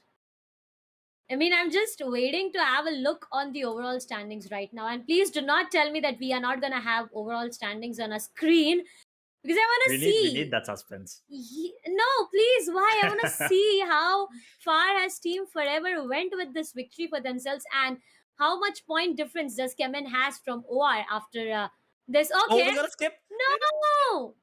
Oh my god, why? Oh, boy. It's just the production just playing with us. And I mean, they heard you right. They heard you real right now. I mean, you just said that they're gonna keep us in suspense, and look at this. I mean, No. we had the overall scorecard for 22 maps straight. 22. And when the time By that. the one match we needed it, right? We wanted to see who's gonna be coming in. One match. We wanted to see who's gonna be and what the jumps are. Production is like, nope, we're not gonna, you know, let you have that. We're gonna keep you in suspense, but it's a good thing as well, because we don't know who's gonna be. I mean, we know that the top 8, top 5 at least are gonna be sitting there, because I'm not really sure what's going on after that. Even my math is not that great for me to decide who's gonna be in, like, you know, for me to actually predict 6, 7, 8 position as well. But one thing for sure, Team Forever, they now have a better chance of qualifying when compared to the last match, right? And I believe it is the last match for them. So the chances are good, but here's the thing: XSPARK and what's the other team? Revenge, is it? I think they need to put up a really, really good performance. At least a 30 bomber. At least a 30 bomber for them to have, let's say, I don't know, 30% chance of qualifying. Oh my god. Why is this happening? Miramar, I mean, do you feel like the history is going to repeat? CHEMIN got first, CHEMIN got third. Forever got second. I mean, Forever got second, Forever got fifth. Walkouts, I don't know if they're playing or no. I mean, if they are playing, the history can repeat, and we could just see a mirror of what exactly happened in the previous three matches. Oh my god, I just got into hopes of overall standing, but that was a total prize pool we had right now. No, that's gonna be, ladies and gentlemen, the prize pool to be unlocked after this last match ever. A total prize pool of $20,000. Now, would you like to split it apart and let our audience know about it, Edge? I mean, 1,000 for the MVP. Well, if that's going straight into my pocket, I'm gonna be happy. Okay. But The 50% I mean, is mine then. we're not playing, so we can't really get that. But it's higher than getting in the anything that team 4 gets, right? Team 4 to 7th, or anyone actually. To be honest, MVP is the most important one. If you ask me, the most prestigious one, not the most important, but the most prestigious one, because that's the only that's the individual award, right? The only individual award that you get, and for you to be called the most valuable player of the entire tournament, that is huge bragging rights. I mean, imagine if the player is from the one that's actually winning the entire thing, right? So you are the best player, and you are also from the best team. Now, that's epic. But actually, I mean, imagine this as well. Let's say team 13. Okay, let's say the MVP is from someone that's not in the top 13 teams, right? Maybe from 14, 15, and 16. It can happen. And if it happens, it's kind of disappointing to see, the best player of the tournament is from a team that didn't even get a piece of the prize pool. But at the same time, that tells you how close the competition was and how close, they were in terms of, position placement or whatever it is. But that number one spot is what they're hoping for. But right now, it's not about the number one spot. It's not about the prize pool. It's about making it to the grand finals. It's just about qualifying the hell into that grand finals. One last map, and Group A, well, it's all done and dusted for them. All they can do right now is sit and pray, and we can see the beautiful faces on the Hindi desk there. They are. I can see him already holding his hand, so maybe he's praying. That's what that's what Group A's teams are going to be doing, right? Praying. I mean, I don't want to. I mean, not in a bad way, but they're going to be hoping that Group B and C's teams, they don't have a good game, right? Because if they have a good game, the ones sitting in, I mean, we don't know who's sitting in 14, 15, 16, because we didn't get the overall standing. But the team sitting in 14, 15, and 16, if they're from Group A, and if anyone in Group B and C, they're in 17, 18, and 19, if they have a good one, well, the ones in 14, 15, 16, they're going to be knocked out that time. They're going to be super sad if the difference is 1-2 points. The most difficult part for Group A, now that they are not playing, and guess what?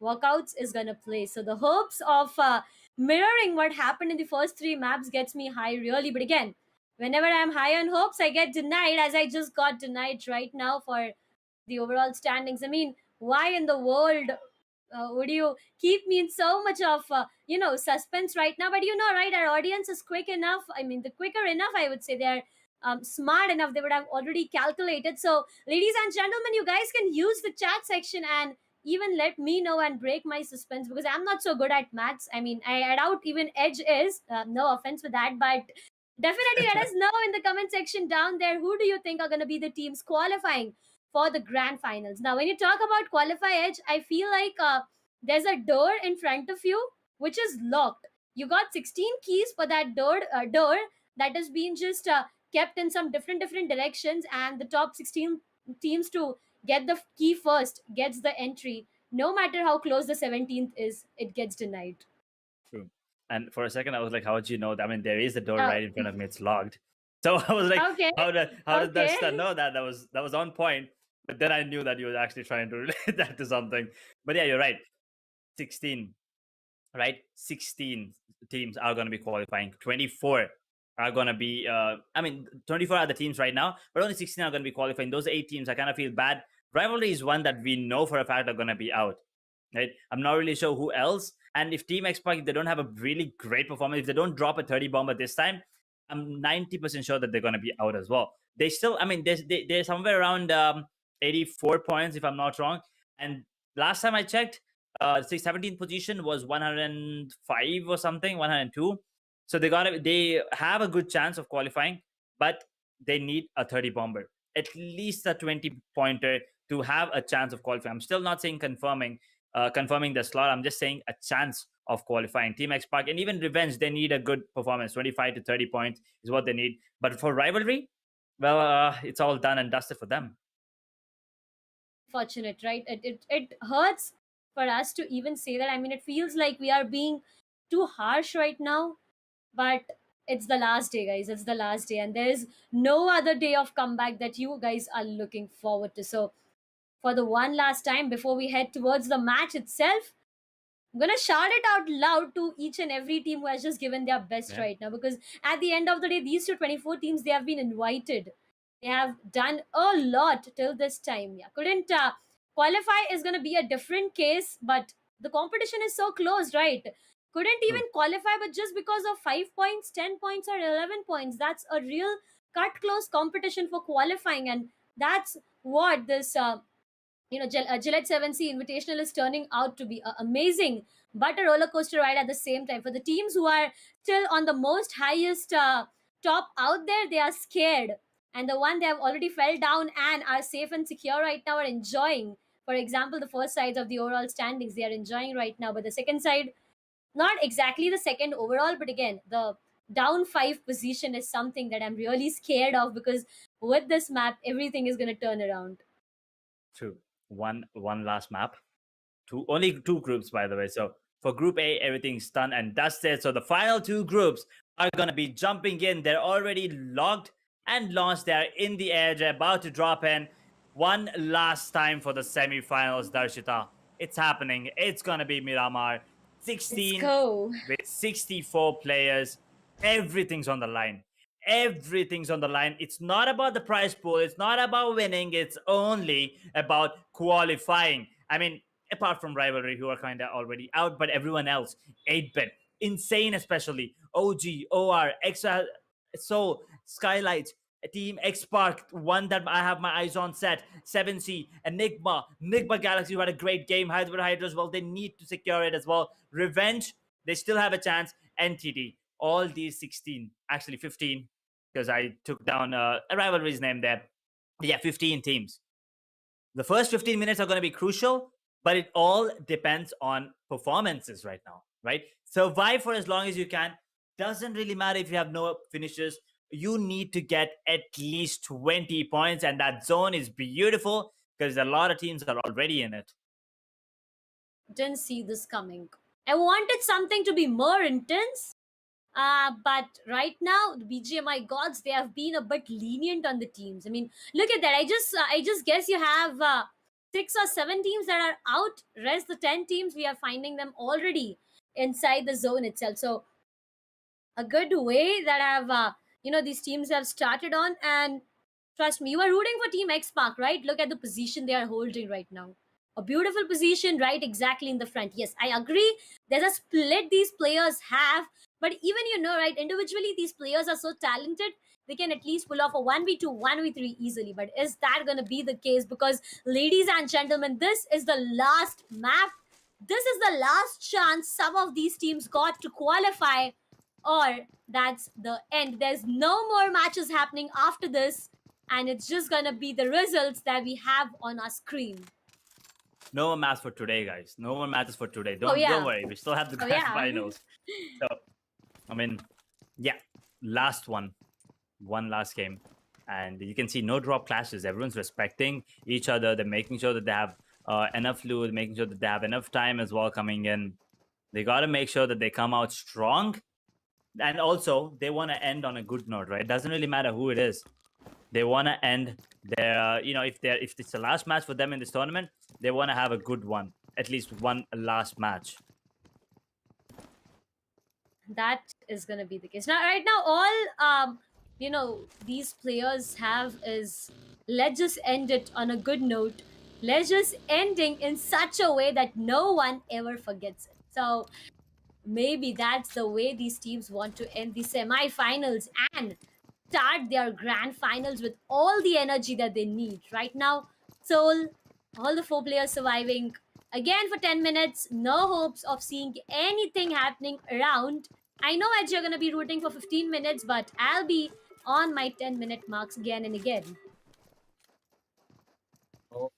Yeah, I mean, I need at least 15 minutes to, get that feel going in. And, as I said, that 15-minute mark, I mean, 10 minutes, yes, you see those initial fights happening, but that 15-minute is where you have those crucial fights happening, because that's when you start losing, teams, right? That's when you see the eliminations coming into play. And now, okay, that's a really good position coming in from Insane. Look at the split coming in from everyone.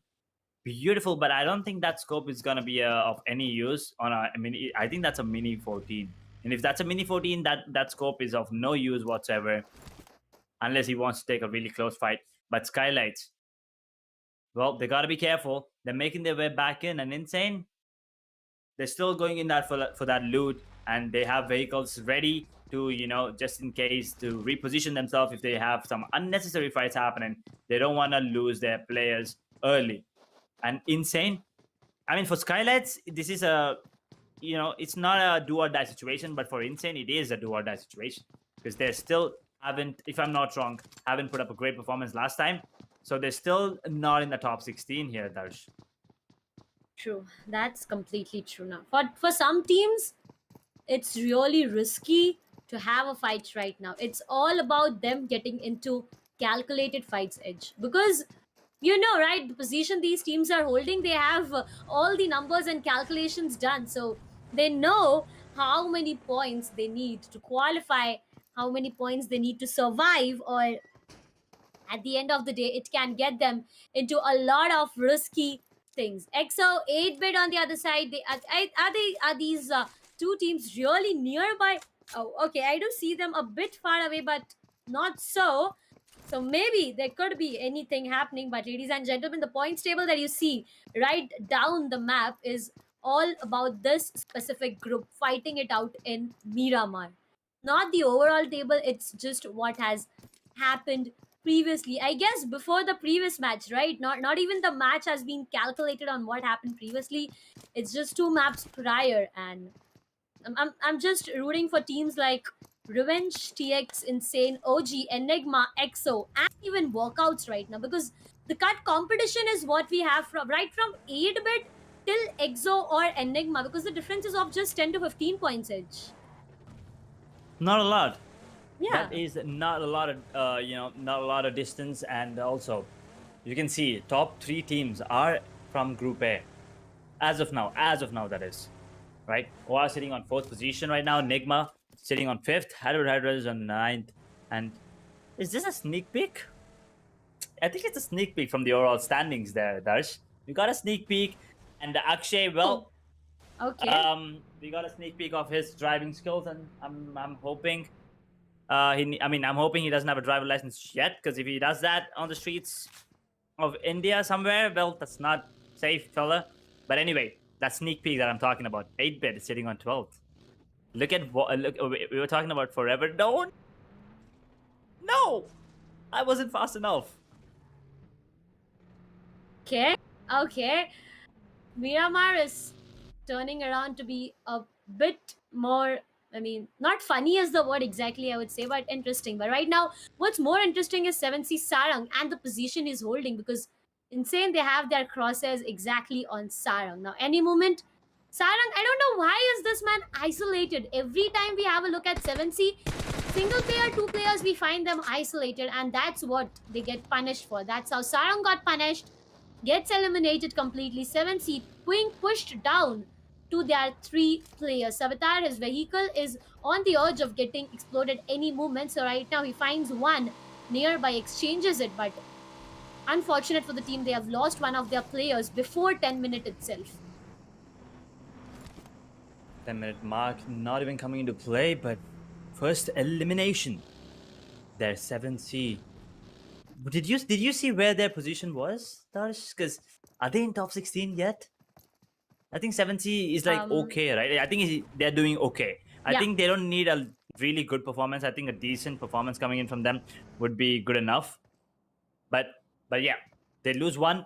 Now they gotta be careful. They're going in with 3 players only, so they gotta make sure that they survive for as long as they can. And rivalry, well, they split up 2-2. That's a beautiful split coming in from them, and also that's a really nice cover fire coming in because one of them is pointing towards the towards one direction, while the other one's giving them a cover on their 6. Now that's the kind of teamwork that I want to look out for, right?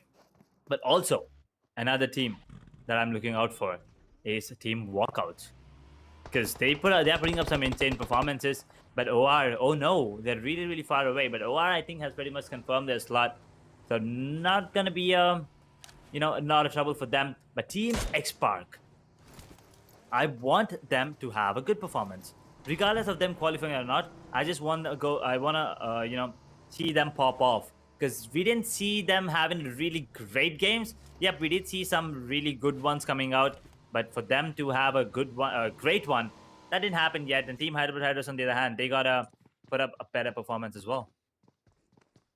On the other side, we have Entity right exactly in center of the map itself. 7C, I mean, just looking forward to what this team is going to do after losing. Prince, no, why? I understand that I haven't used my dialogue since a long time. That's going to be welcome to Miramar, but that's not the way you start your day on Sarang. You have already lost one of your teammates, and right now I'm looking forward to a fight between Entity and Seoul, where Hyderabad HYDRAS, they are looking forward to going for a third party, and any moment now they can try and capitalize over that. But do I look one more team there? Oh my god, look at that. Not 2 teams fighting it out, but they can be third party from 2 different directions. That's going to be 4 teams trying to figure it out, fight it out. Soul, 1. They'll be confirming 1. Goblin gets traded instantly, and that's going to be Hector. Right, trying to go and give a revival and a cover fire. Enigma, Eggy will be taking 1 on Entity. That's going to be Enigma, Hyderabad HYDRAS, Entity, and Team Soul. Oh no. Oh no. Beautiful Scar precision there coming in from him.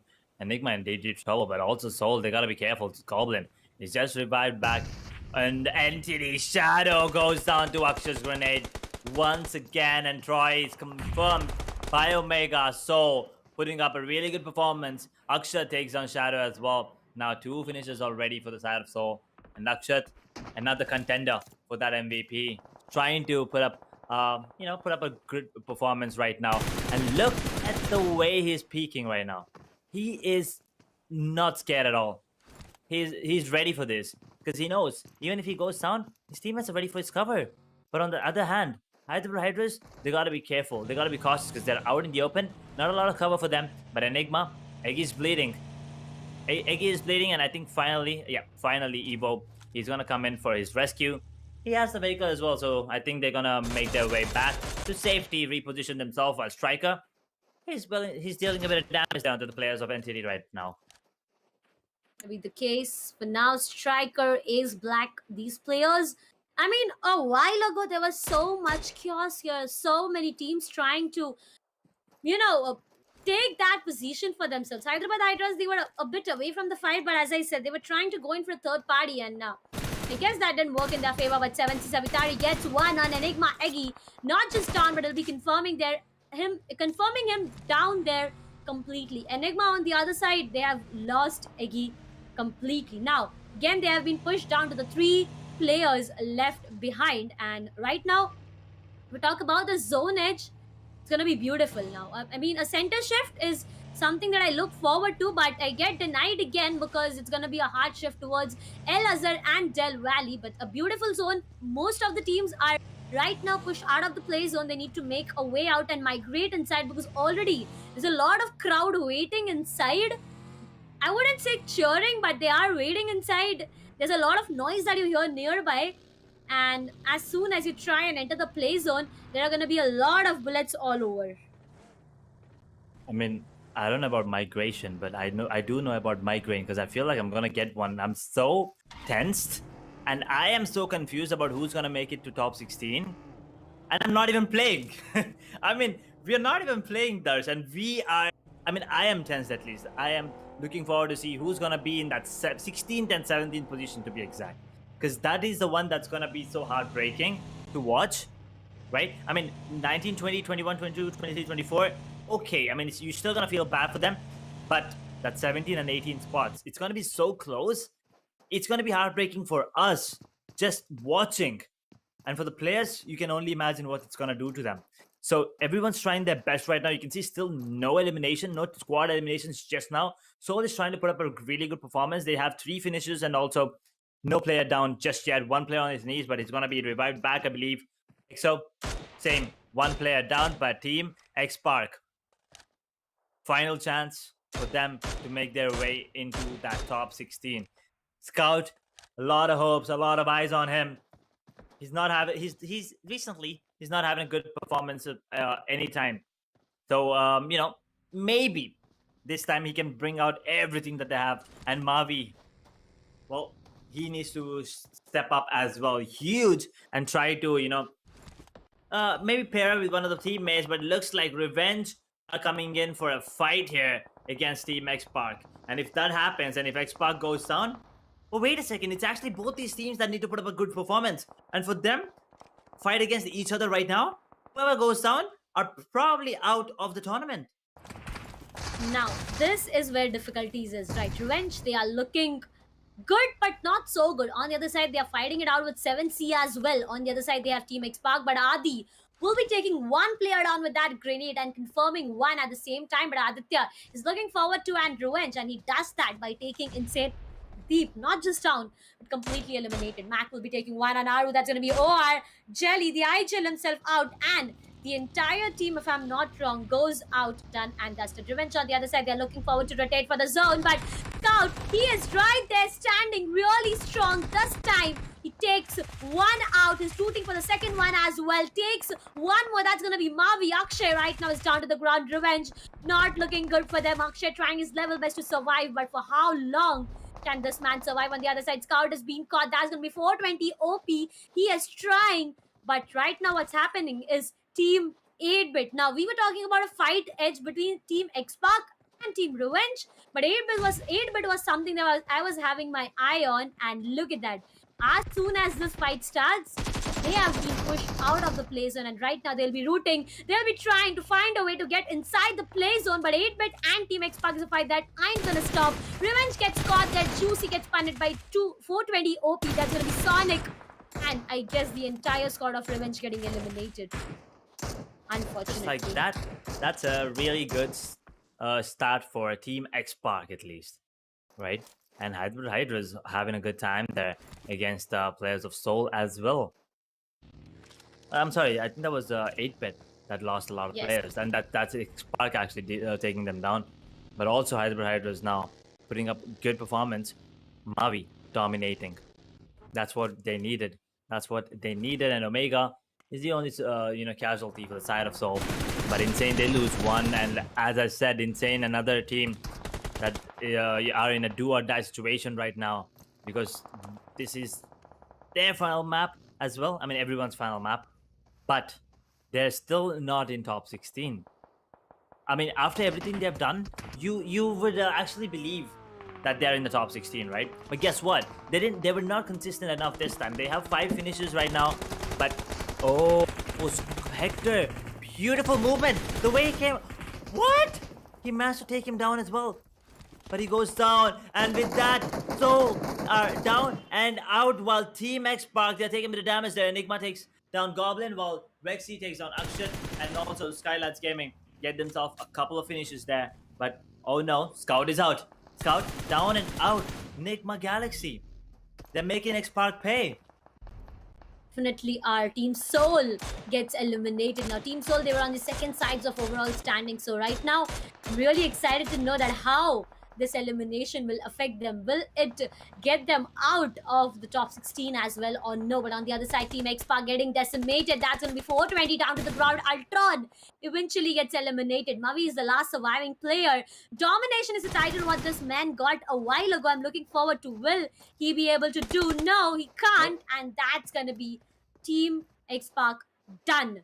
Not sure on how much in the points table, but in this Miramar action, it's a goodbye time for the sides of Team XSPARK, Team Soul, Team Entity as well. SKYLIGHTZ Gaming and WALKOUTS, they are right exactly in front of each other. WALKOUTS, they can make the history repeat. Edge, you remember what I said, right? A mirror world is something that I'm looking forward to on what has happened in the previous 3 maps. It can happen again, but right now, NIGMA Galaxy, they're looking forward to a fight. Eventually, backfires as Nikhil will be taking MJ down. Vixie up for revival. Why in this world did he want to revive a player in a complete open area? That's what he gets punished of.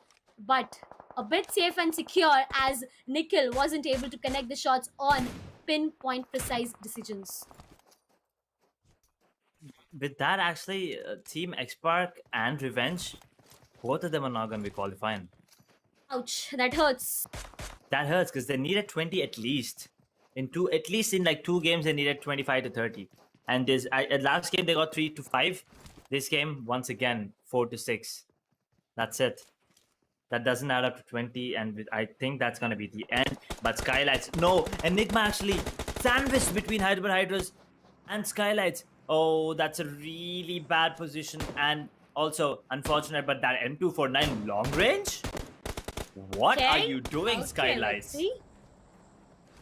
Something new is what we rooted for Edge right now. So Vexy is on the urge of showing us something new. But Pukar, surprise is all what they got. And that's how Pukar went down to the ground. Rivaling Nikhil looking forward to a fight with the sides of NIGMA Galaxy. 1 player down is what Nikhil took already.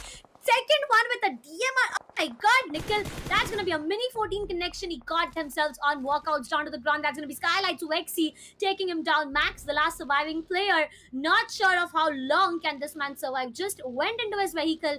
Going out of that fight, but he can get himself between the sides of Hyderabad. HYDRAS out there. 7C, the 2 surviving players for them. That's going to be Savitar down. Prince and Aladdin are going to be the 2 players standing. Now, this duo, I don't know if it turns out to be deadly or no, but if they revive Savitar back to his life, they can make things work in their favor. Sirvi standing right exactly in the front, trying to just have a great angle on Aladdin, and fortunately, now Savitar, he can get a life.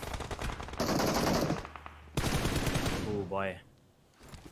This is gonna be interesting, and at the same time, it's gonna be hard for Prince to actually survive here, because that's a shag and that's penetrable. Prince taking a lot of damage. Nikhil, he wants to get this one. It's gonna be Aladdin with the backup coming in. Prince is surviving right now, but rivalry's Nikhil. How did he get dom? Oh, wait a second, he's dominating. But OG Ash, on the other hand, they're popping off. EXO in deep trouble, while NIGMA Galaxy, they're putting up, smoke screens right now. And NIGMA trying to take him down, and X-Max is down and out, and so are the hopes for the side of NIGMA Galaxy to get that chicken dinner this time. And that's gonna be the end of them in this particular matchup. And Pukar barely surviving. Just barely surviving right now with 2 points, adding 20% health. But anyway, he's gonna be passing himself up. HYDRAS taking down the players on the side of Enigma right now. Enigma Gaming in a lot of trouble, but Ace Blood goes down. And with that, HYDRAS are out as well. For Hyderabad HYDRAS, 7 teams, 20 live players. Edge, it's gonna be really interesting. 7C Prince right now is trying to find some beautiful angles. 5 finishes, a good one is what 7C got for themselves. But again, a chicken dinner would be just like a cherry on the cake. Now, I mean, cake is something I like the most, and that's why I keep on giving cake references. But on the other side, we have Savitar, Prince, and Aladdin standing strong. From the sides of Team Insane, we have 3 surviving players. And as I said, reviving Savitar would be the best possible decision. Look at this man dominating once again. Sayyam, we found the sides of Viscott out there trying to take him down, but couldn't get any connection. Beard Baba from WALKOUTS is being caught by Gamla Boy. That's going to be Yuva OP trying to take him down, but no, the history ain't repeating. The mirror world getting created as Team WALKOUTS gets eliminated completely. 16, 15 alive players 160 meters away from the zone is what these teams are. Right now, they need to figure a way out to make it inside the zone because 7C, they have captured the zone already and they're waiting out like hungry lions are waiting for their prey. And if you get caught here, it's going to be really difficult for you. It is gonna be difficult for them for sure, but there's just a couple of trees now for their cover. It's gonna be Trigger taking out one of the players as well. Believe with the M249 confirms the frag on to Mac. And insane 5 finishers, rivalry 5 finishers, and with that we're gonna be bidding them goodbye in this tournament for sure. If my math is not that bad, I'm pretty sure about that as well, but it's gonna be SKYLIGHTZ.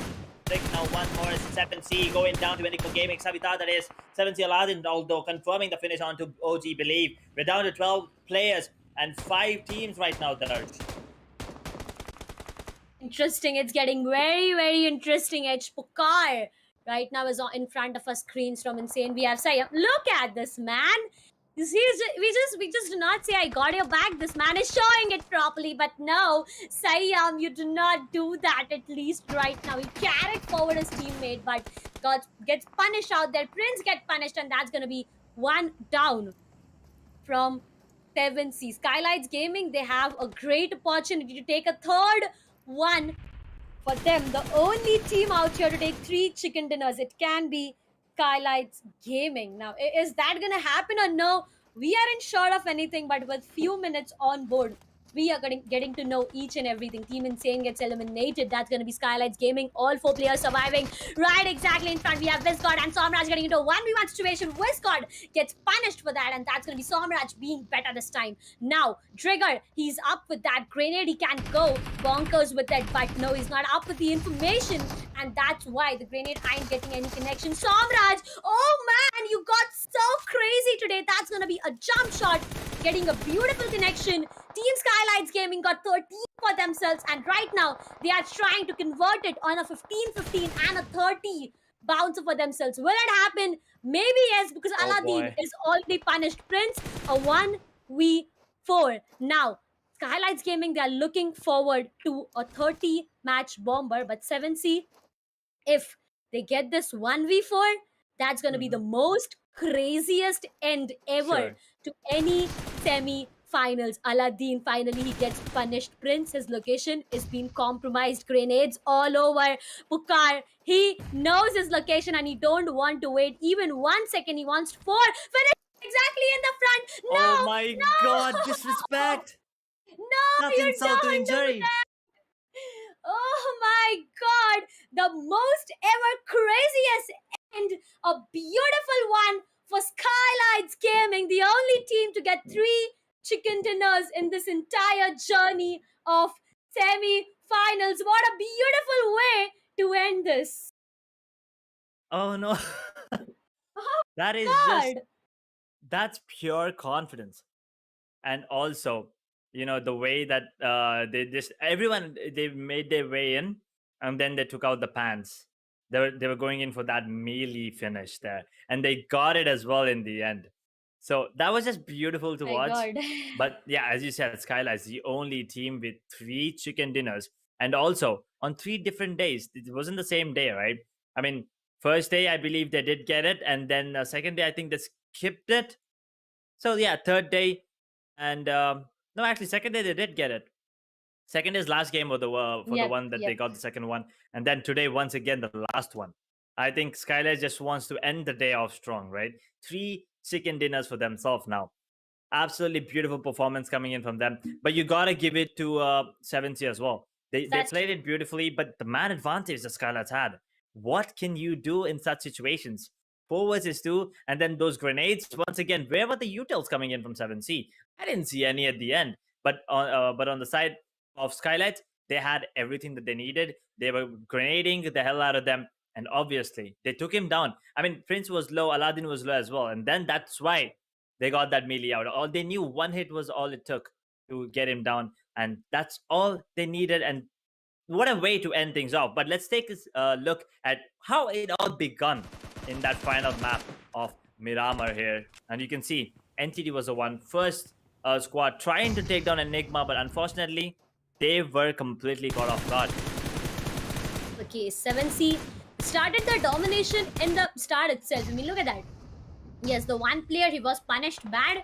But again, Insane on the other side, they did a beautiful job. Revenge and XSPARK, these teams, they needed a 20 plus bounce for them to confirm their position for grand finals. But eventually, after Revenge went down early, I guess Team XSPARK eventually got eliminated. Now, they did a beautiful job, I would say, by eliminating, I mean, getting in a fight with Team 8-bit, because at the end of the day, you know, right, to get 20, you need both position and placements. And that is something that I was having my eye on. On the other side, Scout was down to the ground, and I guess after Scout went down, the entire team faltered. Mavi was the last surviving player. Was not sure of what Vixie is having in his mind, and that's how he went down. Nikhil, he took MJ down. Now Vixie here got out of that vehicle to revive MJ, but Nikhil could have done a better job. Eventually, if he was trying to take MJ down, he could have took one more player down, and that could have been 2 for him. But nevertheless, on the other side, we had WALKOUTS and SKYLIGHTZ Gaming getting into a fight. Nikhil again, they had a 1v1 face-to-face situation with the sides of NIGMA Galaxy, where NIGMA Galaxy, I guess they went really ham. But again, Nikhil, the way this man has played with that mini 14, man, oh man, that's a mad one. Prince, he was stuck in this situation. WALKOUTS, they tried their level best, but again, it didn't work in their favor. OG was right exactly in behind, and that's what is Miramar about. You need to not just clear your front, but your back as well. And if you don't, you get many surprises, and that's what the overall scenario was. SKYLIGHTZ Gaming, they got into a fight with Enigma as well. 8 finishes already in 23 minutes is what they accumulated. Prince was completely caught by... I mean, every time, after 15 or 20 minutes, you talk about every fight you have SKYLIGHTZ Gaming giving something or another in that fight. True. SKYLIGHTZ Gaming, they were popping off right from the start, right? They took their sweet time getting all the loot, getting all the utility, the resources. But here's the thing: this fight between them and 7C, explosion finish onto Aladdin, and then Pukar with that final blow right on the back of the head. That was quite funny to watch. But a 30 bomber by SKYLIGHTZ Gaming, 15 finishes, 30 total points, third chicken dinner for them. And with that, I think we are kind of stuck with 18 different winners, which is still a really good number. 18 winners out of 24. That's a really good number. And I believe the only ones with no chicken dinner are Rivalry. I think Revenge didn't get any. And 8-bit, unfortunately, couldn't get anything. And I think XSPARK. I mean, apart from them, I believe everyone else got themselves at least one chicken dinner. That's mad insane, let me tell you that. Oh, wait, I think there's supposed to be 1 or 2 more teams, right? Because Yes, I think I only named 4.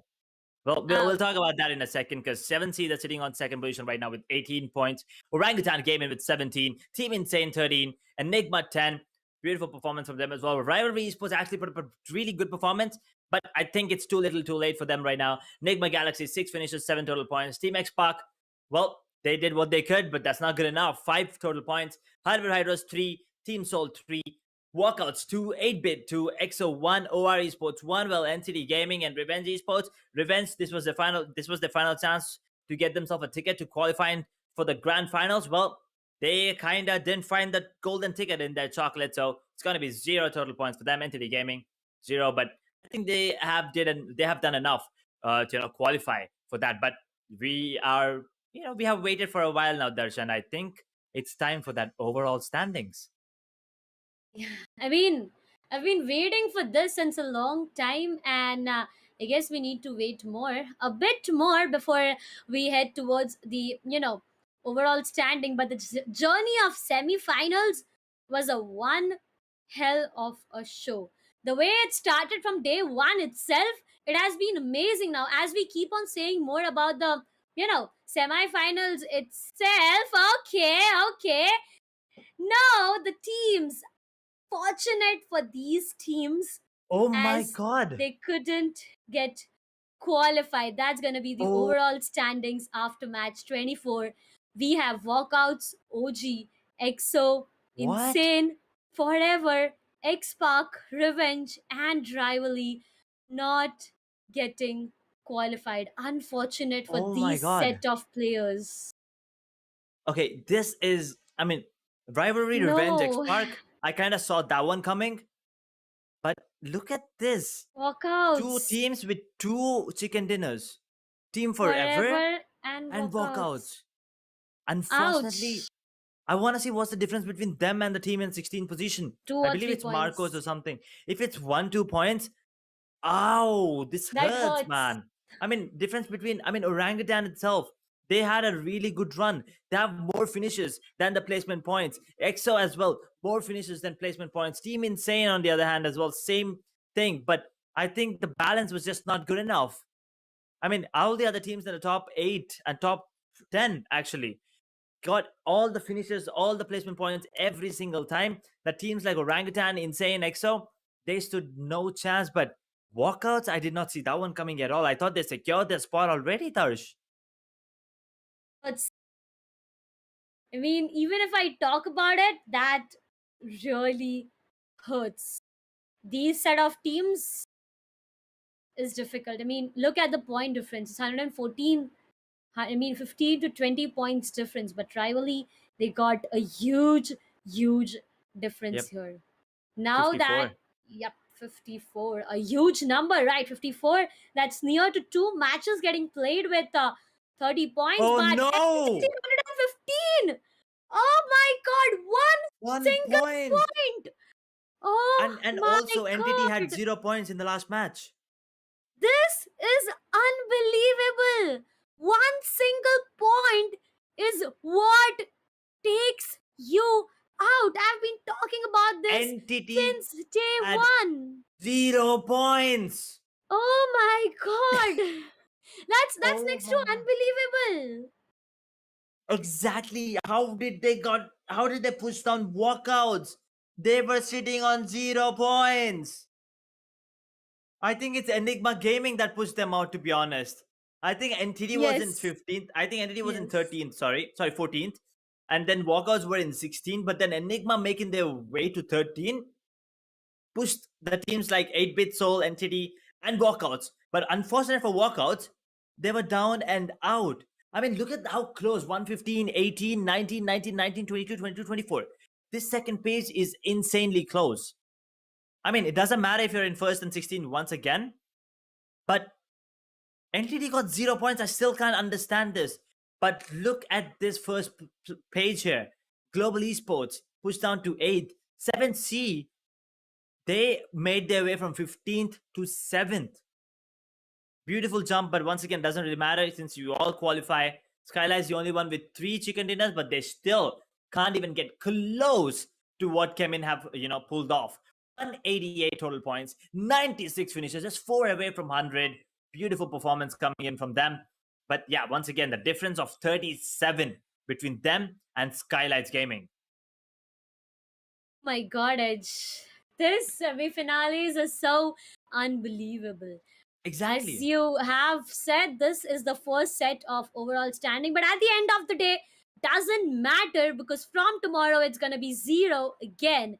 And now, from tomorrow, we do not have any breaks, we do not have any group, straight 6 maps each and every day that they need to play. This is how the grand finals is all about. But let me tell you something about CHEMIN Esports right now. What this team has did to be on #1 on the day 1 itself, they started off in a beautiful way possible. I mean, they didn't get any victory, but we could always see them in the first sides of overall standing because there was them trying to survive. They tried to survive the first day, the second day, and the third day, not taking any fights in the beginning, but engaging in the end fights. And when it came to the last day, what level of destruction CHEMIN Esports has caused, man, oh man, they just got it crazy completely. Let's talk more about the top 5 fraggers. Delta coming back, securing his position. So is Justin. Delta with 33 finishes.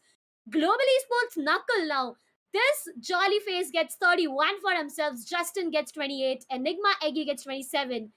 And a tie-up of finishes between Eggy and Ace Black gets 27. But the team contribution, Exactly. look at the numbers.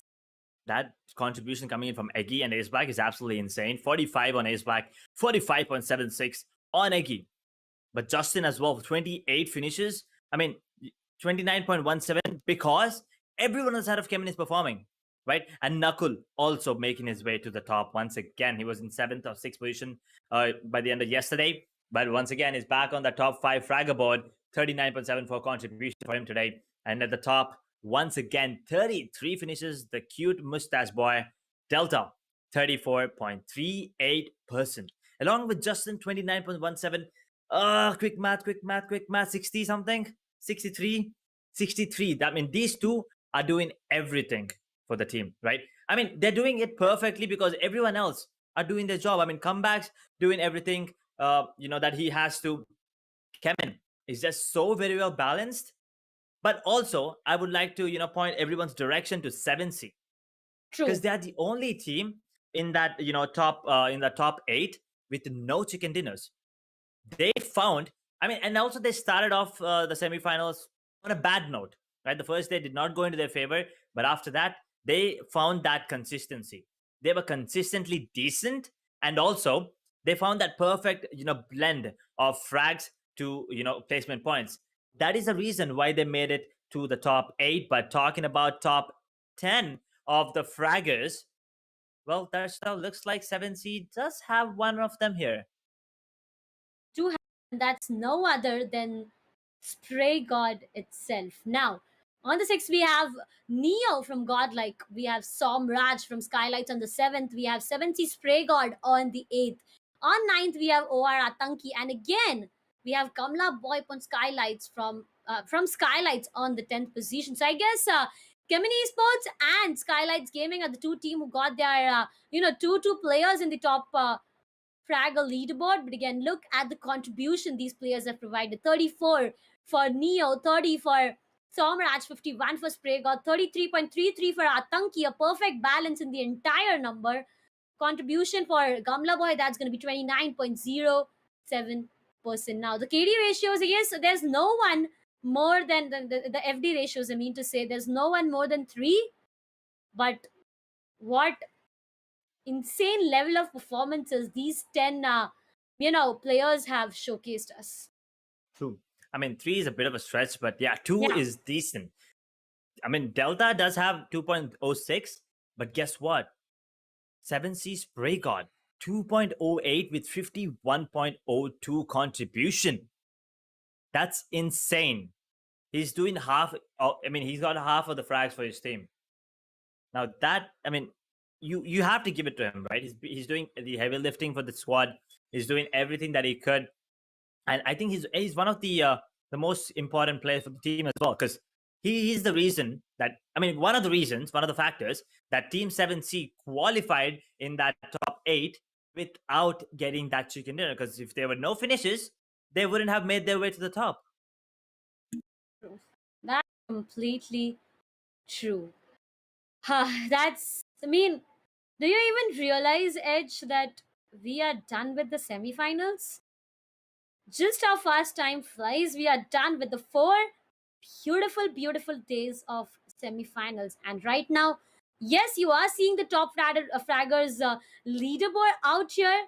But again, this is just gonna, I would say refresh or restart again on the tomorrow's day with 0 for everyone. So again, letting you guys know that from tomorrow, that's going to be a new start for each and every team out here. For all the teams who have qualified, it is done. It is done already. It is what it is. It has happened what had to happen. But right now, they need to concentrate on the grand finals, because these 16 teams, they got rewarded as the keys they were looking for of the door they had in front of them. And right now, they will be going further. But the team on the top, we have the team at the entire breakdown of finishes and the contributions. A total of 26 finishes for the entire squad of CHEMIN ESPORTS. But to split it apart, I guess, Edge, you are really good on number games, so up to you. Thank you for that. But CHEMIN ESPORTS, 96, just 4 away from 100. Would have absolutely loved that. But then Destro, 24 finishes for them. Delta, 33. Justin, 28. Comeback, well, he's a support for the team. So it's, it's fair that he's sitting on 11 finishes. Don't think that he's not doing his job. But he is, with those medkits, with those smoke grenades, and with the position, with the cover fire. The only reason that Delta and Justin are, able to get those 33 and 28 along with Destro's 24 are because of the reason that Comeback is actually at the back lanes trying to cover fire, trying to revive everyone. I mean, if you take a look at the contribution as well, 34 on the side of Delta, 29 on Justin, 25 on Destro. I mean, Destro right now is absolutely on that, on that verge of, fulfilling his role. Like 25 is basic, right? So he's doing his job. Delta doing a bit more than average. Justin a bit more than average. Comeback, well, he doesn't need to worry about finishes. He needs to worry about supporting his team, and that's exactly what he's doing with 11% contribution. And if everything goes the same, I mean, if all the three fraggers are doing the job and Comeback's doing everything right, they might as well go home with 8,000 USD in their bank account. I mean, who wouldn't love that? But for that to happen, they got to be consistent, and they did. And the semifinals on a really good note and in a dominant fashion as well. Once again, total prize pool of 20,000 US dollars. The first team taking away 8,000. Is it going to be CHEMIN once again? Because they ended semifinals on top with no one even being close. Or is some other team going to steal their spot this time?